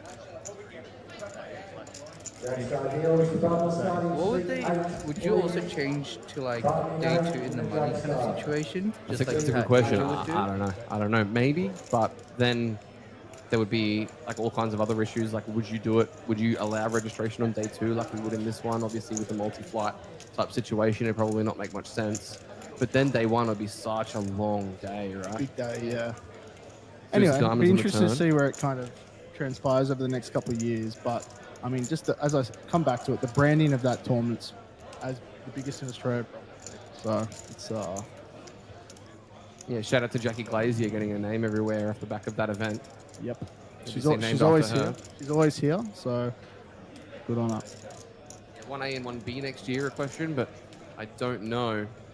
Question about cash games. No, there's no cash games here. Only at the casino at the Gold Coast. King of Hearts on the end as this Ace-8 arrives to the river with the best hand, but obviously not very confident. Chris Lee with the 5-3 offsuit defend in the big. Thoughts? I think even though it's even if it's a cut off button there, I think that kind of combination definitely probably in the bin from 25 big blinds. Well, she's unsure. Okay. Okay. I was gonna say she looked like she bucked those cards. Yeah. Sometimes the boards. This is what I mean. Sometimes the lighting can you look, you see, am I counted or whatnot. Can be hard sometimes. So she does find a good pickup now that she's back in the 20 big blind mark. We've got Craig on the beers here. He's going for tier 1, tier 2, and tier 3, and doing it in style with a bit of Red Bull and oh no, it's actually Red Bull. I thought it was. Oh, I'm pretty sure it's a beer and Oh, a Red Bull. Wow, That's a lethal combo. That is a lethal On the combo. topic of lethal combos, I was chatting to Ivan the other day, Yeah. and he said that one of his favorite things to have on a night out when he used to want to get really blitzed is he would have a Long Island iced tea, but instead of Coke, he would have Red Bull. That's just lethal. That is a lethal combination. There's some mixes out there that my brain doesn't compute with alcohol, but yeah, that's maybe Ibba's got to show everyone what it looks like at some point later in the series. Absolutely disgusting. Are you going on the piss after the series, Jordan? After the series? Yeah, after the series finished. What about mid-series? Players party? Is that where we'll see you? No, I'm going to be commentating during Players Party. That's day 3 of the main, so... Professional. Yeah. Yep. I have got a couple of extra nights here on the Gold Coast, but I'm pretty sure I'm just going to spend those beach days. You're getting old now. I am. I'm an old man. I can't party like I used to. How old are you now, mate? I can. How old are you? How old do you think I am? I know the answer. Who's older? You just... The real question is who's older? What do you mean? Me or you? I played it years ago. Oh, yeah. I don't know. Have to see. Charles. Oh, I know the answer. So. Oh, okay. There you go. And then they I made a shit. think you're maybe a couple years older than me. Okay. I used to rock like Yeah. any- I'm not sure though. Alright. I'd rock armor, like with all the like. Weren't you born in '96? Yes. Yeah. A couple years younger. Damn. Wow. I'm you're looking. December 96 as well. So I'm not, There I'm you not go. quite 30. A young'un. Okay, there we go. It's not too many years. Only a couple. Of years. It's very funny. I first got into the poker scene and I was kind of like one of the young kind of babies in the poker scene. Yeah. It's really funny still being involved in poker 8 years after I started getting involved in poker in Brisbane and not being one of the young kids anymore, seeing all these like 18, 19, 20-year-olds running around winning tournaments. I'm sitting here like, man, I'm like an old man. Like, Yeah. what's going on? I feel that. Someone called me an OG the other day. and I Oh, was wow. You got it there. like, I'm 32, mate. I'm 33 years old. Like, oh my god. You got it there. You got Yeah, Josh Baraba, if you're listening. Oh. Mate. Oh, Josh. Like I'm, I'm getting on. I'm Praise Josh. quite. I've been in poker for a long time. It's almost half my life now, but it's yeah. OG is pretty hectic. That's actually so bad. Yeah. My back feels like it when I'm sitting on these seats, but that's about it. Yeah, I noticed you got the cushion. Yeah. You wanna do a shout out for your cushion sponsor? Yeah, I will actually. No, I've had a few of the boys. Didier, I've got yours with me. There you go. Thatcher, you're getting the same one. Thatcher's as well. still in this. Thatcher's got piles. Yeah. I walked past Thatcher as I went to collect you from the area, and it looked like he had around 3.6 million. He's got infinite. He's a dangerous man. I forgot about Thatcher in the field. He's been here before, these big fields. He knows how to maneuver these Australian fields really well. And yeah, if he's got chips, it's just extend. It's gonna be really hard to take off him. Also, see the field is in a 48. So they're dropping like flies out there. All of a sudden, we're down to our final 6 or so tables, maybe even our final 5 shortly. So it's gonna be very interesting as we get to the pointy end. Average stack at this stage is hovering around that 35 big blind markers. I've got the Jackstar clock up here because I want to see exactly how many entries we're at, but I'm going to change it at the Centurion. Is there a default for Centurion? There would be, I'd imagine. Unplanned, but we're going to be going to it. I would assume so too. So the average stack looks to be around 1.7 million right now, which is good for 35 bigs, yeah. Pretty good average stack size with a handful of tables to go. With those hour levels, there's still a lot of play in this one. So, yeah, I think the cream does rise in this type of tournament. These are the tournaments you definitely want to be playing in. especially given like how slow it is as well. Yeah. So it's not like you don't have to shove like 15 big, 12 bigs Yeah. for your whole stack. You can grind half average for 2 days in this one and still be plenty in it, and run well at the end there. But yeah, Thatcher with big chips. He's a dangerous man. You can still see Dustin, who did win the event last year, still in. Oh, is Do you think- Dustin still in this one? Yeah, he's at the back. Oh, wow. So he might go back to We've got a back-to-back potential. Chance. That would be insane if he's able to do that. That would be quite the feat. 721 runners and then 780 runners to win it back-to-back would be something pretty special. It's crazy that we extended the field by 59 players this year. Yeah. We were at my table yesterday. There was actually a sports bettor setting the line consistently, and there was someone that did not know lines very well, and I think he got it four incorrect unders in a row. Oh my God. Started at 734, then 744, and then the last one was 776, I believe. And Yep. Still he took the unders and missed it. So, yeah, amazing to get that field for this buy-in. Chris Lee with the ace-10, putting in the flat with the cutoff after shuffling Dong, located the open +1. Action over to Higor as Richard has already folded, so our graphics is taking a moment to catch up, but will be with us in a second. Higor defending the King-9 suited to an ace-5-4 flop. Massive for Chris Lee. This may go all in for both players. Yep. Looks like we're going to see a bit of 100k go in, roughly a quarter pot from Shafeng Dong. Charles, how do you play this in Chris's spot here? Is Chris aggressive? I haven't seen him play, but We're about to find out. I believe he's blue. Okay. Given he's called 3-5 big blind. I would, given that Xiaofeng's a bit tight, I would probably just elect and just evaluate what she does in the turn. And also, I do still have lots of equity with my flush draw. Yep. He is going to just call. I think it's a nice call. His finds the 10 of 10. clubs. That's brutal. She's having a very, very bad day today, I'll say. Okay, what is this double flush draw now? Okay, she finds the check. That's a very good check. I wonder if she's planning on the check rip. Oof. Let's see what sizing Chris comes with. You've got the board so locked. I wouldn't hate to see him come with something like 20 or 25% pot, like 150. But it looks like he's going to size up to around half pot. I think half pot's fine. I pick the like 50% or below. Yep. Because as you hit the ace, you maybe want to target some king, queen, like some middling, those kind of pairs. Yeah, I think going too big here, you just get too many folds. So this is probably the maximum that you can go for to get caught. Wow, wow, what a fold! What? Oh, she's very, very tight today. But I mean, she must believe everyone. On the double flush draw, she finds the fold on the turn correctly.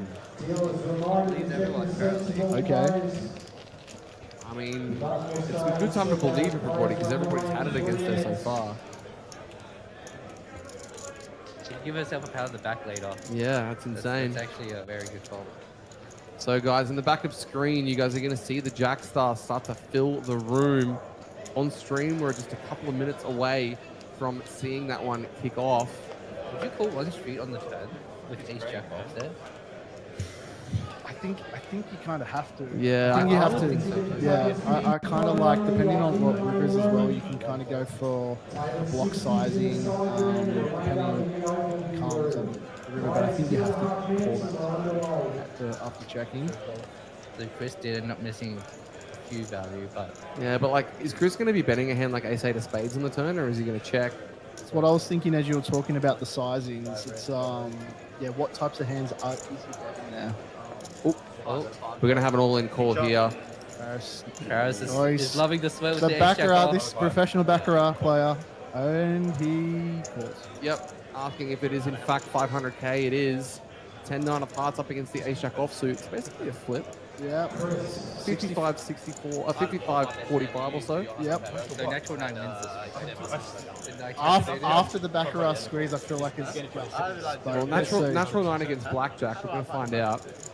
It was a button shove, was it? Yep. 10 big blind button shove. Yep. Absolutely fine. Seems reasonable. Bring a heart. Oh my God, here we Straight go. flush draw. Oh, that's not that bad. He's probably a favourite on the turn, which is 7 of spades. Okay. Can we see him get there, or is this too many outs for Richard Borkow? 9. That's what I wanted. 9 on the end is good enough. That will do. Full double. Win when that He happens. found the right dual-sider. Yep. Just a lonely pair wins the pot. Nothing wrong with that. Nice double up, mate. 2 orbits, 3 orbits, just to put him in tonight. And like we were saying, like, you can get 10 bigs, just one double up and you're back in the game. Doesn't matter regardless of I how saw the no your average side. size I didn't is, know it average was spec is. Well, I can see we've also got another OG in the back there, still in the tournament. He's going good this year. Rick Bono. He's old school legend. Got the glass. He's locked in. No, I'm Charlie. Caps on. He's a good chance. Is he as OG as you or same OG as you? Different type of OG. He's a fair bit older. But kind of similar backgrounds. And yeah, what we played growing up in the early days and getting into poker.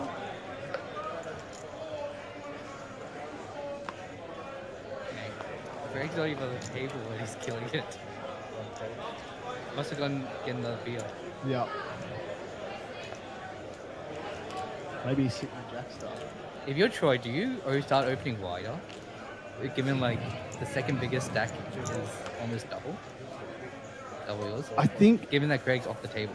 Sure, there's a little bit of that. I'm not quite sure on the jumps. They're looking like they're still pretty small jumps, so you don't want to get too at this.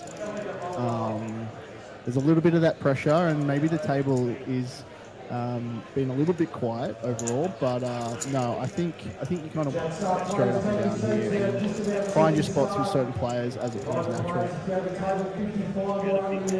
Lord Agar says the room sounds like chaos in the background. Is there a big tournament here? Allegedly. As on that note, I'm actually going to leave you guys here for a moment. I'm sure you guys will be all right. I'm going to go and check out the room and report back to see how everything is going out there. Perfect, mate. Can you tell me if Dustin's still in? Because he's in my fantasy team. Got a comment here. Gar fold of the year. I think he's referring to the Ace Jack fold. Yeah, it was a good fold. She has been making a lot of great folds this series, especially this tournament. Maybe she just doesn't think opponent can be doing it very light with like a weaker Ace X. And we find that she has defended the free blind with King 2 off. I think versus Eagle is probably fine, but her stack size is getting a bit shallower there. Obviously the offsuit combo, pretty reasonable with King High, but you get so many flops like this where you just go in, your hands are tied, and Eagle can be super small. yeah. So it's a course as you get shallower. It is pretty close. I might pick the over more often here, given how deep. And there is a page I'm coming in with 3 players left, so 3 players do go fast, to be fair. Yep. So, how's the series looking for you at the moment? Are you planning to play the 5K or any other events? Have you bagged the main yet? No, so I only got here on Saturday. Just playing, the biggest stuff this week. The main event, Centurion, Jackstar, 5K. I am 4 bullets into the main. I've played the maximum that I can so far and not found a bag, but there's still time. Couple of busy days ahead with the Jackstar, and then hopefully find a good old bag in that one. Had a deep run in it last year, so it's a nice one to push on with. But hopefully find that later in the week. You also did have a really good run in the Sydney Champs, correct? Yeah, earlier this year it was a home casino. Fond memories of the Sydney Champs over the years, and really wanted to kind of take that one out. And but my opponent Michael played very well that day and deserved the win. But a nice result to kick off the year. The last 12 months been pretty good overall, getting there. A lot of knocking on the doors, but not quite. But that was good. And Paris did find this Is that a shot? Against Eagle. Eagle. Yeah, so it does get through. It is a very nice shove of 30 bigs. Yep. Nines isn't really a strong hand post flop, so I can imagine he does want to just take it down free and hope he picks up those extra 2 big blinds. Yep. Seems good. So what have you been up to lately? Because I know you're pretty on and off with poker nowadays now, right? Yeah. I'm used to play pretty full time for quite a lot of years, but these days just predominantly focused on tournaments. About 6 weeks a year, something like that. 2 months of the year I kind of get out. Mostly just the best couple of weeks in Australia. And I do head over to Vegas for the World Series. I enjoy getting over there, which is always fun. But yeah, kind of moved on mostly from poker full time, and just running 2 businesses, which I love. It's a really good balance. Kind of saw all the guys from Sydney doing that many years ago, and I said, oh, that looks like a great time. So that's kind of where I've headed, and really enjoy the balance between the two. And I kind of encourage everyone to have a bit of balance in poker, whether it's with work or volunteering or doing something completely different. Yeah, because I remember I met you in like 2022 or something. Okay. Yeah, that's when we first met. Yeah, sweet. Paris wakes up with A7 suited. Eagle, as usual, playing very aggressive. In this spot here, do you want to see a call or a 3-bet? I think hijack cutoff. It's starting to get a little bit dicier, but he does find the 3-bet, I believe. So just catching up here. Yeah, looks like Yep. 3-bet 2.5x. 2.5x. I think it's pretty reasonable. Like as you can see, Hegor's finding the nice open with King 5 suited, and I think with the A7 spades, honestly, it really comes down to who's. So depending on the player in the big blind, I would kind of shift between flatting some of the time and finding the 3-bet and potentially I think reasonable. I think that both are reasonable options. James does pick up a King 10 suited, which is definitely a very nice hand. He looks like he wants to do a 4-bet. Wow. Oh, he finds a 4-bet with Wow. the King 10 suited. And now Paris has a really tough decision with A7 suited. We've got some serious action going on in here. This hand. And he does find a step fold. Picks up a very nice. What a nice 4-bet. It's something in games very hard to find, and maybe he thought Paris the last 2 hands, but what a nice 4-bet from the big blind there. With the suited combo, I think I prefer. I think they're like. It's probably with the 3-bet from Paris. And then like.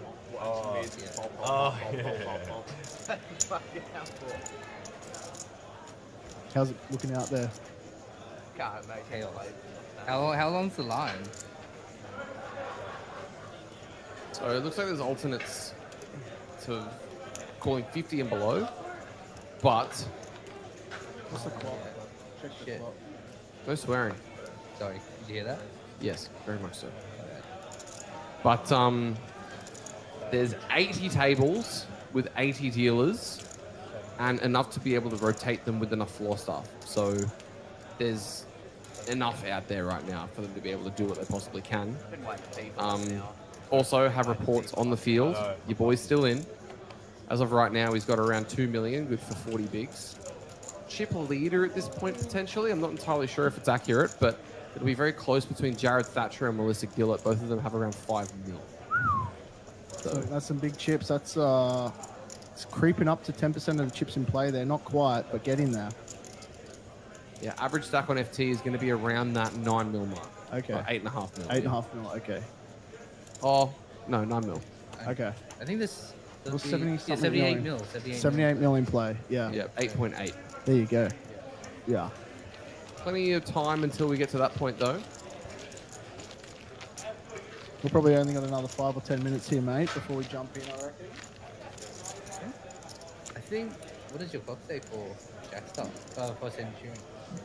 So we've got roughly 25 minutes left of commentary here until we go on a break. Yep. You mentioned, Charles, that you wanted to try and sit with 100 bigs. You're not going to be doing that for another 2 hours or so. Oh, really? Even though we're jumping now? Yeah, well, I mean, right now the blinds are 100, 200, and you've got an 80k starting stack. Oh, there's 400 bigs. Oh, then I guess I'll have to jump in at 200 bigs then. I guess we'll have to do that. The current count for the Jackstar is 888, by the way. Hey, that's the Asian lucky number. We should jump in now. Well, that's a sign. We're out. No, I'm joking. Did you know that a lot of the hotels and stuff in China, and even the casinos, as far as if you go to the cashier, they've got numbers for the cashiers? No fours anywhere. Is it No fours? fours. Yeah, no fours anywhere. Yeah, fours. Yeah. I went to Macau to cash out, and it was 1, 2, 3, 5, and I was like, huh? Is there a mistake? What's going on? Okay, we've got to open by Craig, King 5-0, and He's back. He's getting really angsty now. the beers are back, or maybe another Red Bull. And we just see a 30 big blind rip with the queens. Wow. Wow, that's I guess he really doesn't like queens. Yeah.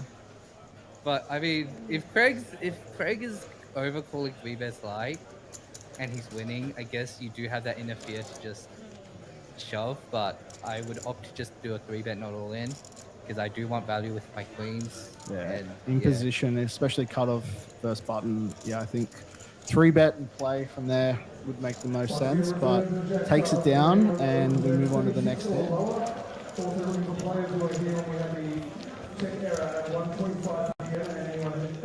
Those of you that are in the mix in the Jackstar, good luck.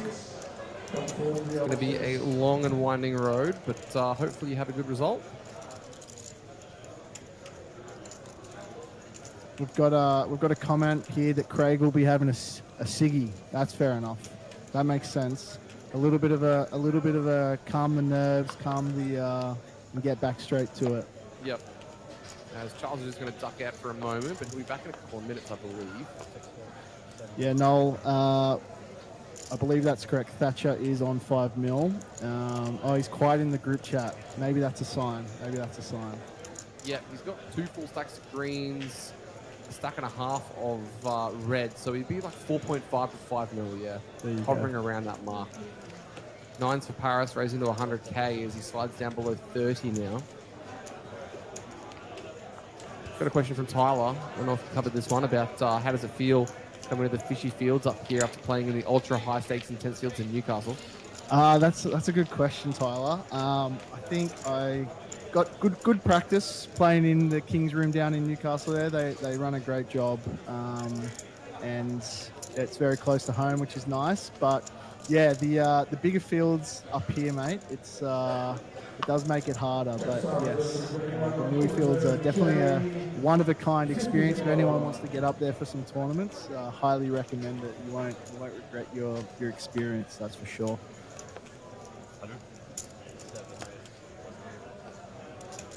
We've got a comment here from Lord Guard 911. Wow, 4-bet of the series. Yeah, it was a pretty nice find. I don't know if I could find it there. It was a good one. Definitely a spicy one. Paris once again going to back-to-back raises with the King Queen offsuit. Sha Fang of 12 plus 1 deciding to fold a 6. Wonder what she would have done had it been folded to her and Paris hadn't opened. But either way, over to Craig Benyon, reaching for those greens, just going to put in a min raise. Puts in the min raise with the ace-5 suited. Now, this is one of those spots where against a size like this, I wonder if Paris is going to be up to no good or if he's going to continue with this King-Queen. I think he's going to just find the call, getting such a good price. Yeah, you got to remember here it's under the gun versus +2. So, yeah, presuming it comes back around to him, I think he's going to find just the flat call and play post against Craig here. Action folding around to the blinds. Richard with the double down, 11 no good. Likewise, Igor, a similar holding, is going to let it go. Back over to Paris with this King-Queen offsuit facing the min-raise. What say you, sir? It's just going to come along. Yep. I think that's good. How was it out there, Charles? It's insane. It's insanity. Basically every table is occupied. Every player's waiting. Yeah, I mean, there's definitely lots to improve, and Craig does find a very clean flop. Very, very quickly betting bet. 200k again. Snaps. It's hard for Paris here now. It's out of position, king high. I think you're just going to have to, yeah, good fold there, Paris. Just lets it go.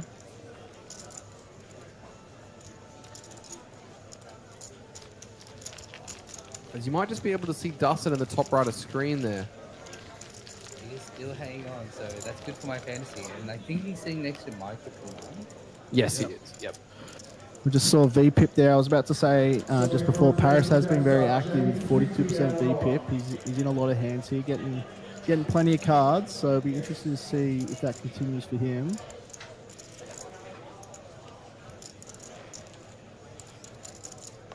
He's got position on Hegel. I think that makes a big difference. I think you'll be very happy to have position on Hegel. Yep. And Troy as well. So, I mean, just having probably the two best players, Paris inclusive as well, is Paris is looking very comfortable, I'd say. Craig has been very active ever since he got back from his beer. You've missed the comment. It was for a cigarette. Oh, it's for the cigarette. Yeah. Oh. So he's calmed the nerves, and we're back. So he finds the king nine off +1. He's off 48 bigs here, 47 bigs. It's a really nice hand for King Jack suited.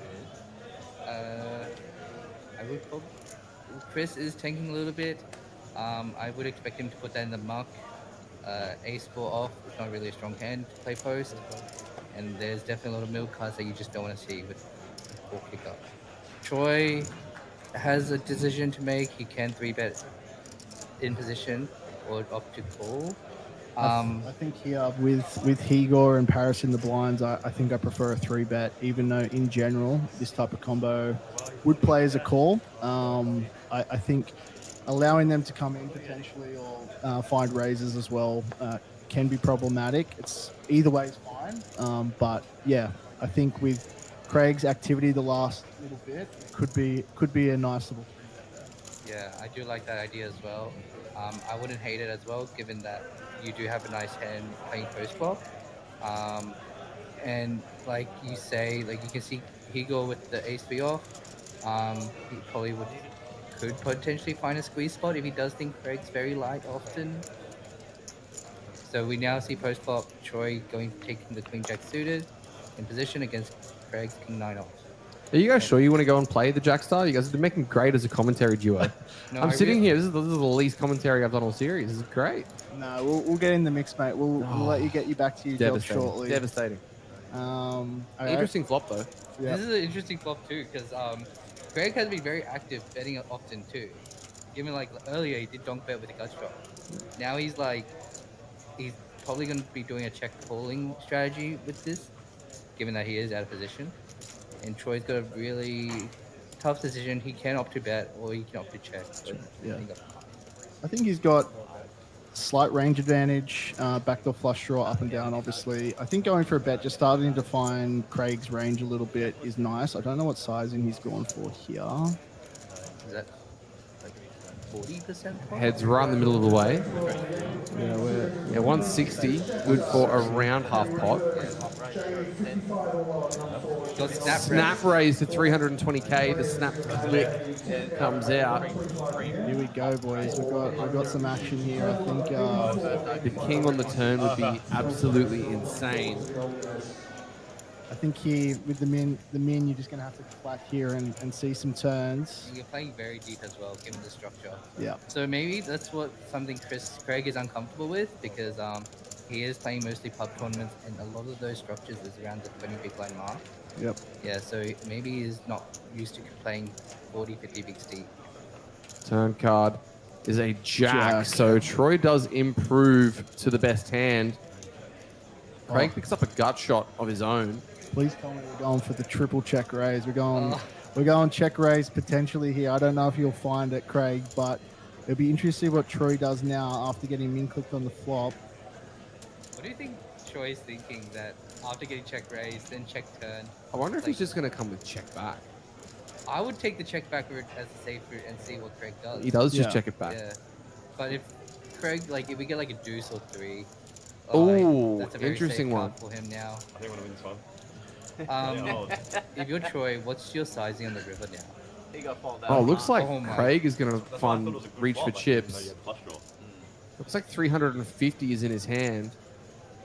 And this is why check from Troy on the turn's nice in terms of he just gets more information going one more street and seeing what Craig does, and he can decide from there. I think obviously probably wasn't expecting the bet there all the time, but yeah, I think obviously you got to find a raise here. What size do you go with? Do you? So, I would probably go maybe small, given we're deep. So maybe like 800, 750.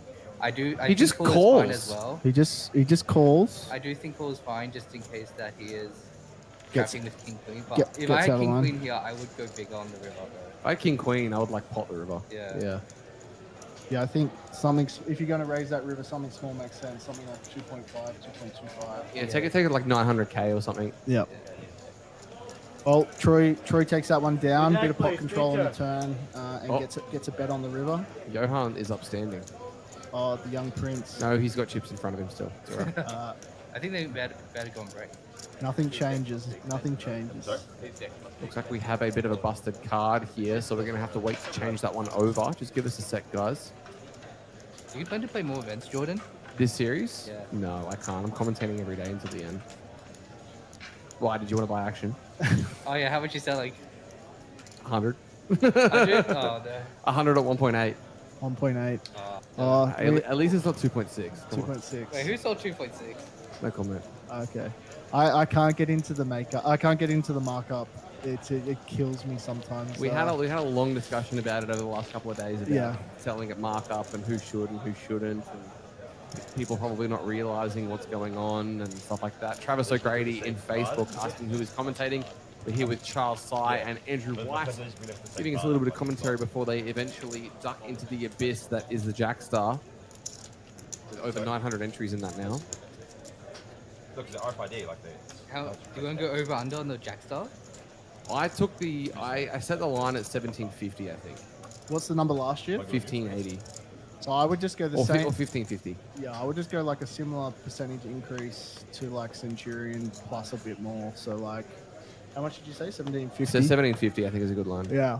Have they increased the tables for Jackstar? Well, there's 80 tables right now. Last time there was other tournaments running at the same time, whereas this time that's the only thing running in the main room other than the Centurion. Yeah. And the PLO shot clock, which I'm pretty sure is one table in the corner right now. Yeah, down to the final table. Yep. Some legends in that. I saw the final table names in that. Andy Lee, someone else there, but I just can't remember for a moment. But yeah, that's a fun little tournament. Shot clock PLO. Craig, Did you play in that? I couldn't play in that last night because I was still deep in the Centurion. Oh, you were in the Centurion too, so you didn't. Yeah, I couldn't play Yeah. it last night. Yeah. Yeah, I think they got quite a few runners as well, like 200. Yeah, so Yeah. it's definitely a healthy field. Yeah, as well. 193 ended up getting 38k up top. Crazy. Yeah. I mean, when I saw the runners in the 2.5K PLO, my mind blew. Like, I was like, wow. Yeah. The PLO is, I think it's just going to become more and more an Australian tournament series, a mainstay, even with the bigger buy-ins. So, yeah, it'd be interesting if they add more of that in future years. Do you think you'll ever convert to mixed games then? Me, I enjoy the mental stimulation of mixed game cash, but I think it's one of those things when I've got a lot more time. Wait, to, Troy folded 8s here. What is he, this? he did find it was under the gun raise. He finds. So who opened it? Craig. Okay. Opens gun to 100k and Troy folds 8s. Huh? Do you think it's a reader error? I don't think so. I think depending on the player that opens deep in these tournaments, sometimes eight starts to get a little bit dicey with how you want to play it. Against Craig and how active he's been, and like just with that prior showdown, I probably wouldn't have folded the eights. But I think there's some scenarios where it can be a bit closer. Because I know, like, when I was on stream 2 days ago, there was this part where Dale Marsden folded queens. But he looked at it and he's like, no, that reader's wrong. It was like queens, it was just an open and then he just folded queens, but he said the reader's wrong at that time. Okay. Yeah, so I don't know. Yeah. It can happen. Can happen. Yeah. and Oliver Corey has now jumped on the table. Is that Oliver? Yep. Got a comment here from Ryan. I He's think. good friends with Troy as well, so it's interesting to see those guys next to each other. Yeah. Ryan says, I think markup is okay on scenario where the player doesn't really want to sell any or where the backer can't afford the time to play themselves, basically playing the player to proxy. I back horses because I can't get away from my business in 3-4 weeks. I get that, wanting to be in action and, there's a market for everything. So that makes sense, Ryan. Sure, but there's a difference between doing that and players taking advantage of backers as well. For sure. And I think it's the education on that for people that may be not as versed in poker investing. But yeah, it can get dicey. Like there are guys that have been called out, rightfully so, in the past for selling at amounts like 1.5, 1.6, 1.8. And I reckon that there probably aren't even 10 players total that are playing this series that I would pay 1.5 for. I think I couldn't agree more on that. Oliver's going to send in the ace-9 suited. Welcome to the table, sir. Is it going to be an extended stay? No, it's not going to be one. But I will say that Xiaofang is actually covered here. Oh, Snap puts it in. Oliver doesn't know how tight she's been. Obviously, this is just everybody 10 else big knows blinds. that this is horrific news for Oliver. Yeah. He's not gonna like it unless he finds something like spades. Spades are live. We had it before. As opposed to red spades, Charles. Yeah. Add some adjectives. What about Paris found the triple nines? Do we go back to back on this? It'll be interesting to see. Matters. That's your outs, buddy. So Oliver was in for 12 bigs, was it? Well, I don't know whether or not he actually put his last chips in. No, I'm just kidding. Of course he does. No, you called, right? Called the page up. Alrighty. I'm pretty sure he covers her anyway. So the amount that he put in covered what she had. Stack. Yep. Let's see all five. Our spade's going to be live. I've got a bad feeling here. 9, 5, 3. The 9 is. Andrew White's got a bad feeling. The nines are live. Paris did it. 5 on the turn. It needs to be a 9 on the river or she's going to find a full double. Is Andrew's read spot on today? River card. Very close. Close but no cigar. Oliver Corey had a pretty massive start in this tournament. He had 1 million chips very early on day 2. Unfortunately, he is going to be left with 2.5 Justins now. We've got a comment here for you, Charles. Fisherman0703 asking, can he buy 20% action in your Jackstar? I'll sell at 2.0 just for him. Oh, wow. There you go. What do you think about that, Jordan? You just said only 10 players, 1.5, 2.0 just for the Fisherman. Get out of my booth. Get out of the booth. Or maybe Charles was one of the 10 that I mentioned. I finally found out who Fisherman He was wasn't. actually. He wasn't. I'm taking it down. Are you going to dox him? No, I can't dox him. Alrighty. Down to 44 players here. We're going to be on break in roughly 5 minutes or 6 minutes time, by the way, guys, at which point I'm going to say thank you so much for being here. It's been a pleasure to have you both in here, and good luck on the Jackstar when you do jump in. Excuse me. It's been awesome to join, mate. Hopefully we can come again. Oh, hopefully you can't because you're busy playing. That is the aim, but it is a bit of a mini bubble when you first bullet of the Jackstar, so you never know. You never know because you have to wait for sitting after that. But it's kind of what I say to everybody that's like, oh, I want to jump in the booth, but I'm going to be playing the whole series, so I don't know if I can. I always say, I'd love to have you, but I hope that I can't have you in the booth because you're winning everything. Yeah, it's one of those ones. It feels like series times. It's so hard to organize anything, whether you want to play a bit of sports or go for dinner, or everyone's just on different timelines. Wavelengths, and everyone's got different stuff going on. Yep. Hopefully I can bag the game so I can take Friday off or something. That would be nice. Yep. That's what I was hoping for as well, but it's let's wait and see, huh? Yeah, How many bullets so far for you? I think I'm on 4. Okay. Are you bagged up yet? No, we're just saying before while you're out. I've done the maximum since I've been here, but it's only 4 bullets. So yeah. Naj is in for the maximum total. Yeah, that's. Oh, Craig here with aces. We've got bullets. He's a dangerous man when he's got a hand here. Again, though, it's a very small 3-bet, especially out of position.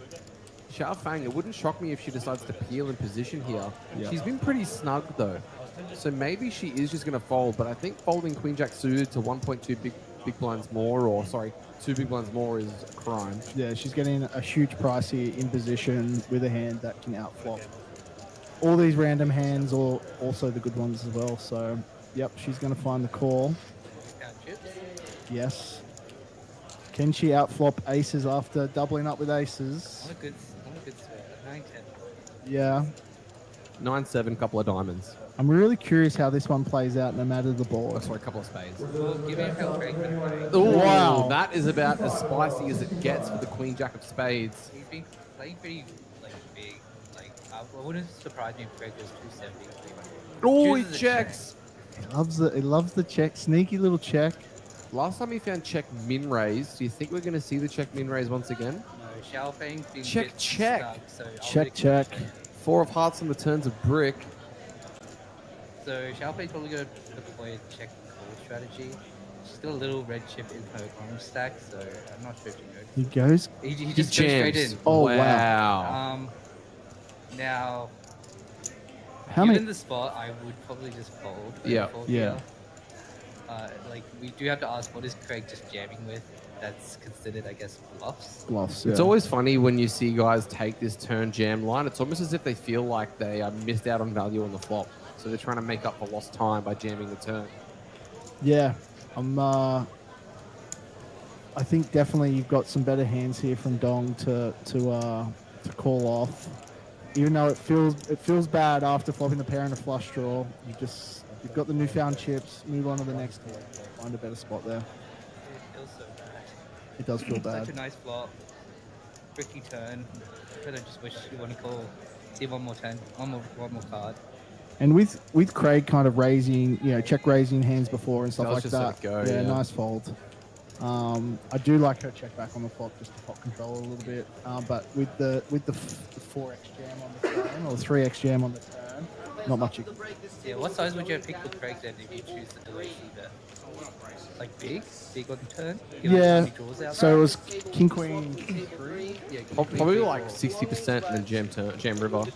Yeah, you got to size up to try and get if it bricks out a bit to get that last bit of value on the river. Looking at the room, it's absolutely bonkers out there. Every single table occupied, both in this room, in the side room, and in the oval room. So it's crazy. We've got about 2 minutes until we go on a break as well here. Whoa!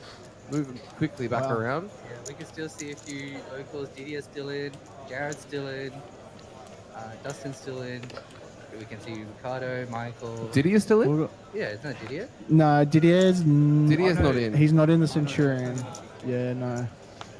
We've got Cooper in the chat here. What's he saying here? 2,500 by the way. $2,500. Yes, that was the buy-in for the Centurion. I don't know what the prior comments were there.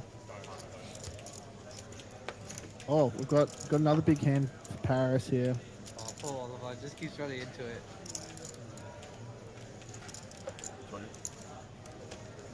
Wow. Paris one's just the call. Or is that a call? Yeah, looks like he has found the min raise to 200k. Xiaofeng letting go of the ace 10s.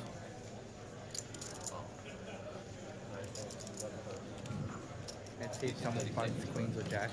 What's this 9 business in all these hands? It just keeps going, over pairs. And they're praying for some 9s, but All of us need to take the short end every time. the short end, okay, yeah.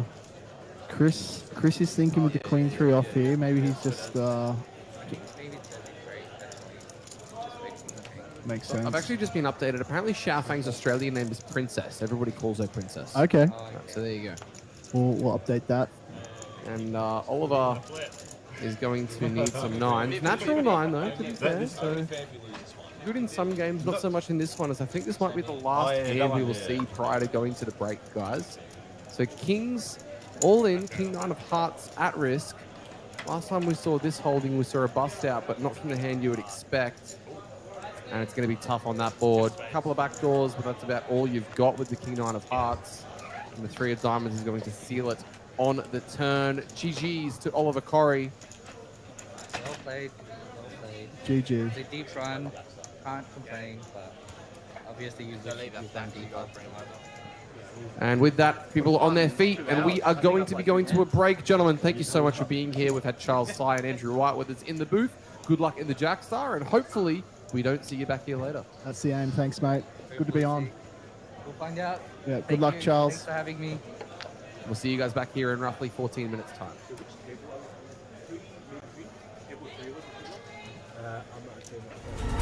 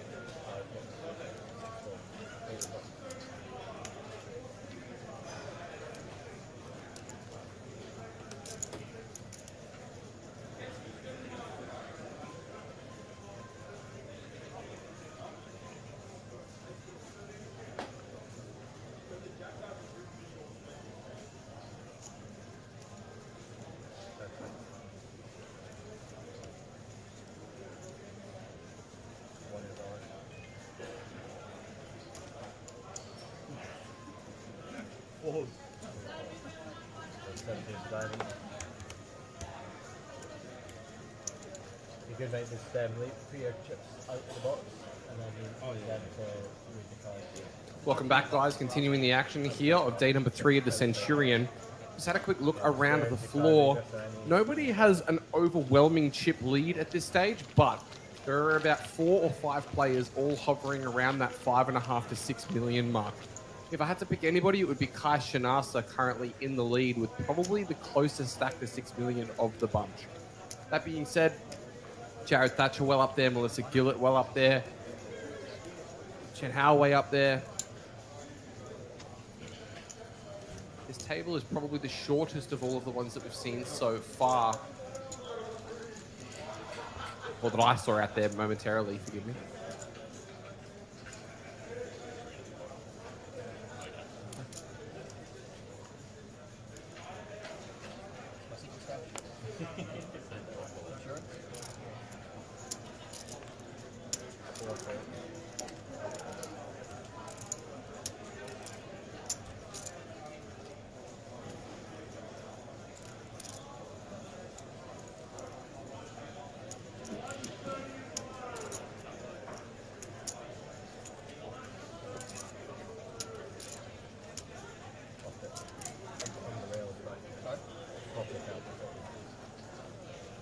Raises. 150. 6, 8, 9, 4.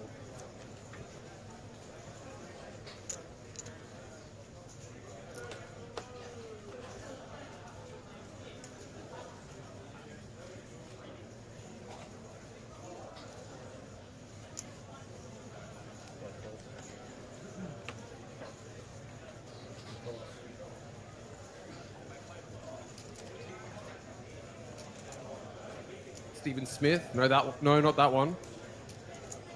No, not that one either. With the raise to 150k with King 10 off suit.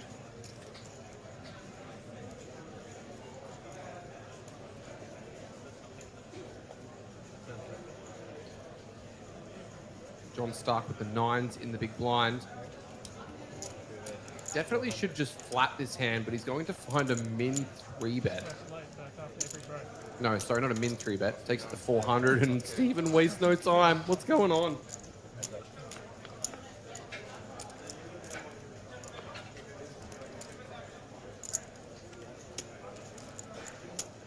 King in the window, King 6 deuce.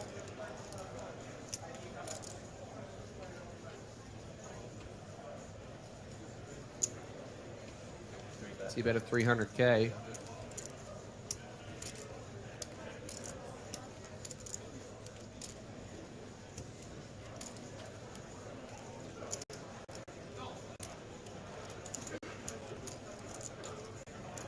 The Jack Star ready with a chain 150 and roll, 150 or any theme allocations. In goes the call for the turn. 3 of diamonds as the 9s only have 1 out.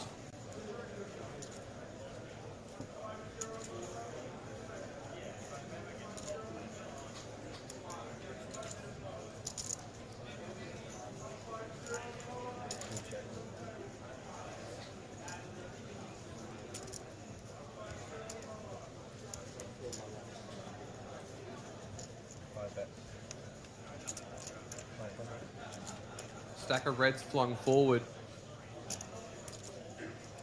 3rd of John's stack needed to be committed here if he wants to continue.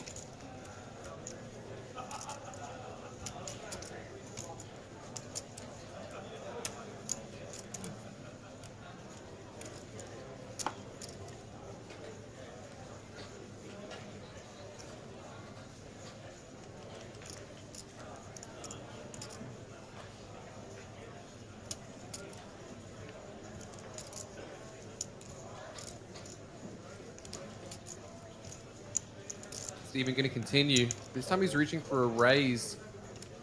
A big raise with threes. What is this? No. I swear that was more than 150k.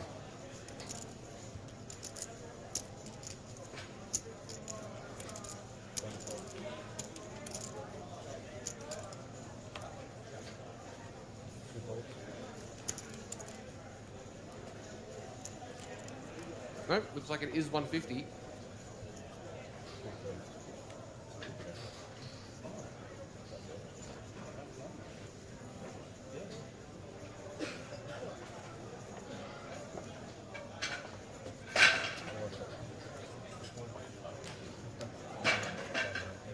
This was like way over there.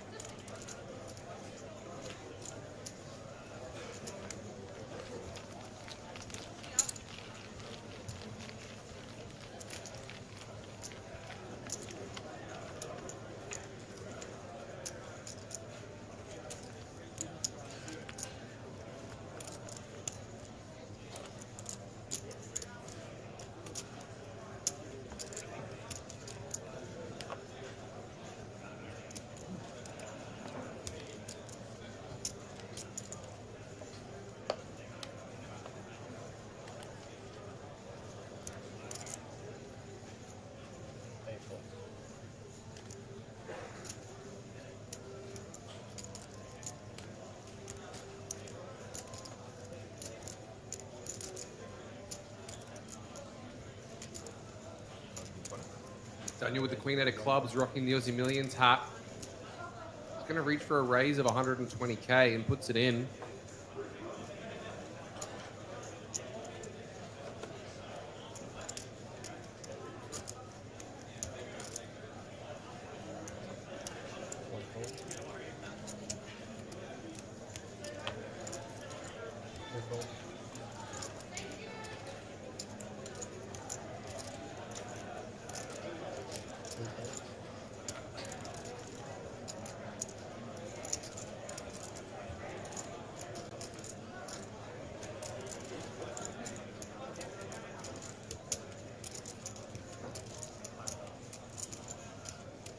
Like you Pekin. Was that you in the background with the pizza, Jordan? I plead the fifth.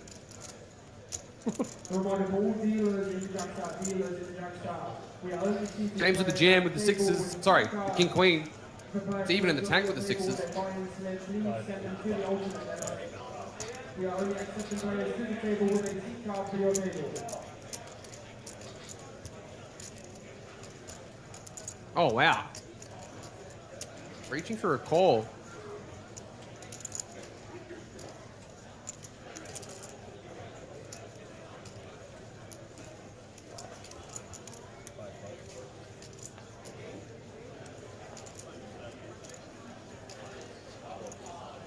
And he puts in the call. James is going to have to locate king or a queen to stay alive. A queen's going to get folded. He's not going to be the favorite here.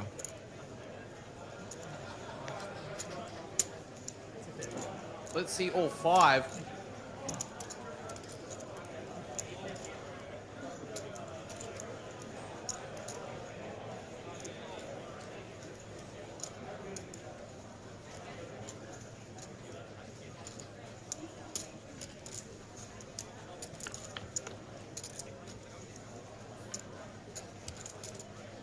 Ace, deuce, 5. No help to the king, queen right now. Turn card is the 3. King or a queen on the end required. River is the 8 of spades. GG's to James Surley.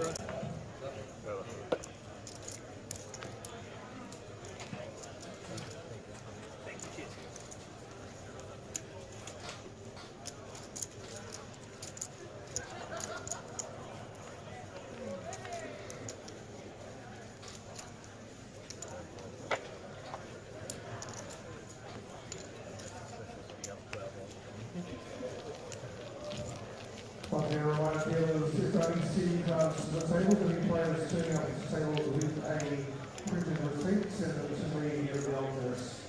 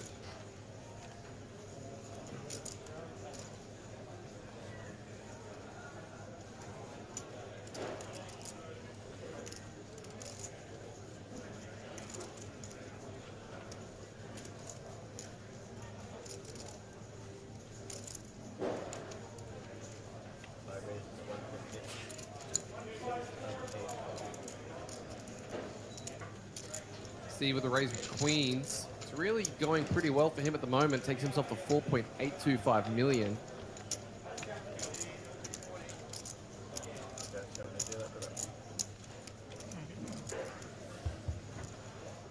Thank you.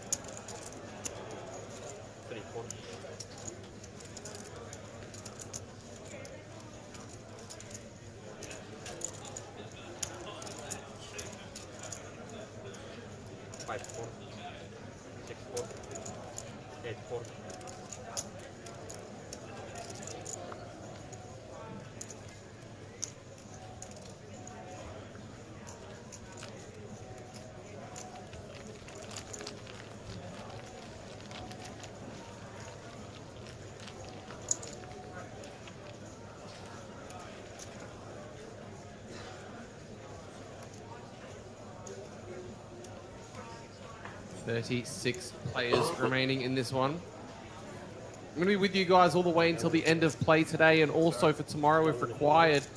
Can't see us getting to a winner this evening, but we might get down to our FT the way things are going so far.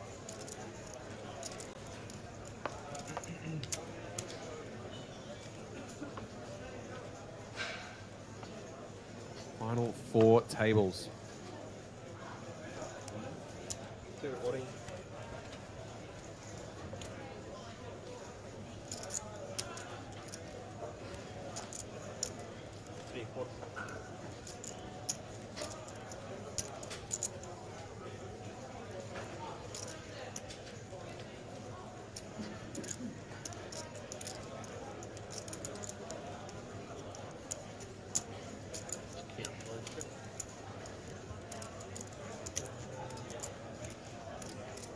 Ace 10 for Ali Zabajad. Going to send it in for 630k, good for 15.5 beavers. Stephen's been pretty wide and calling. He's amassed himself a bit of a stack. Got Lord Agar cheering on Ash, as this fold is going to get made by Stephen with the PH. Stephen. 8-4, 9-4.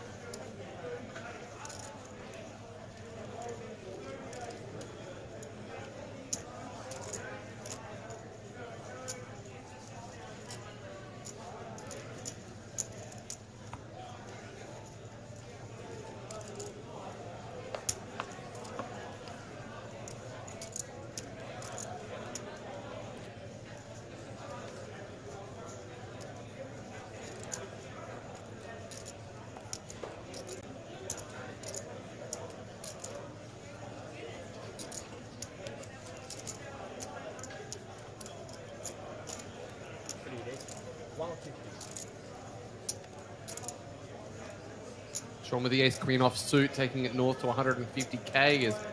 This is the first table that we've kind of seen the 2.5x be the go-to size.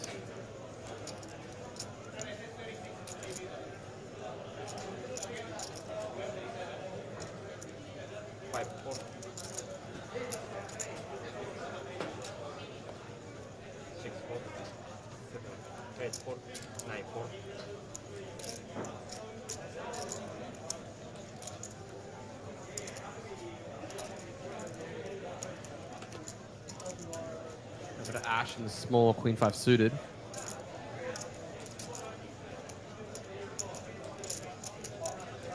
I will say, guys, we're probably going to be a little bit lonely in the booth today. Everybody's playing the Jack Star. So I don't know who we're going to get in here to have a chat.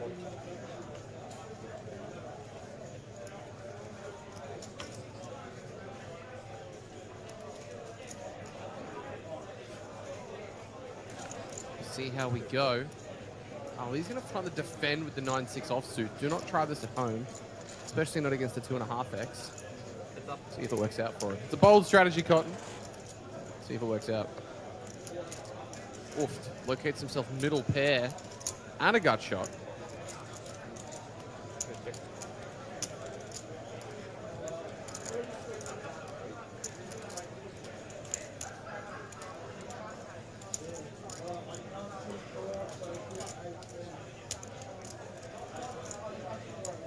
Can we get the field cam up to have a look at all the Jackstar tables? We can try. Our production member in the background is definitely going to be able to do that for us soon. So he's reading the chat, so he'll see it soon. We're going to see the check jam come out for 570k from the pair straight draw. Ace Queen calls? No, you shouldn't be calling this off. It's for half your stack, mate. Wow, that is quite the snap off. And Ali with the chance to find a much needed double up. Just needs to fade aces and queens. What on earth is this? 3 of hearts, 5 outs once. River card goes big. Merry Christmas. John up to 2.2 million.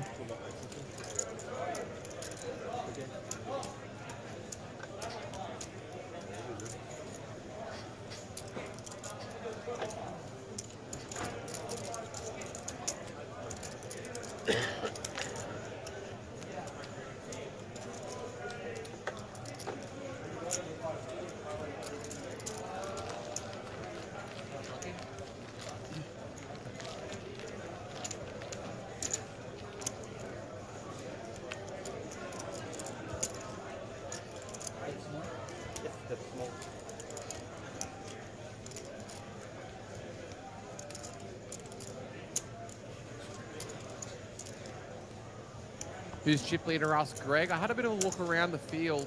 There's a number of players that have that kind of 6 million mark. You can see right there, Jared Thatcher, bottom of the screen, is one of those. But up there on the right, Kai Shanasa has probably got the most chips. Getting a look at those 4 tables that are out there still. With the loss of that player, I think we're going to break one down. So.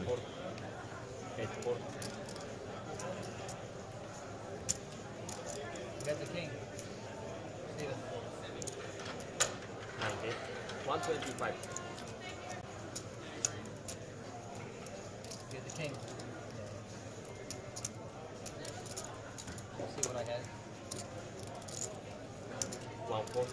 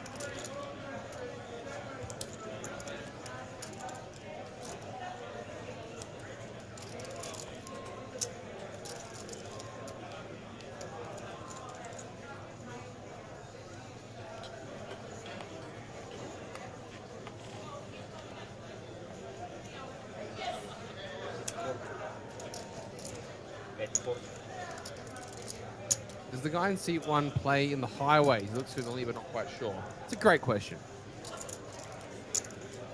Onwards, Daniel, with pocket 7. 125. Joe Webb, thanks for tuning in.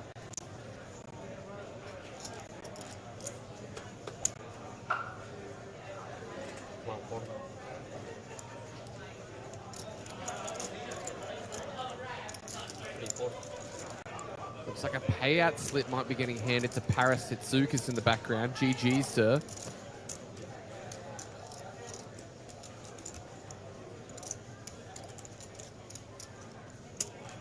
I play in the highways as well after enough beers. 7's going to take it down. Nobody wanting to stick around.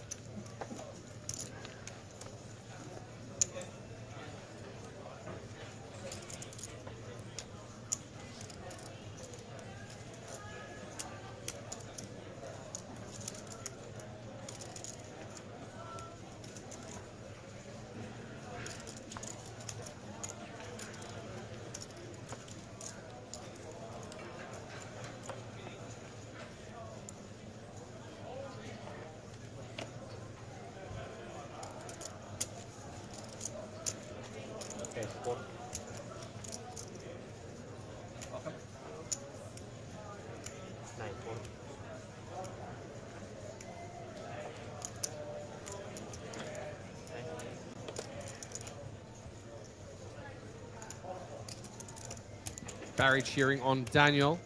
John with the ace-queen off suit, waiting for Ash to act as we've got a fresh face at the table.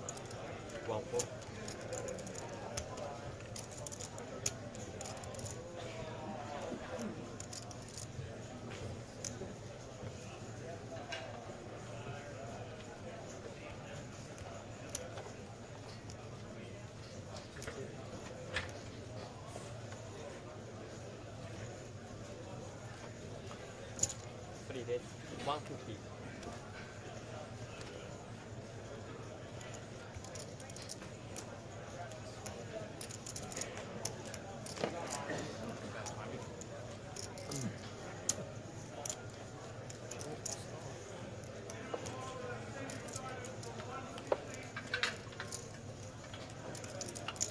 Five four. 6 4.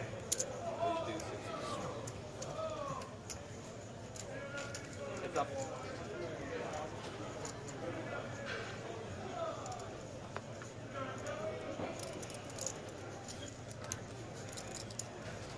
Five check. 3 check.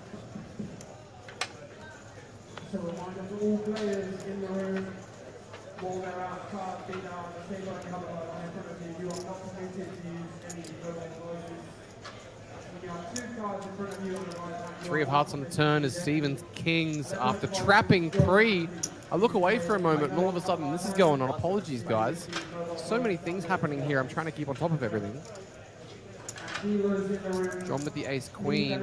It did so well for him earlier. Is it going to do well for him again?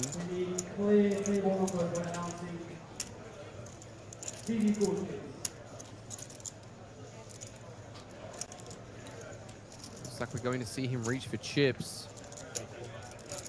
And in it goes the call. So pot swelling to 770,000. River. A queen would be a disaster for John.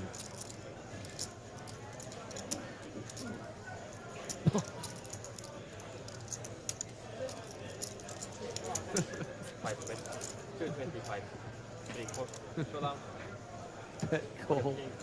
Kings are no good. Ace on the river.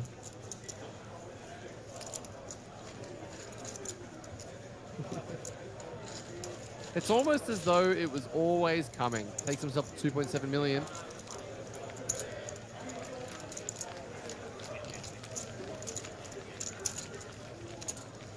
In a pot that probably should have had about 2 million more in the middle.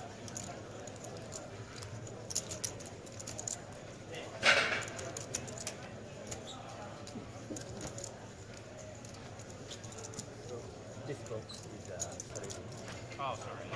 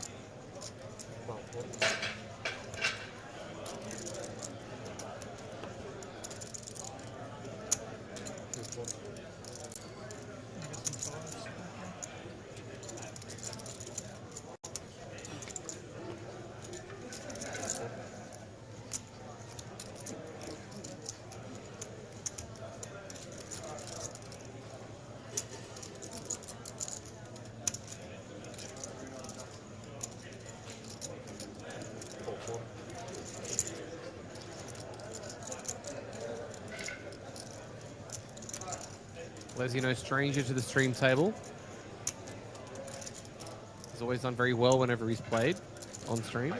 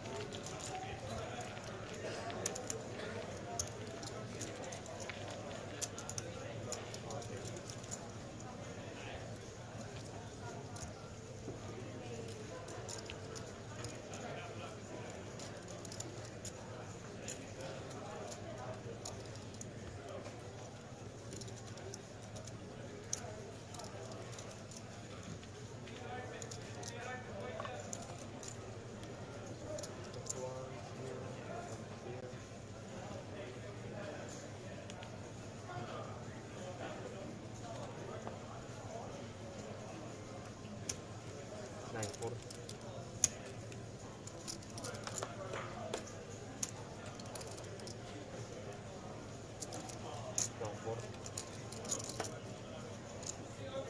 Whistle for Ash. Jamie's asking how many runners in the Jackstar. I think we're about to cross 1,000. Is there a long wait? Not super long, not as long as previous years. We've got 80 tables running. So there's plenty of seats right now.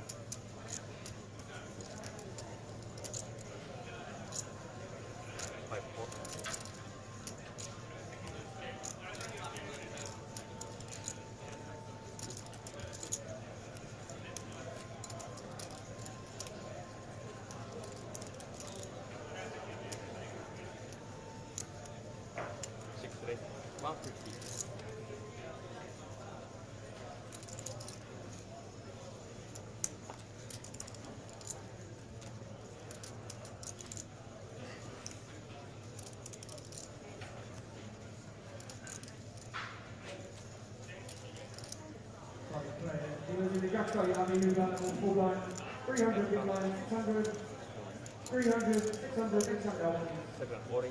King Jack for Johan finds the raise to 150. Patrick's going to find 3-bet jam from the small. Gets it through.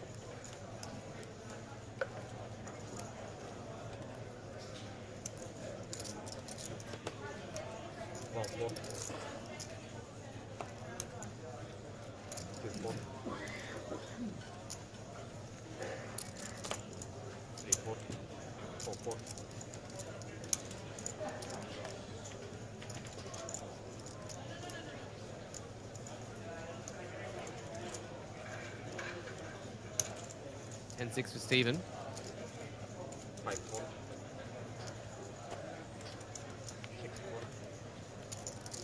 If you guys want to check the Play APL website, you'll be able to see any and all the information regarding how far through the alternates we are and how many players they have.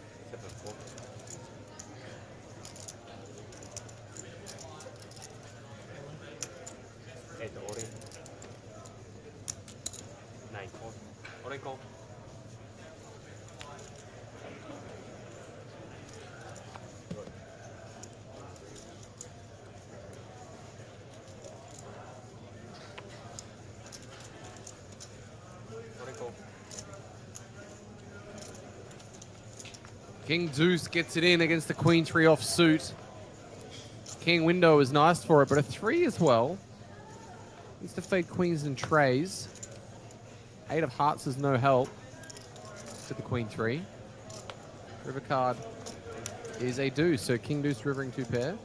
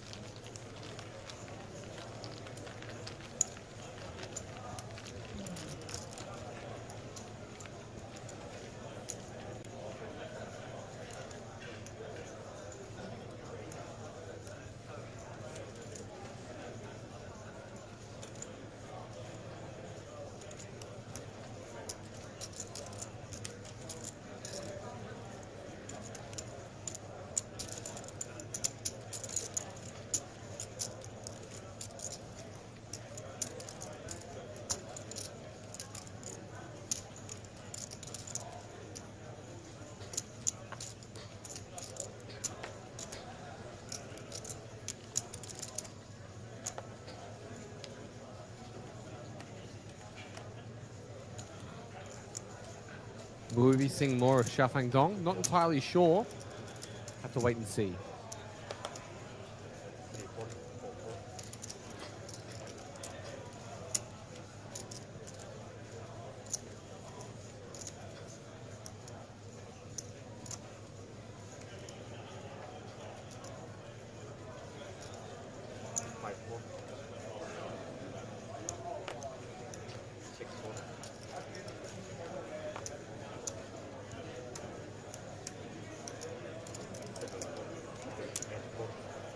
Over to the blinds. Daniel Melville now in the small blind with Jack Deuce off suit. Is Malone still alive? I'm not entirely sure. I don't believe so.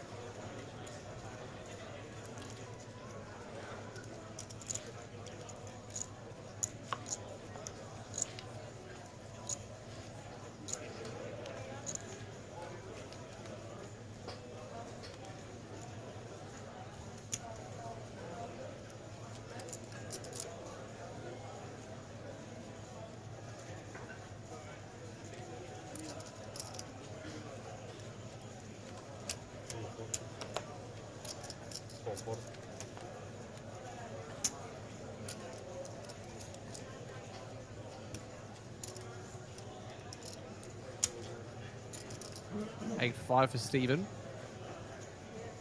5-4, 6-4.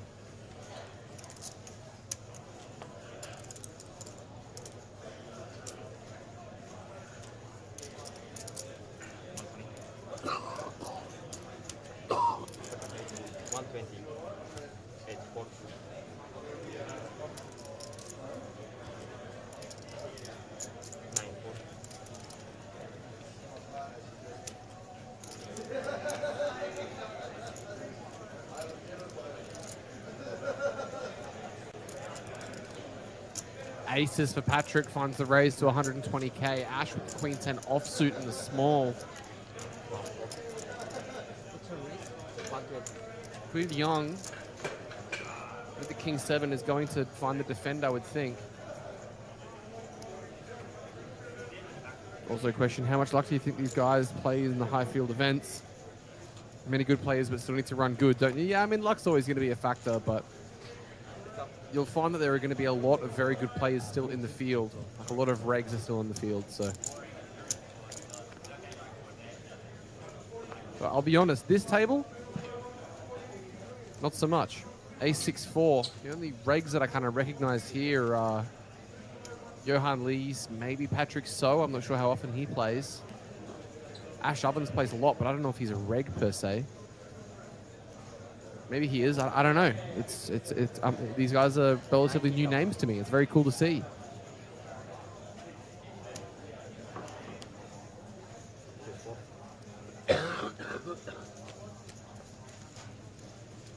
Aces finds the C bet, and the fold comes out from the King 7.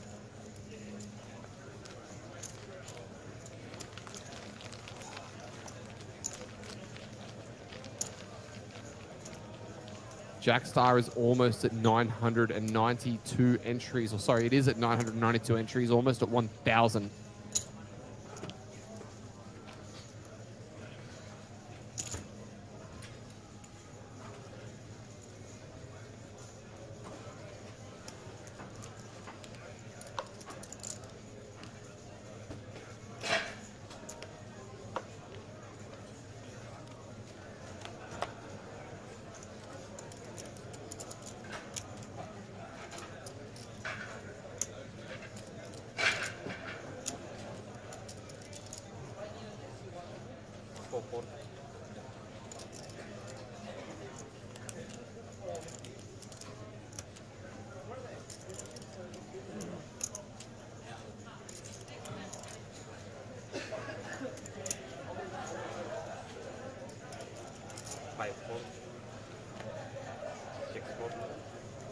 Phil's cheering on Ash, who apparently is Cash, by the way. I've seen this a couple of times. We get drink service, please. Or a tea.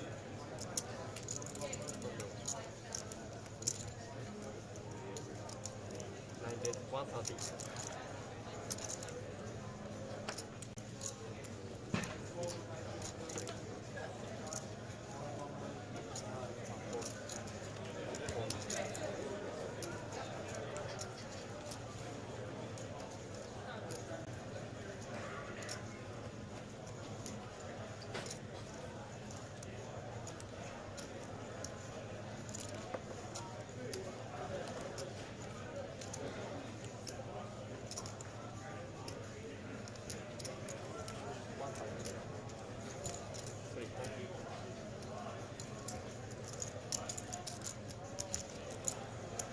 It's up.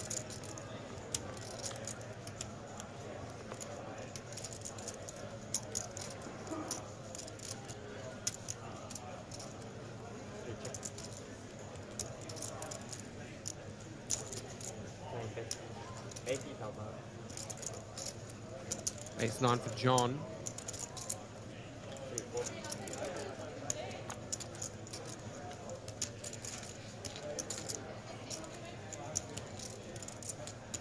Question, who's that wearing the Geelong Cats hat? Should be escorted out on general principle. Thank you. Thank you. Finally, somebody understands. If you're a Geelong supporter, you're not a human being. But that is Daniel Malaspina, who has said 170k. So good luck to you, sir. Just bad luck to Geelong.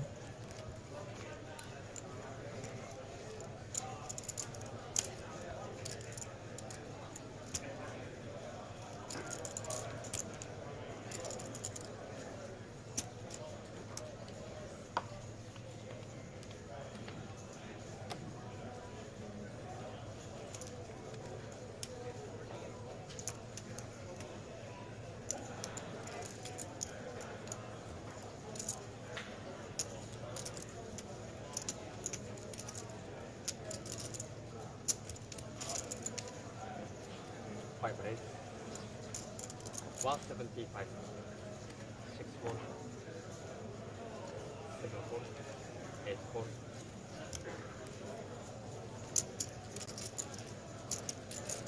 9-4.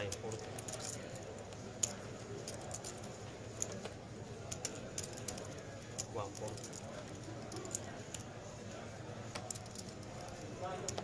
2-4. 3-4. Ace King for Steve finds the raise to 175. Leslie in the big blind, 8-3 off suit.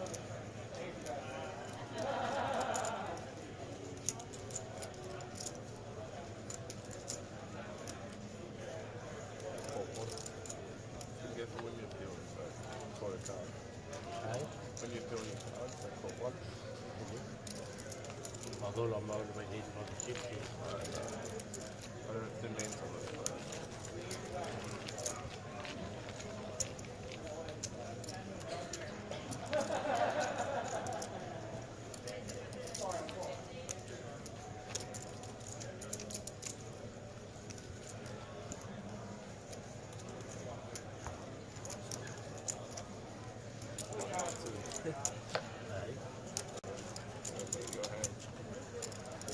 Trap me out? Was I the way for me to fall into it?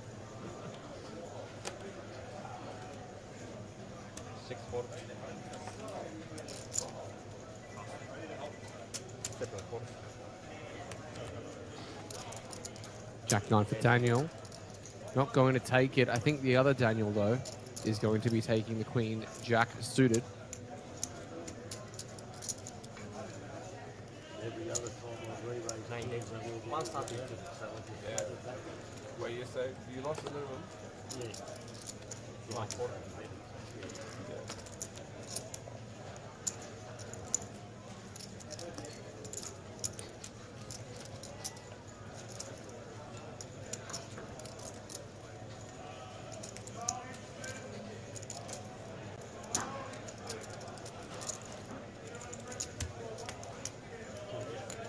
$275. 3-4. 4-4. 4.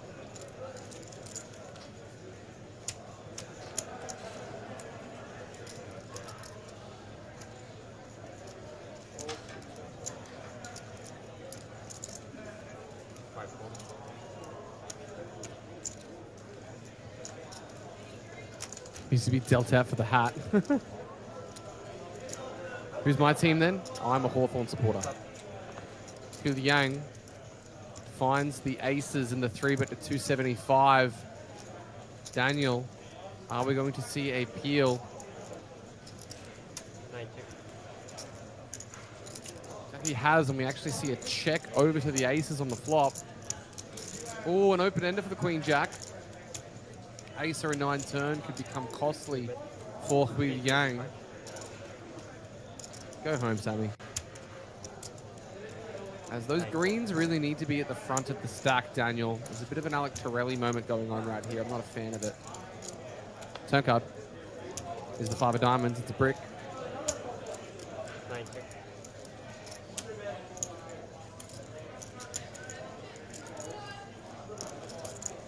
I think we are going to see Huey maybe pile the remainder, and he's got roughly 0.6 SPR. 0.7, should I say. Does just jam.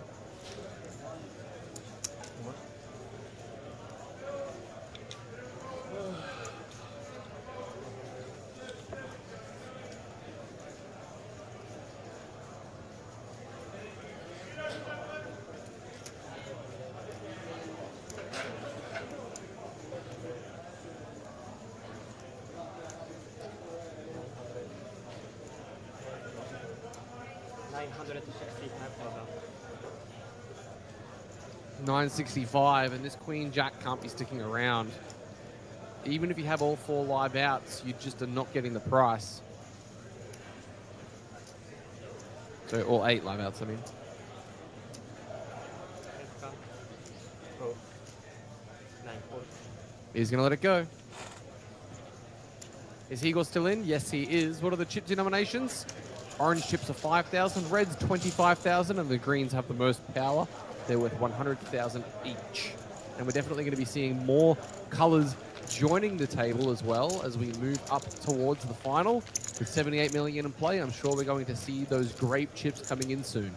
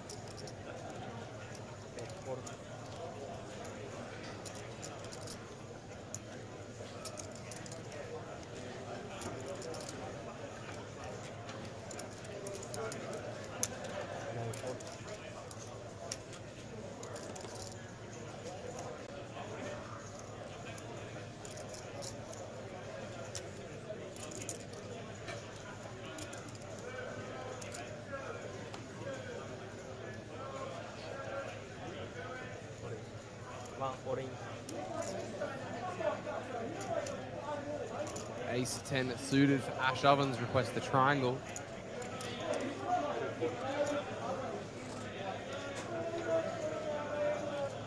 Playing till a winner. We're going to play as far down as we can today. I don't know if we have a specific time at which we are going to stop. A few of us made guesses as to what time we were going to be pausing, but we haven't exactly got a locked in time, excuse me. Stephen here with the ace-jack. I think he's going to be putting the call in, given how he called those sixes earlier. Count is requested.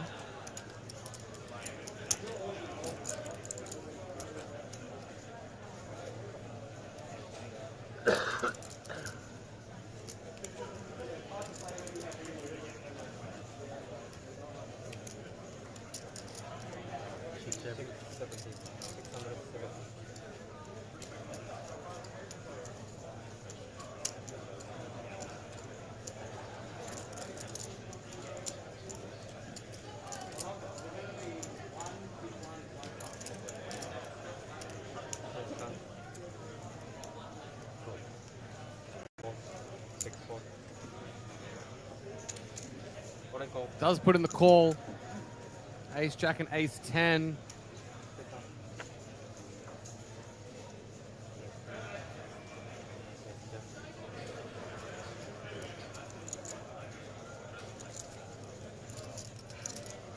Ash going to need a 10 or some hearts to stay alive in this one. Can he find it? Couple of hearts.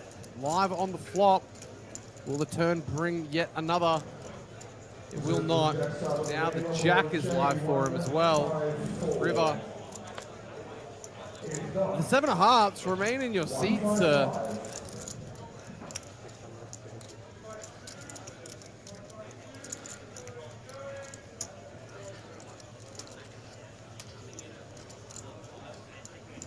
First pot we've seen Stephen lose.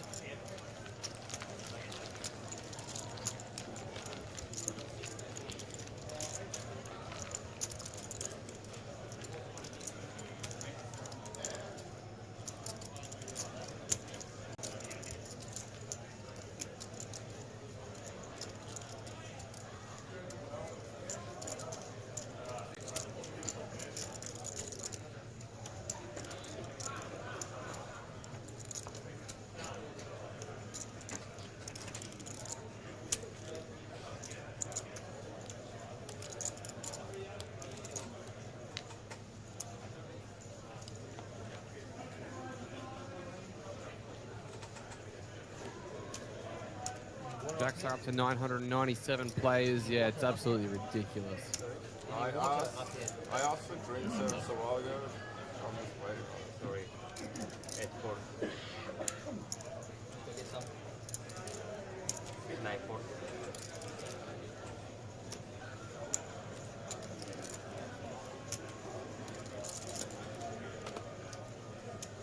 1-4. 2-4. 3-4. 4-4.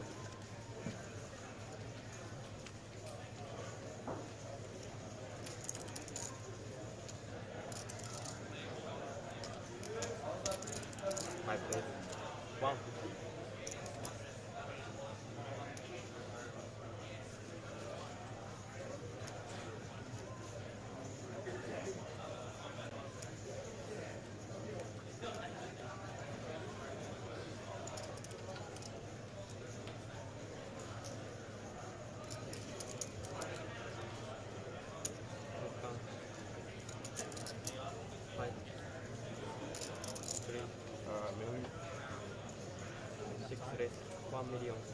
Steven finds the ace 3 open. Johan is going to put most of his stack in, up to 1 million.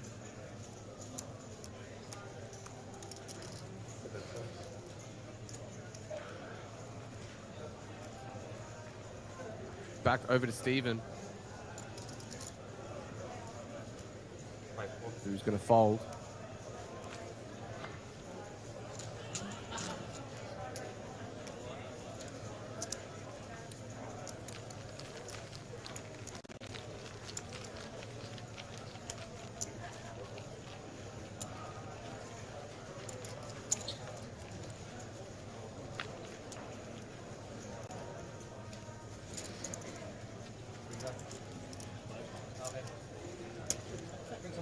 Hey, Amanda. Can we get a drink service here, please? Yes, I'll call for it.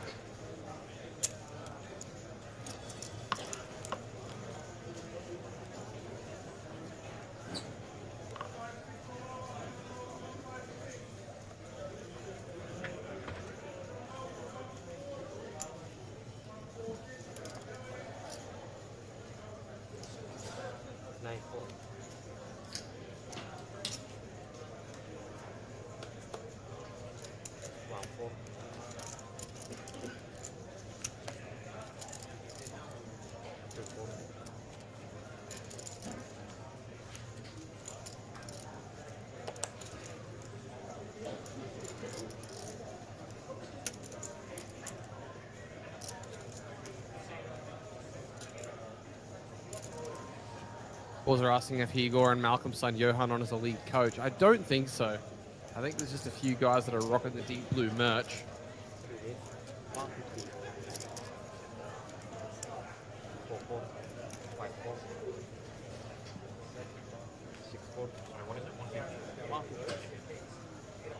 John with a raise. Action around to the small blind. Daniel. Sorry, Patrick. Now Daniel in the big. It looks like John is actually going to be getting this one through.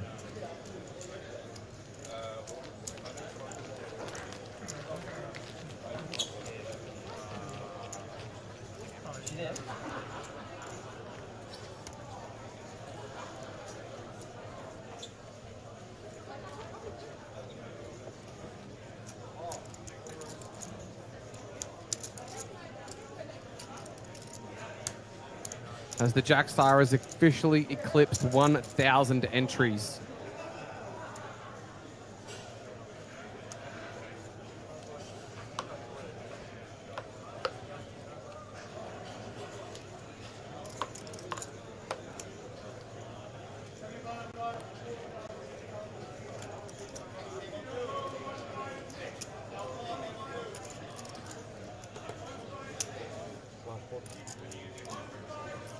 Next time, guys, 40, 80, 80.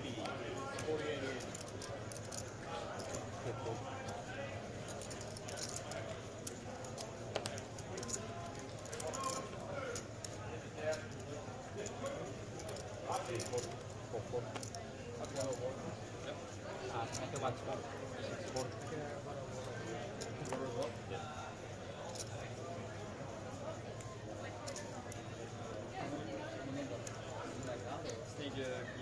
You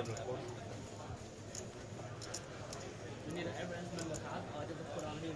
His member card. On the one, yeah. Yep. How much? They're for $3.90. Are you guys all getting water? Can I get a Pepsi Max, please? Yeah. Do you guys want to flip for the water? Sorry? I can do that. Are you buying water? Or flip for it? I can do it. Yeah. So the rules is why you grow on water? Yeah. It's fine. How we flip? Put it in. I don't know. I think Just my Pepsi Max, please. 5 of us. Okay. Yeah. So, how many 5 rules? Yeah. After 10. How do we flip? I got counted. Just put our finger. Who win? Who pay? Yeah, it shows in finger. Breaks up 40 Saves us giving him 5. Johan's trying to get some Schwazi action. Random number like generated? Nah, picks a finger. Oh, yeah, that's cool. Now we have the time. Oh, this is the way. Let's go now. Yeah. Are you in? Yeah. What's that? What's that? Okay, the chosen finger gets everyone water. Put your finger on it. I'll hold it down. Wasn't actually scared. You give my card back. So that means you'll pay for that? Yeah. All right, give my $10 back. What a bad beat, hey? Thank What you. is- what am I Your own bad introducing beat. it? Thank you. Bro, can I get it in a pint of ice, please? That was funny, bro. That was not funny at all. No, that was funny for us. So, sorry guys, how many was the You guys total? want to go water? 5 Okay. waters. Oh, And then could also get an ice one black. With That is a an lot of extra Twitch shot and units. Extra ice. Thank change my order, right? Yeah, Johnny rock the blue, huh? With extra ice. Yes. Extra shot and extra ice, please. Oh, you can read it. So guys, on your off. Whose idea was that? We've been waiting for a long time. Carry that.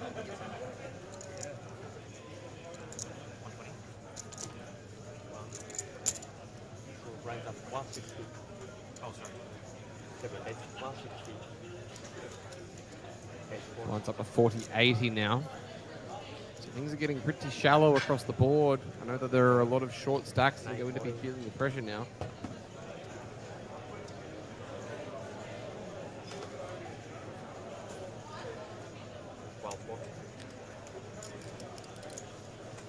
Average stack hovering around that 34 big blind mark as Patrick opens the Jack 6 suited.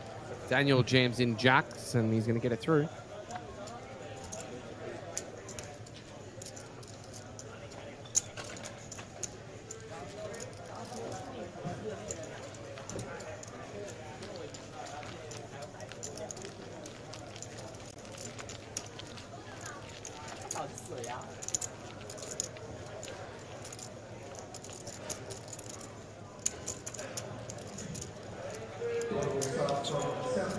commemorating the church service. If you want to bring it to your table, have your money and membership card ready. So one member of the club head to the club reception and tell them you're up over time. Your membership is free.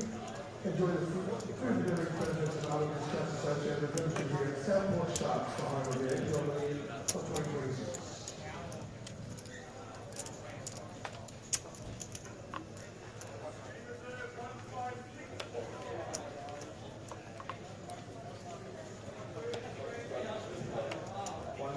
Seven all the way in the reserves and next up 7.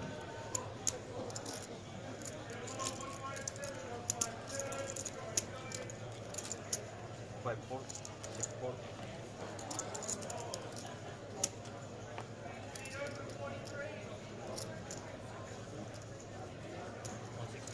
$160, 7 days, 160, 8 4,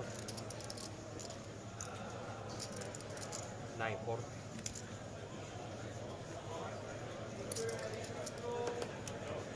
One four.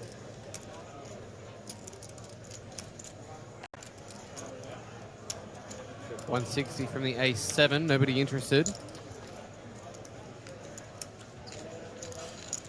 This is pretty slow goings, guys. 2 players sub 10. He's really at a snail's pace right now.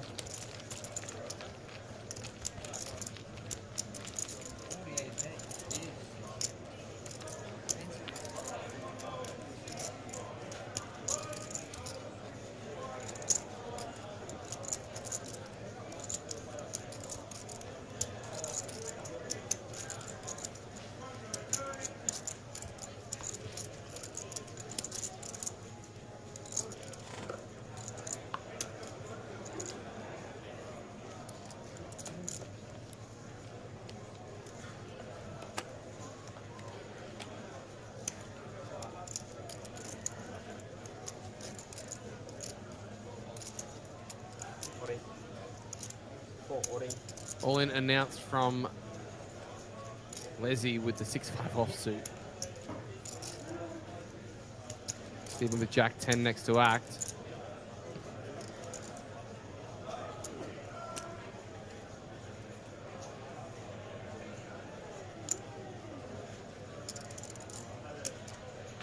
Should just let this one go with everybody behind, and it does. 6 4. Falling around to Daniel, ace 4 for 7.8. Given Leslie's already taken his move, he's going to let it go. Around to the blinds. 1 4. 2 4.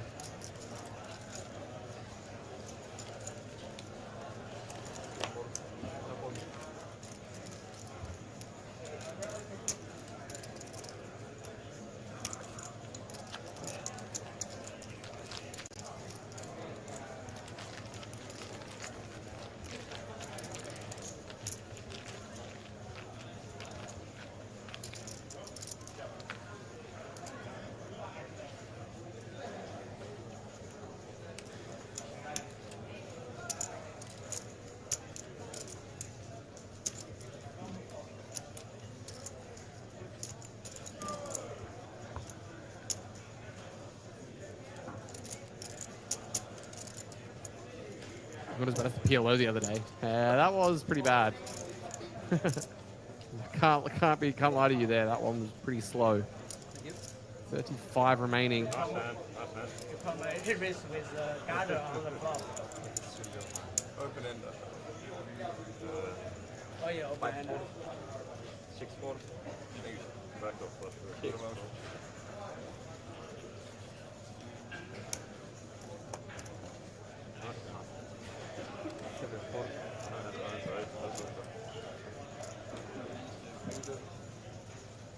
Thank you for playing. Aces for Daniel. 7.8 bigs. I think you just jam this. I got a table. Anything else looks so strong. Hop on the table for you, mate. 5 seconds. 40. 8 40. Does jam. 9 4. Thank you. Thank you.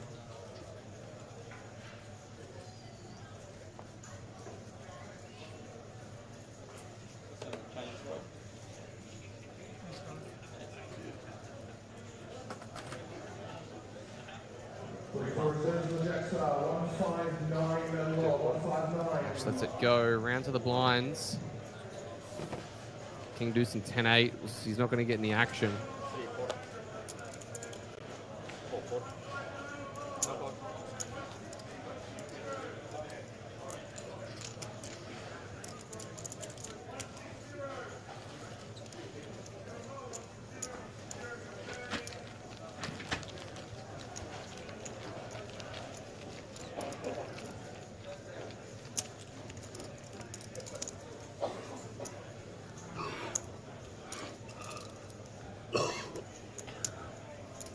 Someone's dying.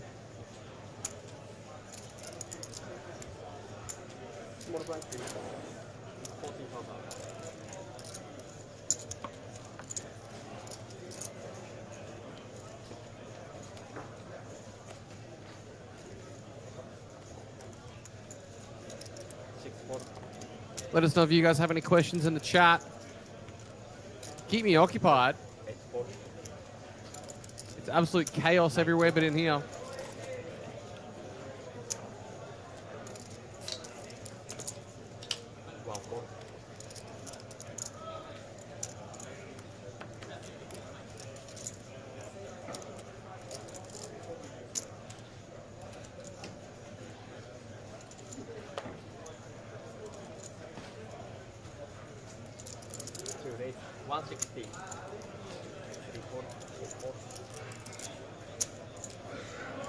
What's for dinner? That's a good question. I don't actually know. There's a large variety of stuff that we can have here.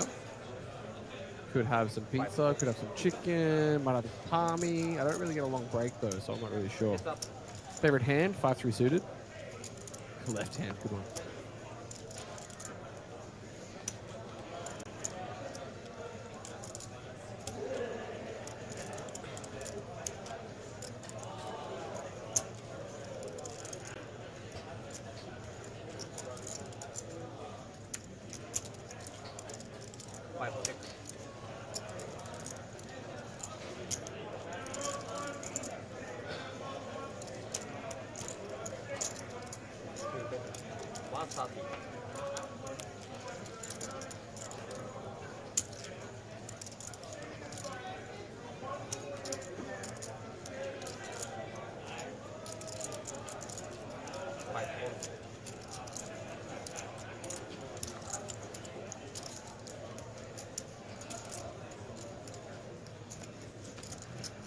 Clubs green and diamonds blue or standard deck.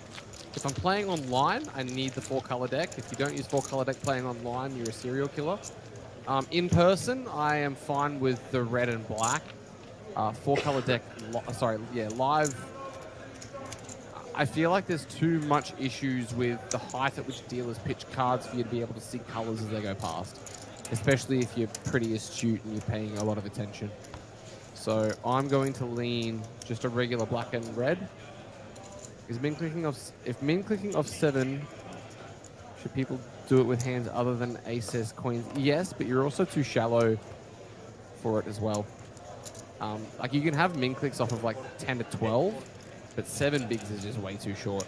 I don't know of any hands that would actually make sense other than like your ace do suited or something maybe, but even then, like that's probably good enough to jam because you're going to get called by worse.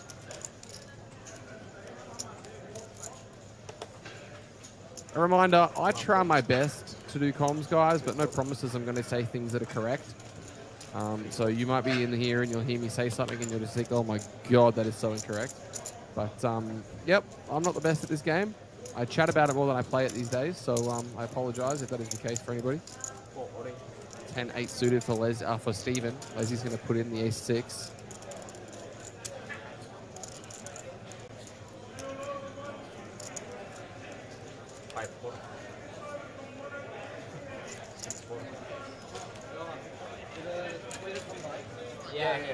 Thank you, Budget Daddy-O.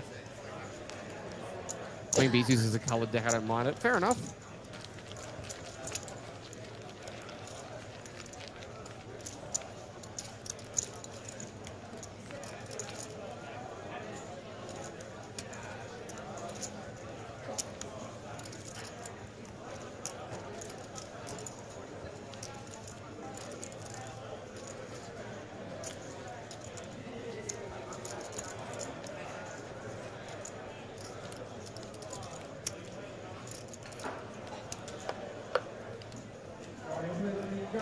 home after the progress of a 20-minute break.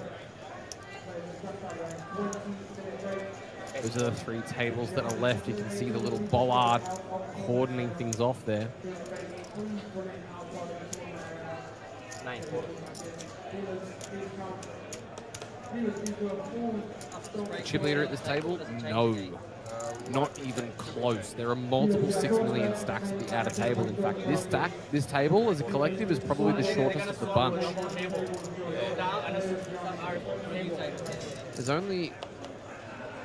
There's only one person at this table who's above average.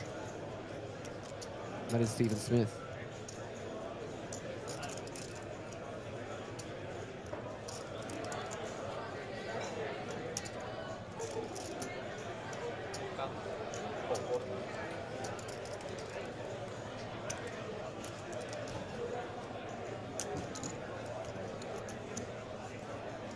Corey's still in. I apologize. I'm not sure. Igor's still in. Yes, he is. He's at the outer table.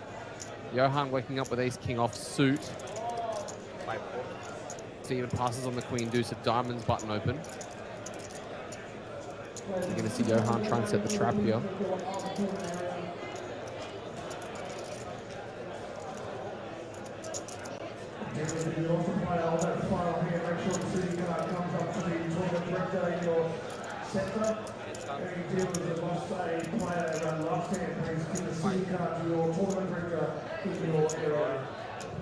Looks like we're going to see him find a raise to what looks to be 255.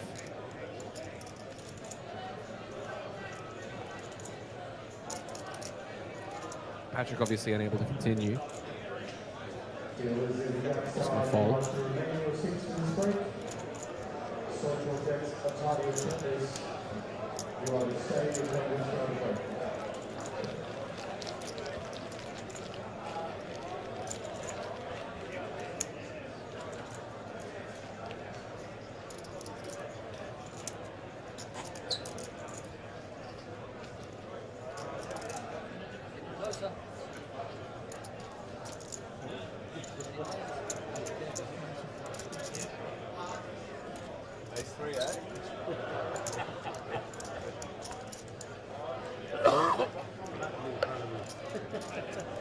The previous round you didn't play those 3 rounds. 30-minute blinds? No, 1 hour blinds. The one before.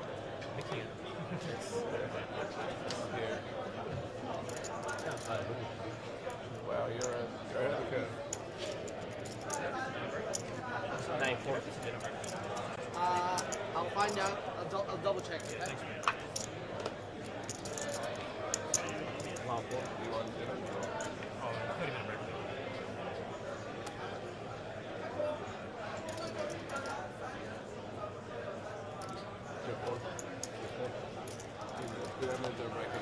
It's like 3 tables. Yeah, exactly. Like when you're in there, you don't break, it's actually. Yeah. Hopefully it doesn't. If it doesn't clash with hopefully it doesn't clash with theirs. Yeah, hopefully. That'd be I think they're on break now. Roll in from Leslie. Ace king for Steven, wakes up with it.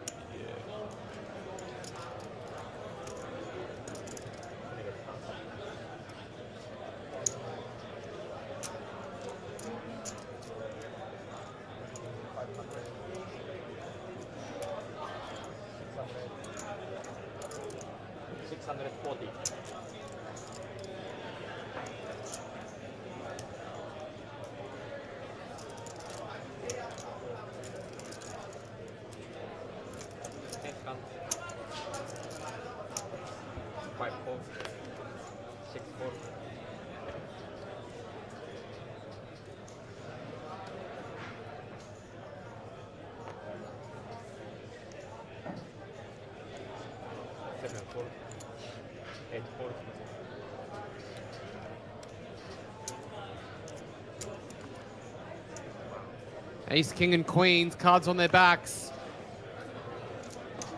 Let's see all 5.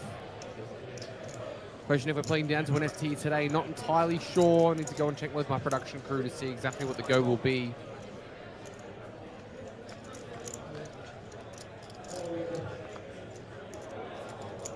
Couple of clubs. Always a sweat. Can the queens fade clubs? They cannot. It's a board pairing deuce. Needs a deuce or a queen on the end. River card is close, but no cigar. Leslie out of here. GG's. Do I grab a... Yeah, thank you. Because I'm going to go and have a look out on the floor, guys, give you guys an update on some of the stacks. Things are moving along at a rate of knots out there. In here, not so much. That's the first bust out we've had for a little bit. But I'm going to go and tell you guys who the chip leader is. I'll be back momentarily.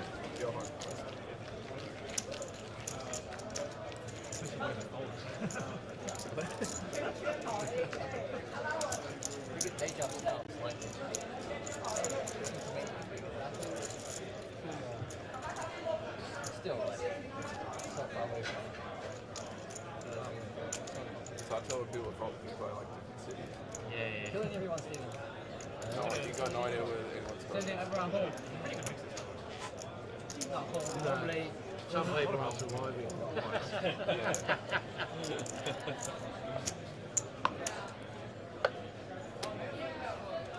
But then again, I wouldn't have seen that if you hadn't lost the other one. Would have been a different mixer. Butterfly thing. Well put.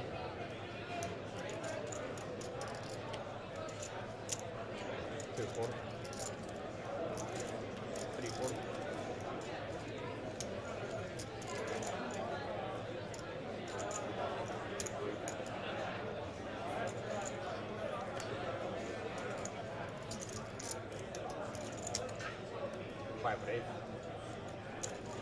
200, 5,000. 6 port, 7 port, 8 port.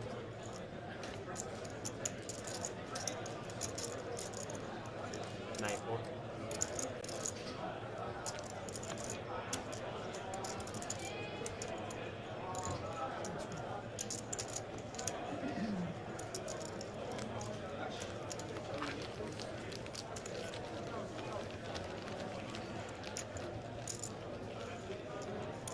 Dealers, we are remaining on the tables during this break, please. Dealers, please remain on the tables. Swingers coming through, you won't get plenty of races there, I promise. But for the tournament break and the last table, we just want dealers to remain on the tables, please. This is the toughest my painful hand to watch back.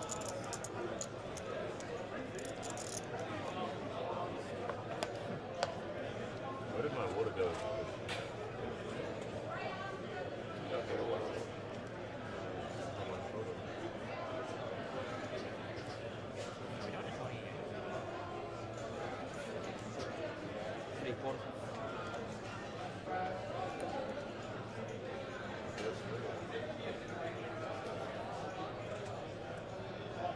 I'm having a quick look out on the field. I have a bit of an update. I don't know what the hell's happened out there, but somebody's got 13 mil. No idea. Absolutely zero clue, but there's a guy sitting at table number 4 right now. I'm unsure of what his name is, but he's got 4 full stacks of greens, 5 pinks, which are coming into play soon, worth 500k each. 3/4 of another stack of greens, 2 full stacks of reds and 2 stacks of oranges. So he's got, at a glance, roughly 13.2 mil. 200.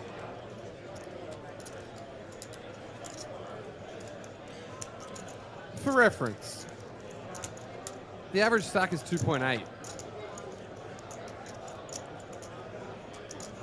I'm sitting here shrugging. I don't know what's going on.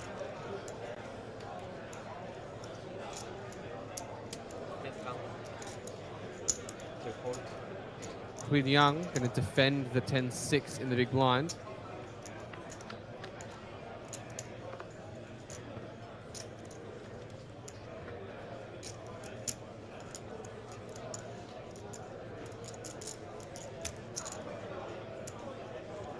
Nine bit. 155.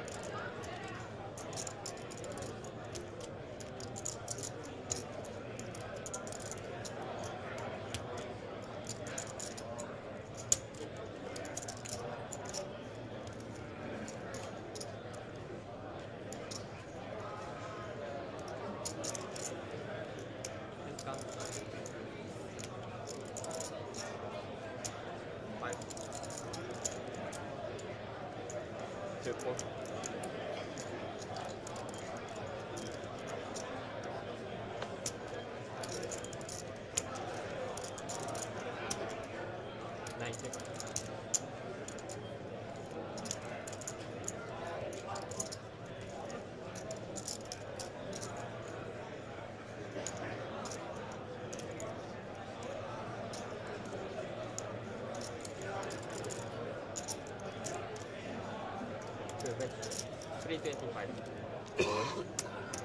9 orange.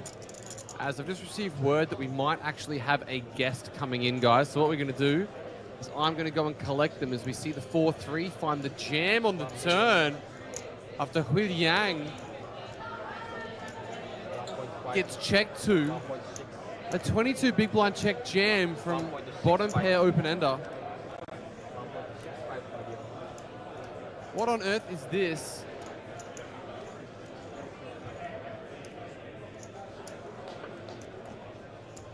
Time bank's going to be used, only 2 of them are left. What is going on?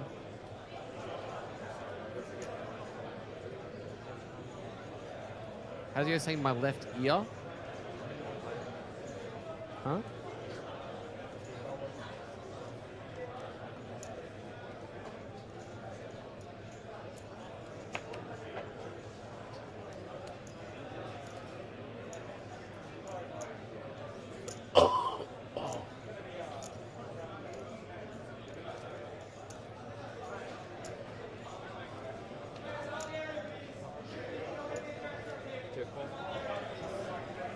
Puts in the call, and all of a sudden, this 4-3 needs to find itself a 7 or a deuce on the end, or we are going to be losing a player.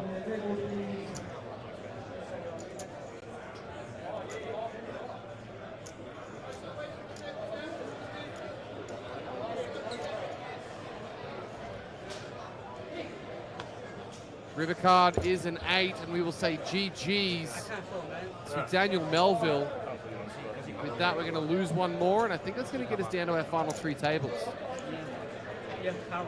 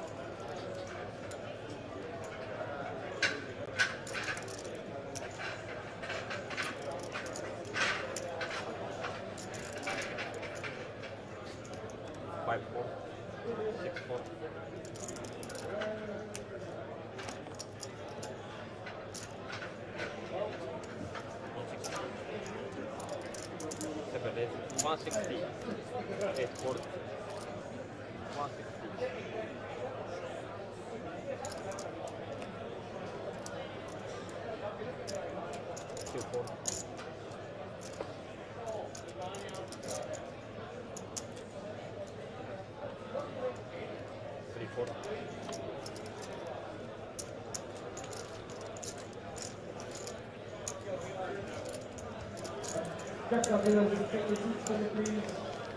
Here's the just take the seats for me, please.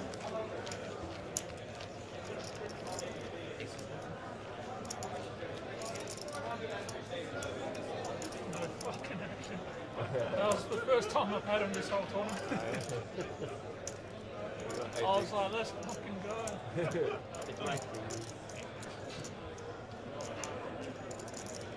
He damn fucked it off this hand. Yeah, I know. So you ran bad. Yeah. That time.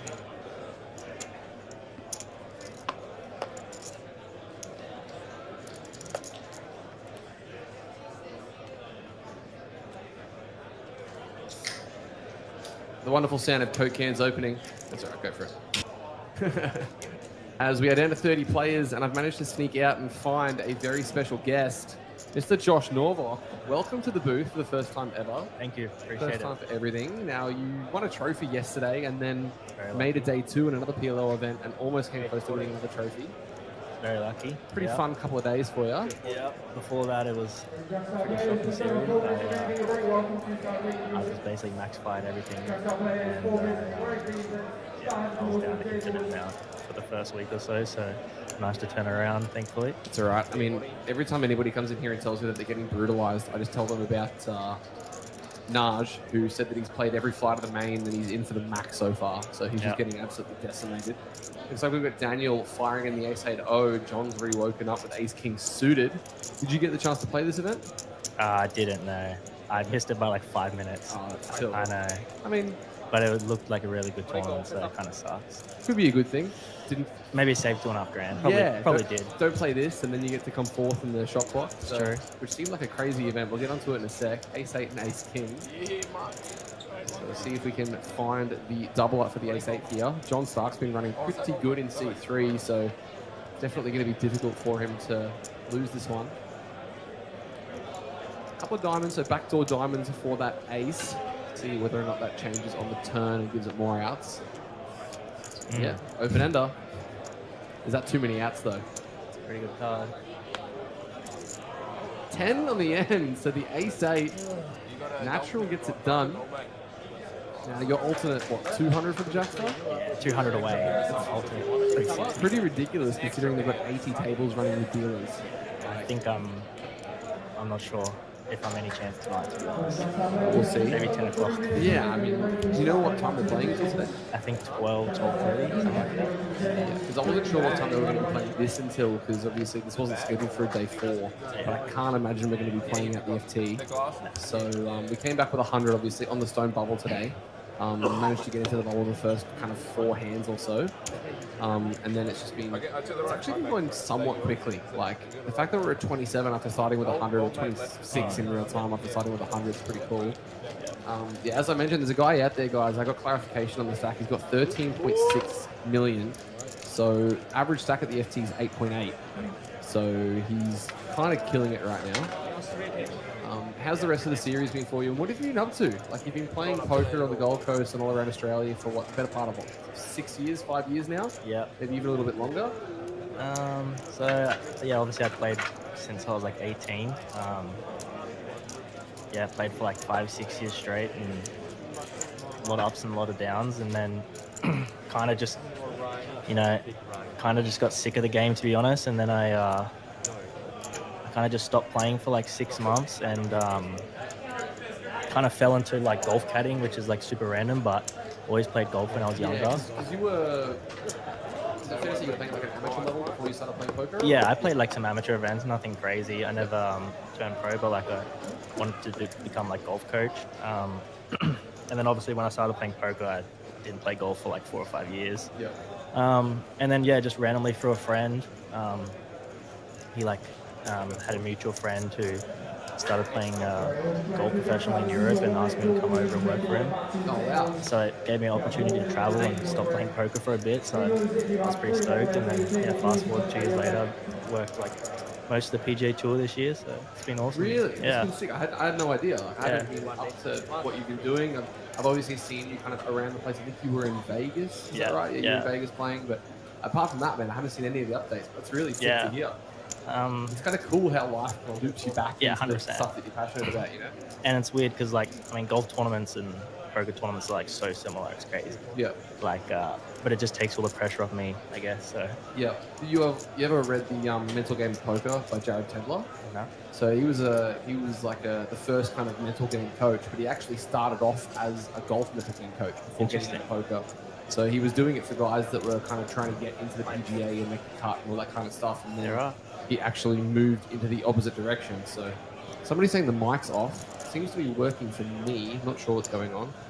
Maybe just get you to chat a little bit louder, but that'll be fine. Testing. There we go. All right.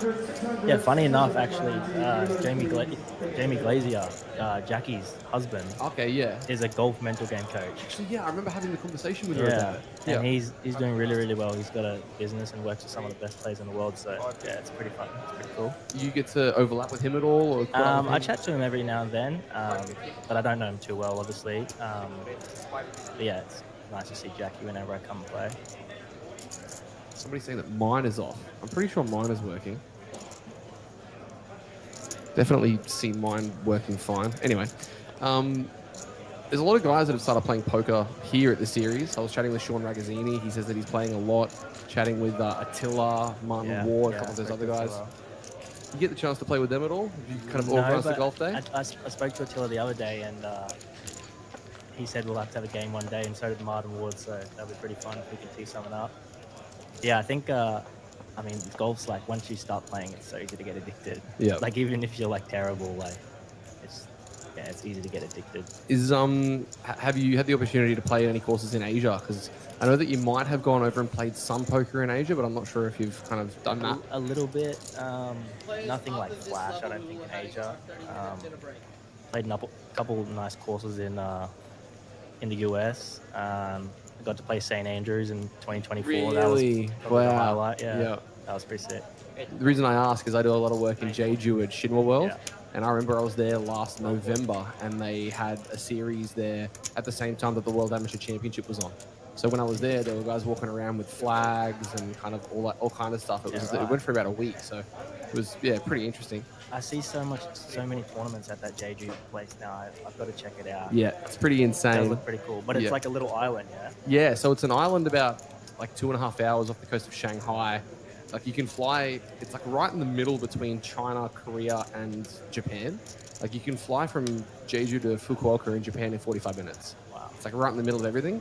But so many different countries will go there because it's closer to Shanghai than Macau is. So any Chinese player in Shanghai will just go straight there and play tournaments. They can't gamble in China, hey? Yeah, and the tournaments get pretty ridiculous. Like I've been there and I've seen some action in those fields, and it can be a lot of fun. Johan here with the King 9 offsuit for 28 in the small. Getting a look at Patrick, who's obviously very dominated with 9-4 suited. It's like we're just going to see a limp. Any of these guys you recognize at the table? You might have played with a little bit in the past?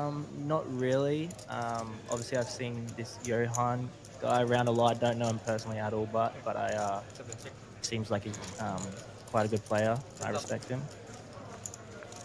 But yeah, I haven't really looked at the other names on the table. To a flop of the Queen Jack 5. One heart, Johan with a gut shot. It's the type of board that I think he'll just bet and probably take it straight away. With golf caddying, is it the type of thing where you're just specifically with one guy for the entire season, or do you work with a couple of different guys, or? It can be. So like this year I worked with 2 different guys on a PJ tour. But like with golf caddying, it's a very random thing where I mean, if the player's playing bad, they'll just blame the caddy. The caddy, yep. So, some caddies can only do a couple weeks with one guy and then have to find a new job. And like some caddies just get fired all the time because golfers are superstitions. Yeah, they're just mental and very superstitious. But yeah, if you work for like a really nice, chill guy who cares about you, then it makes your job a lot easier for sure. I've got a follow-up question to that. We're just picking up the action. Sorry, looks like Patrick has actually been checked to and stabbed. Johan not going to come with raise, just going to call with that gut shot. Backdoor hearts, maybe a chance for Patrick to barrel. No, the ace of diamonds. It's like a good check call. Yeah, I don't think Patrick's going to be too stoked to barrel that one though, right? Yeah, I think this turn card. I mean, just depends how he thinks about the game. But yeah, this turn card, I think after Johan check calls flop, he's going to have a lot of one-pair hands. He's going to have king 10. He's not going to fold 10-9 on turn either, so probably check back, kind of give up is the best play. We do see a check and it goes running ace-ace. All of a sudden, that king probably looks a little bit better than it did on the flop, especially when the turn goes check-check. I think we're going to see Johan maybe consider going into check call mode, unless he feels like he needs to try and bluff off like a 5, but yeah, I don't think that's going to work often. So I'm pretty sure he will just check call if he has to. Just goes check, and wow, yeah, king high shows down. Handed hand from both, I think. Yeah, from the sounds of things, given how crazy you say golfers are, it sounds like almost you need a mental coach as a caddy, not just as a golfer. Yeah, I mean, it's like, thing about caddying and like, I mean, especially when you're like working like big events where, you know, first prize for them is like, you know, $1 to $4 million US. Like, yeah. when, you know, you're in like, you know, you're in a big spot on a Sunday. It's just like being final two tables or final table of a poker tournament. You know, you got to pick when to do the right things, when not to do the wrong things and stuff like that. So, yeah, there's a lot of pressure but yeah, it's pretty fun and obviously very rewarding. And it's teamwork, so it's a bit different to poker. Yeah. So yeah, I still love it. So yeah, it's good. Is it something that you're probably going to keep doing? Yeah, for sure. I mean, it's obviously like a job, but it doesn't really feel like a job. And you know, I get to travel the world, and obviously I can still play a bunch of poker whenever I want because you know I'm only working like 20 weeks of the year. So yeah, it's good. I enjoy it. If you don't mind me asking, you don't have to answer this if it's a bit too kind of in the weeds as far as it goes. But as far as like kind of earning a living, making the cash, making the money side of things as far as being a caddy goes, so you get portions of prize pools. Yeah, so basically, I mean, it's pretty straightforward on every tour around the world. Obviously, like the better tours pay more, but it's pretty much like you'll get a weekly fee on the PJ Tour. It can be like everyone's different, and you kind of just negotiate with the player, like at the start of the job. But I would say it's about like 2,000 US to like 4,000 US per week. Oh wow! And then you get like 10% off every win, which is just standard between every player. Yep. And then like 8% of everything else. So your player makes the cut, you make, you know, 2,000 or 3,000 US worst case, and then if he wins like a normal PGA Tour event, you know, first place can be like 1.2 million US up to like. So you're just making like 120K or something. Up to like 4 million US. Wow.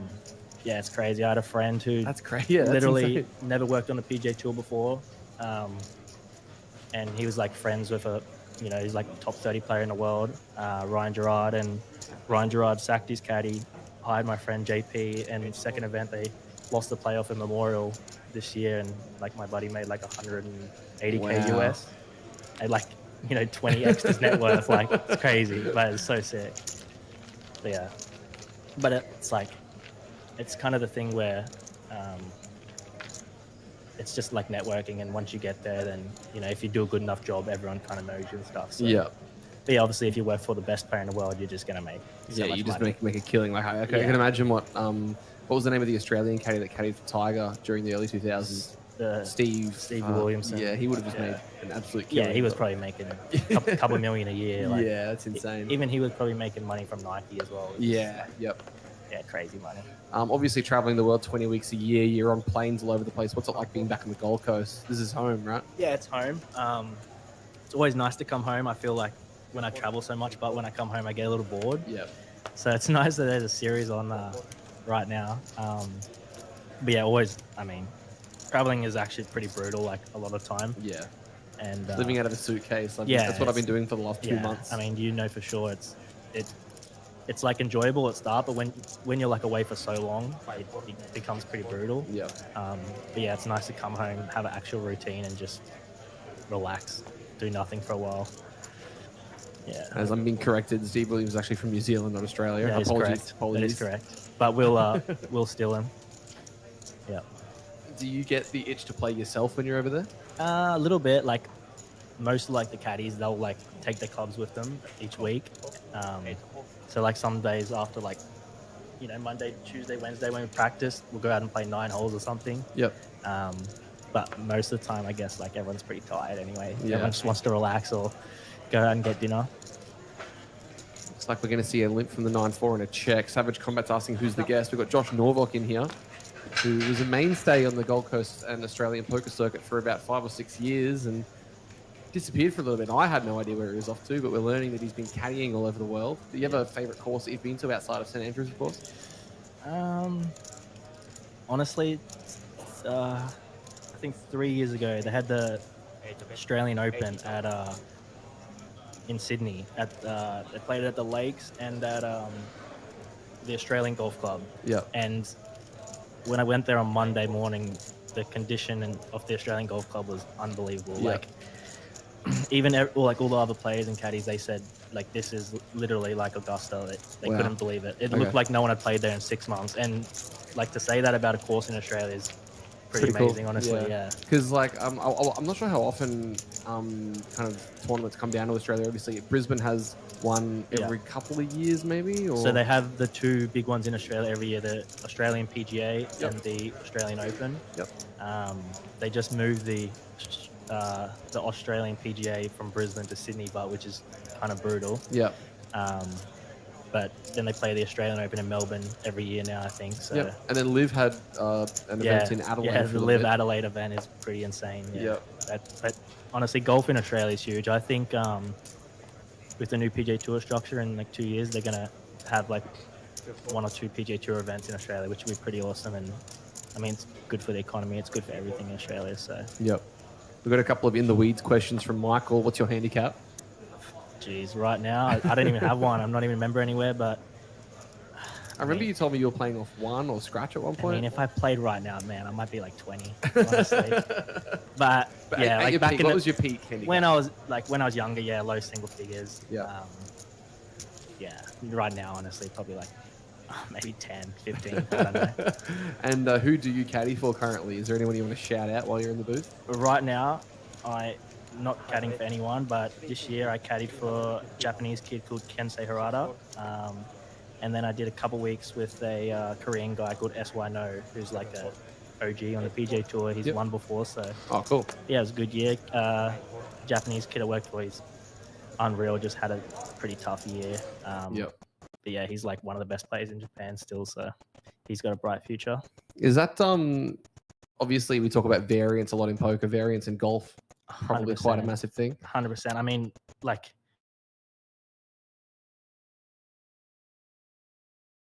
To win a golf tournament, there's so much luck. Yep. It's the same as poker tournament. Like, that's why, like, I mean, Tiger Woods is like the exception, but he didn't win every tournament. You know, like silly things can happen.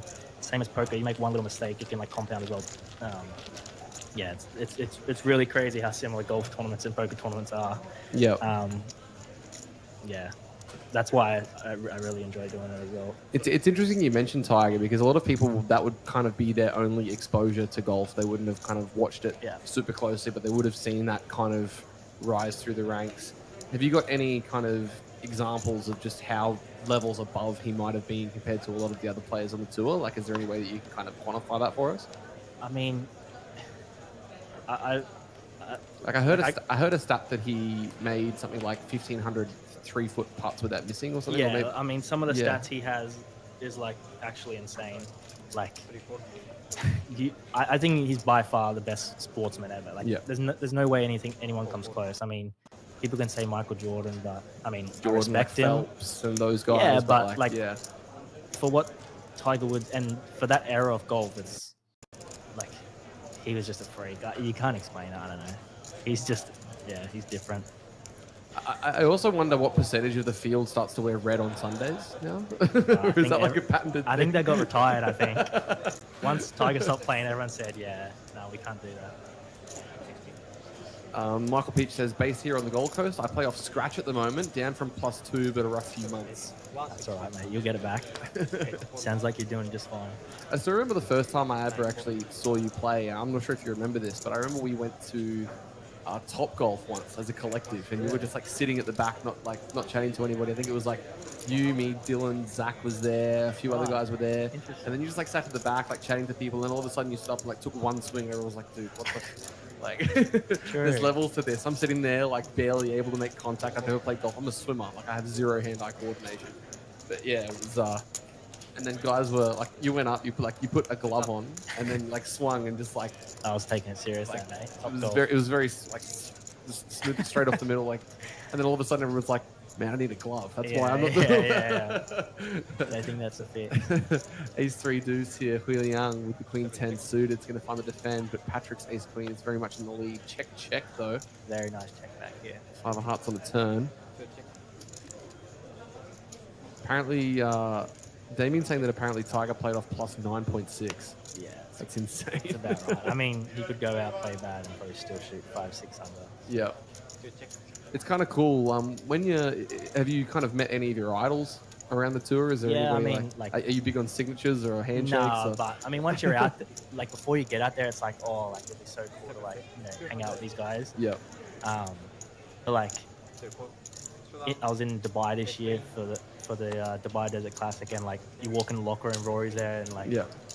like you just walk past him and say like, hey, what's up, man? Yeah, It's wow. like, it's cool just to like, guys who you like really respect, and these guys are the best players in the world, so it's cool to get to rub shoulders with them all the time. And they like once you're out there, like everyone respects you. They don't treat you like a fan, you know what I mean? They treat you like you're part of the tour as well, so Yep. it's like a colleague kind of thing.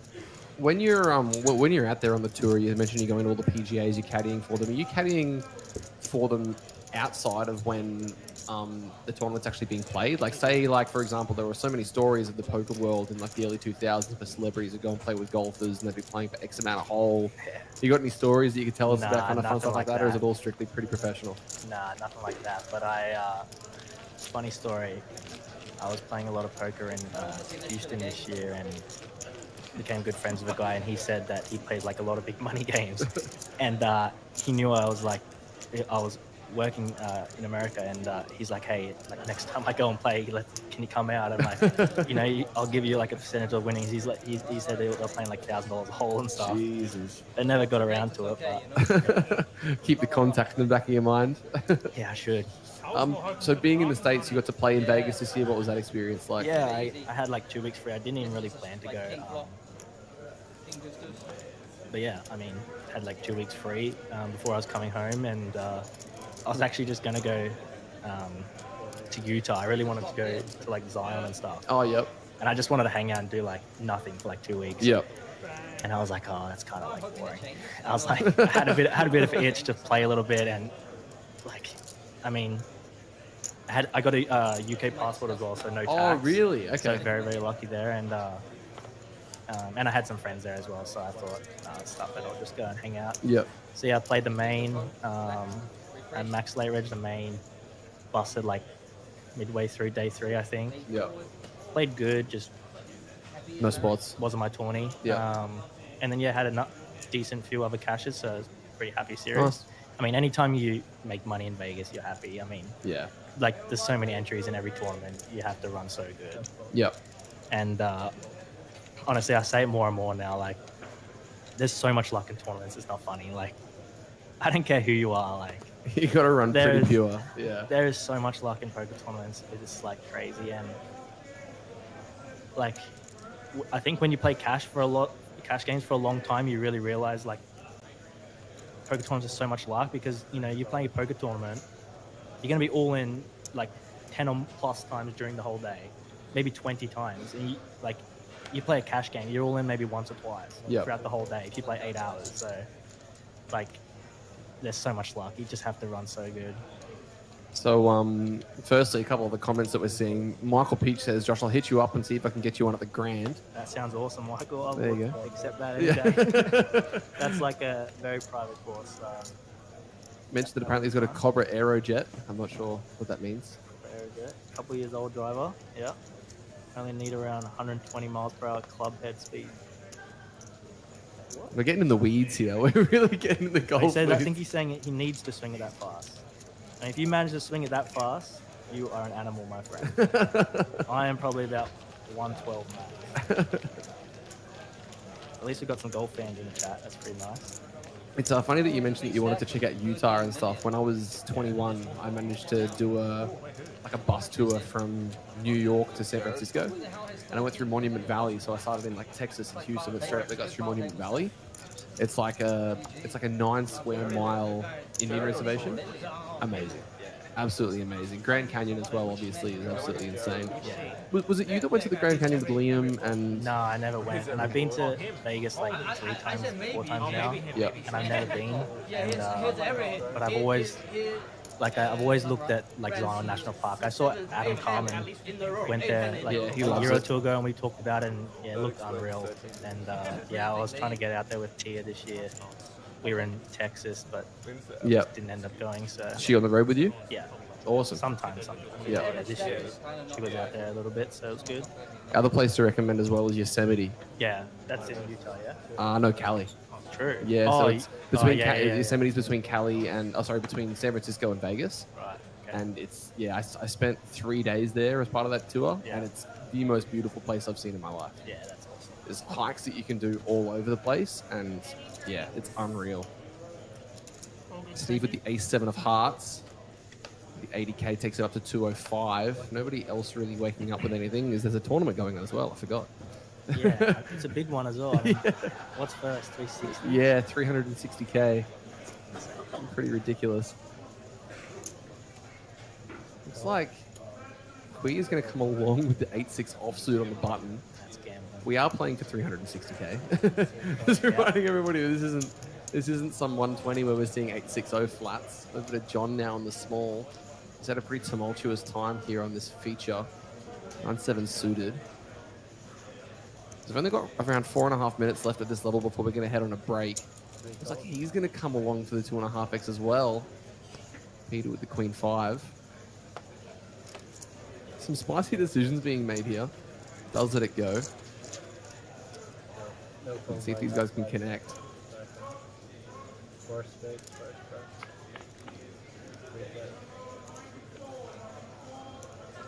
Jack at 9 at deuce, couple of clubs.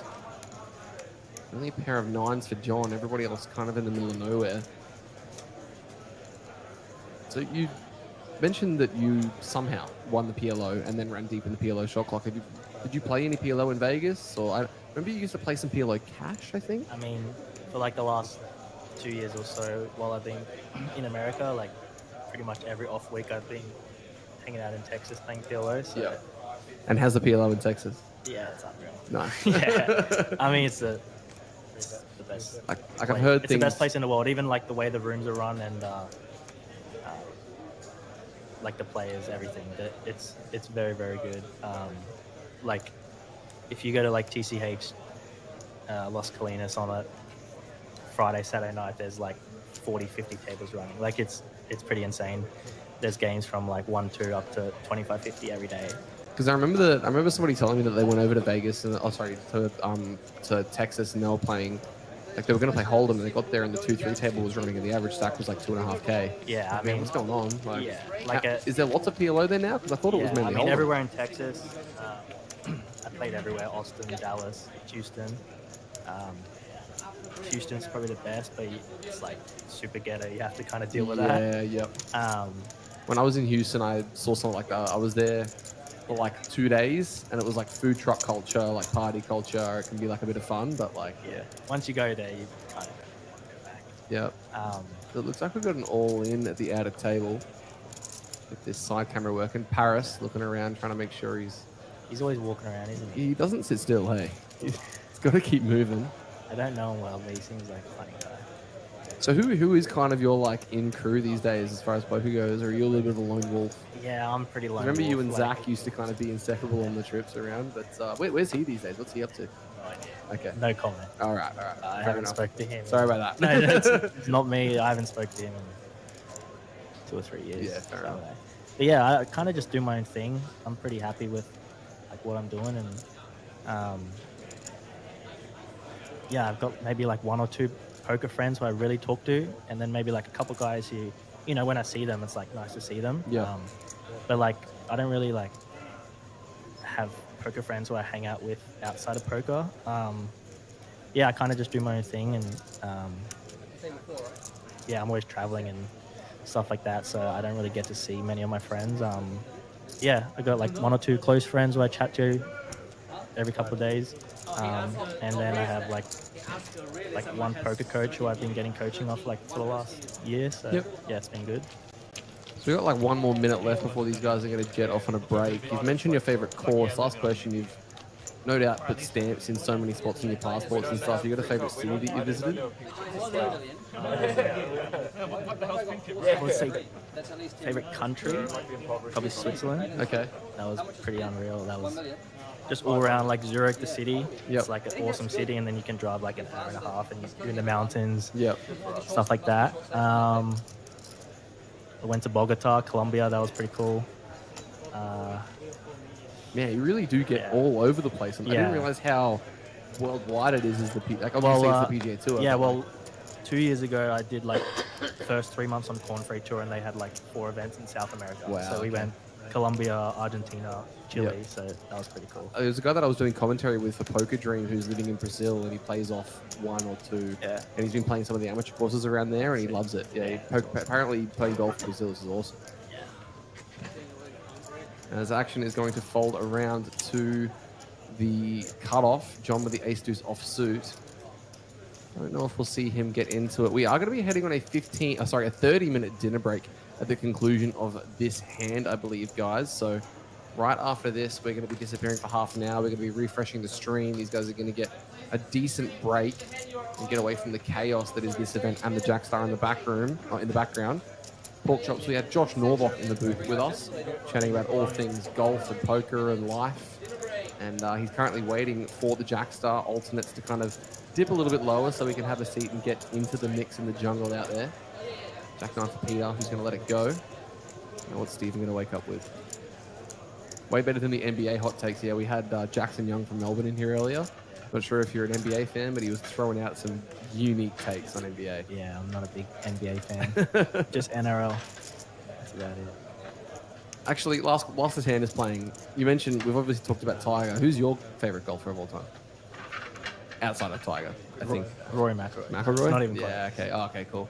I mean, I think he's the third best golfer ever. Wow. And anyone who disagrees is wrong. Yeah, All if right. you watch him play in person, it's insane. All right, Josh, thank you so much for coming in. And thanks, guys. We're going to take a half-hour break for dinner. At that point, we're going to have some fresh faces up here. So we'll see you soon. Get some food, get some water. See you shortly and enjoy 26 left in the 2.5K Centurion at the 2026 APL Million. Thank you. I don't care what anyone says. That was great dealing. You're a great dealer. You've already got the.